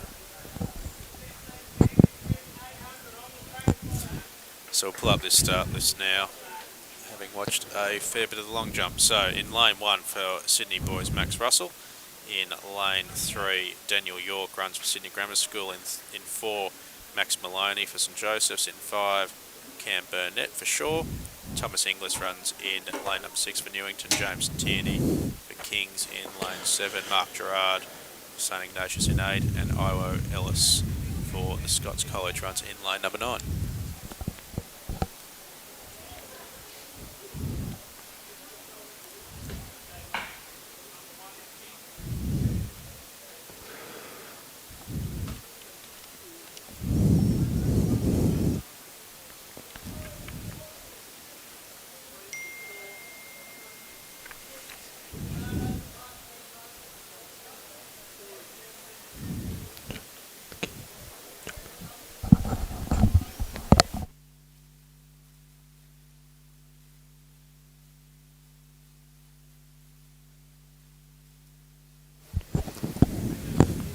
Okay, so we're just about to go in this championship race. And off they go. So pretty evenly away. The athlete from Grammar over on the inside was pretty quickly away, Daniel York. And they're going reasonably steady around the first turn. Mark Gerard from St Ignatius will probably cross from over near the outside to lead them up the back straight. Smart Racing takes a good long while to come across, and the athlete from Scott's on his outside, Iwo Ellis, also going quite strongly. They're about 27 or so through the first 200, and from St Ignatius it's Gerard who's gone out very, very quickly, as did Angus Beer when he ran 155 to break this record. Sitting in second from Grammar is Daniel York, then a little bit of a gap back to Iwo Ellis from Scott's, and sitting in behind them from St Joseph's is Max Maloney. So they come down to the bell, and it's been all the running made by Mark Gerard from St Ignatius College, and he's going to go through the bell in 58 seconds or so. Probably not quite on record pace unless he can find something, but they didn't go out too hard, Jimmy. Yeah, look, it's going to have to be a negative split to get there, 58-18 through the bell, but very impressive nonetheless. Look at the huge gap he's got on the rest of the field. It really is a one-man show at the moment. Mark Gerard from St Ignatius Riverview. It's going to be a really good battle for second place, and again, some critical championship points on the line. We see St Joseph's, Newington, Shaw, Scots, they're all up there at the moment. But Mark Gerard, as he goes through the 600 metre mark, 129, 128 maybe, high. It's going to be close. It might just be under 2 minutes. So we look back to the rest of the field as they come into shot. It's the St Joseph's athlete currently sitting in the front of that chase pack. And that's Maxim Maloney. And a move around the outside from the Newington athlete, Thomas Inglis. So Thomas Inglis currently sitting in second spot. But Mark Gerard, as he comes towards the line, is he going to dip under that 2 minute mark? It's going to be very close. 1:57 on the clock. Oh, it's just going to be outside. 2 flat 52. Newington in second there. Good run. And St Joseph's in third. Dips on the line for those crucial points. Kings followed by Scots and then Shaw. All three coming across the line within a tenth of a second. And Sydney Grammar rounding out the field. Confirmation there of a fabulous run from Mark Gerard, has to be said. 2 flat 49, doing all of the work and running from gun to tape to take the win in the 15 Boys Championship 800. Thomas Inglis from Newington College in second, 2:03.71, and Maxim Maloney from St Joseph's College in 2:04.66. Very impressive front running, wasn't it, from young Mark Gerard of St Ignatius. That 2 minute barrier, such a big one for junior 800 metre runners. Not sure if he's run that before, but no doubt he'll get another chance.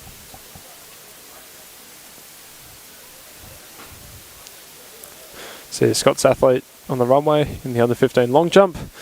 Probably not his best attempt there. Yeah, well, look, we mentioned a couple of times yesterday, Matt, that due to obviously COVID-19 restrictions, a lot of these athletes haven't been able to run, jump, or throw a whole lot over the past few months. And whereas we've had a number of invitational meets coming into the championships. I think they had one training run last Saturday, but really that's the only opportunity they've had to do athletics in the best part of 9 months, maybe. Yeah, that's right. Ordinarily there's a series of lead-up meets which have not happened, but sort of make some of the meet records all the more impressive that we've seen. We're up to 3 for the day after not having seen any as far as where we were yesterday. Currently the fifth round of the Under-15 Long Jump Championship. Leader, Joshua Suto of Sydney Boys High. Currently a jump of 6.62 metres, which is a new Under-15 record. Yeah, so we're just hearing over the PA that 6.62, as we've told you before, still Josh Suto's best attempt in the under 15 long jump, and that at this stage is standing him in a position to both win that competition and set a new meet record. And as you've just noticed, Jimmy, he's also on the start list for the high jump a little later today, where he holds the record in the lower age groups. Yeah, absolutely. Very exciting to see whether he can get his second championship record of the day. Or we shouldn't be calling championship records before we actually even start the competition, but he's done pretty well so far. We did see those other two meet records that you mentioned earlier. We've seen three, two of them from, but my goodness, I have forgotten the name. I'm very, very sorry. The St. Joseph athlete. Billy, can't remember his surname. Yeah. It's a double B. It was Billy a double Baden? B. Is it Baden? Billy, you know what? I'm going to find it out because I can't. We'll get that. Yep. He's been athlete of the day so far, along with Callum Chung of Sydney Grammar, who won the 200 and the long jump in the juniors before going on to medal in, I think, both the 100 flat and the 100 hurdles. Billy Blair it was. Blair, You're right. yeah. Billy Blair from St. Joseph's College. So the previous meet record, 12.92, dropped that down to 12.45 for the under 13 90 metre hurdles, and then took 1/100th off the 100, running 11.87, as we're off in the under 16 divisional 800 metre race. So from the inside out here, it's Josh Hill of St. Joseph's, Tim Richards of St. Ignatius, John Tate Norrie of Kings, Miles Kinchington of Shaw, Aaron Foreman of Scots, Jack Davis of Grammar, Ethan O'Young of Sydney Boys, and Bailey Habler of Newington as they go up the back straight for the first time. And I think it is Bailey Habler of Newington who's going to cross the entirety of the field here and take up the lead of the race. He's just sitting on front of Ethan O'Young from Sydney Boys as they head around the back straight for the first time. That great shot of the back straight showing them come into the home turn for the first time, and sitting from Kings is John Tate Norrie.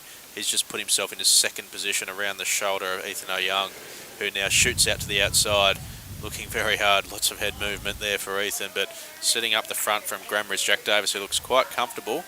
Ethan's going to challenge him now as they take the bell in around about 60 seconds. Well, Bailey Habler is actually backing up from a fabulous 3,000 metres, if I'm not mistaken, earlier yesterday in the Open division. So we'll see how he goes over the 800. Probably a little bit short for him, but we'll see if he's got the legs. But a big move here from, that is Bailey Habler, from Newington College. So Bailey's gone for home with 300 to go. The 3,000 metre champion from yesterday in the Open division is trying to do the 8-3 double. And we'll see if the Sydney Grammar Jack Davis will respond. The gap is just opening up a little bit as the chase pack is very tight for that third place at the moment as well. But it's Bailey Habler with 150 to go. He's looking very comfortable at the moment. Sydney Grammar athlete in Jack Davis is going to do well to hang on to that second spot. Also, Kings John Tate Norrie making a good run for home, as well as the Shaw and St. Joseph athlete. But Bailey Habler looking over the shoulder as he slows up towards the line. Very impressive. Comes across the line in 2:02.84. Sydney Grammar in second. That's a good run by him. And King's School in third. Shaw in fourth. St. Joseph's fifth. St. Ignatius 6th, Sydney Boys in 7th, and Scots College in 8th, as they all came across the line within a second or two of each other. Good run there again by Bailey Habler, though, and very, very talented junior athlete he is. As you said, we think he's backing up from the 3,000 yesterday, running with the seniors. Fair bit of running in the 2 days for Bailey, but yeah, just made that very decisive move, smart racing move with 300 to go. As you said, Jimmy, the longer distance runners, if they're going to win these 800s, can't let it be a sit and kick. They've got to try and run them off their feet. So good run from Bailey, and confirmation there of his win in 2:02.82. Jack Davis second in 2:04, and John Tate Norrie in 2:06 gets the bronze medal as we get ready for the under 16 800 metre championship race. 20 precious points on the line for the intermediate championship. And many of these boys last race in the intermediate division, so we'll see if we can pull up a start list for that under 16 800 metre championship race. The meet record held by GJ Halpin of Newington, 155, and has stood since 1971, so quite an impressive longevity of that record. And here now the start list for the under 16 championship race. Jaden Gill from the King's School goes in lane number 1. Oliver Morales of St. Joseph's in 2. Ryan Adams from Shaw in lane number 3. Aidan Love from Newington in 4. Bradley Chan, Sydney Grammar in 5. Kane Shields, very talented young athlete that we've seen a fair bit of, runs for Sydney Boys in lane 7. Joseph Rooney St Ignatius in lane 8, and George Cox-Wilson rounds out the field for the Scots College in lane number 9. Not sure what sort of form Kane Shields is in, and obviously we don't know how the race is going to play out, but tell you what, that 49-year-old record, if they get moving, may be under a little bit of doubt. Something may well be.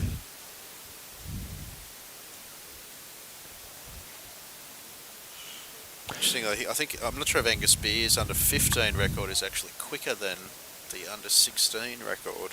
It'd be very close if it's not, because he certainly ran 155 in, I think, the under 15. You're right. 155.3 Angus ran as an under 15, and so there's a few tenths of a second slower for the under 16. You do see that occasionally in championship meets, where you get an incredibly talented junior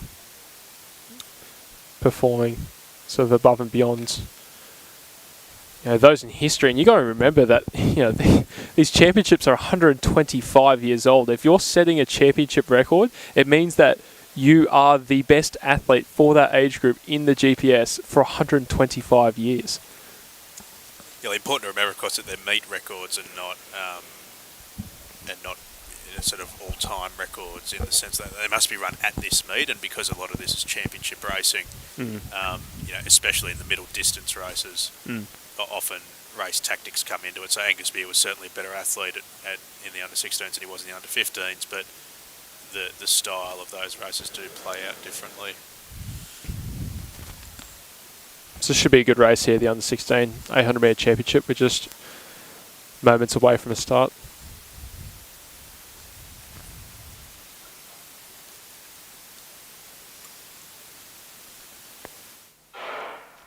So away cleanly. Good start there by Kane Shields. Straight out of the blocks he is. Also going well on the inside is the Newington athlete, and quickly out is the Kings athlete as well. That's Jaden Gill. So Gill and probably Kane Shields just on his outside. Joseph Rooney from St Ignatius also having a pretty good run as well. And here comes the St Joseph's athlete, Oliver Maroulis.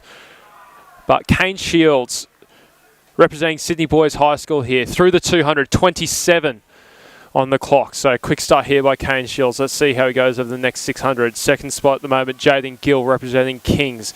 Then comes St Ignatius, Joseph Rumi.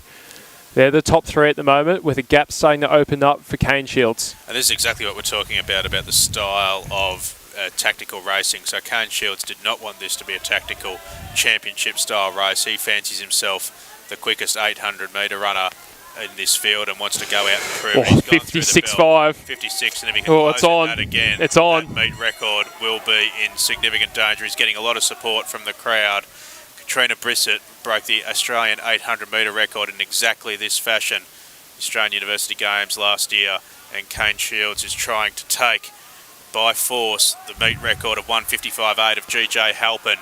It's a race of one out the front. Don't worry about anything happening behind him. This is a story about Kane Shields, who goes through the 600 metre mark in 1:26. He's got to close in about 28 seconds to get the meet record. Here he comes, 150 to go. Can Kane Shields make 49 years of history? Exactly that, history here at the Sydney Olympic Park Athletic Centre. 100 metres time, we'll know. Kane Shields, it's a race against the clock, 1:45. We're counting down. Sydney Boys High School athlete. It could be history in the making. He's starting to tire up. He's really going to need to push here. 1:55, he's just going to miss it. 1:56.45, and a brilliant finish there by Sydney Graham to take out second. Newington third. Damn, 6/10 of a second. It was so, he just started to tie up in the last 40, didn't he? And that's the sign of not having any help through that race. He led from gun to tape, made every post a winner, and just wasn't able to get enough help. I reckon he'll end up about 0.8 of a second or so outside of that meet record. And let's have a look. So confirmation of 1:56.43, so just 0.6 outside the meet record. Bradley Chan, 1:58.85, and Aidan Love, confirmation of his third place result in 1:59.59. was the tactic, wasn't it? He went out with David 155.8 in mind. That's all he thought about in the race. The other 7 competitors did not worry him whatsoever. He just wanted that 155.79 or quicker. If you ever want to watch a model of how to break a record, go and watch David Rhodezia's Olympic final from London 2012 in the 800 metres. And he broke the world record running exactly that style of race. Katrina Bissett did the same thing last year with the Australian 800 metre record. It can be done, but it is a very hard way to get a job done. And particularly in a championship race, there's no pacemakers here, there's nobody to help you. He fancied a crack at that record, Kane. He's come very close, but that's going to stand him in good stead for the rest of both the school and the domestic athletic season. He's a star on the rise, and Angus Beer was here to watch it.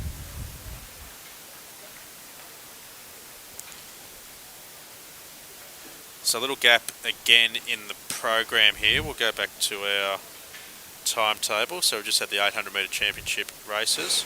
We're now waiting for, and both of the long jumps have concluded, we're waiting for the 100 metre hurdles to kick off at 4 o'clock, and the high jump also kicks off 4 o'clock. So we've actually got about a 30-minute break in the program now, and we will leave you for commentary. Won't make you listen to us ramble on for the next 25 minutes. So we'll come back at about 5 to 4 and bring you both the straight hurdles races and the high jumps.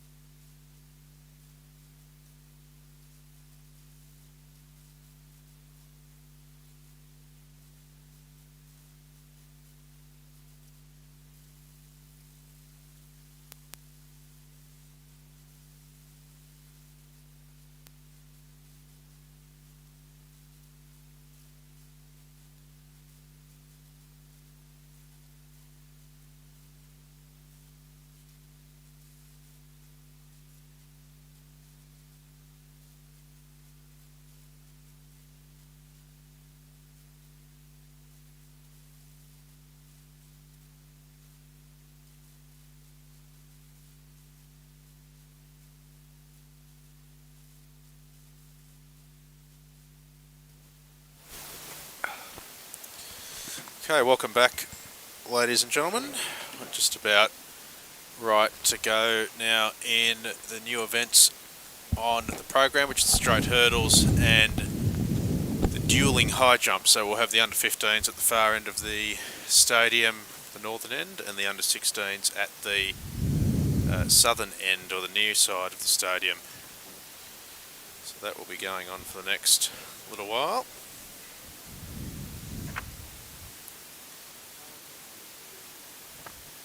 And we've got about 3 hours of proceedings left today.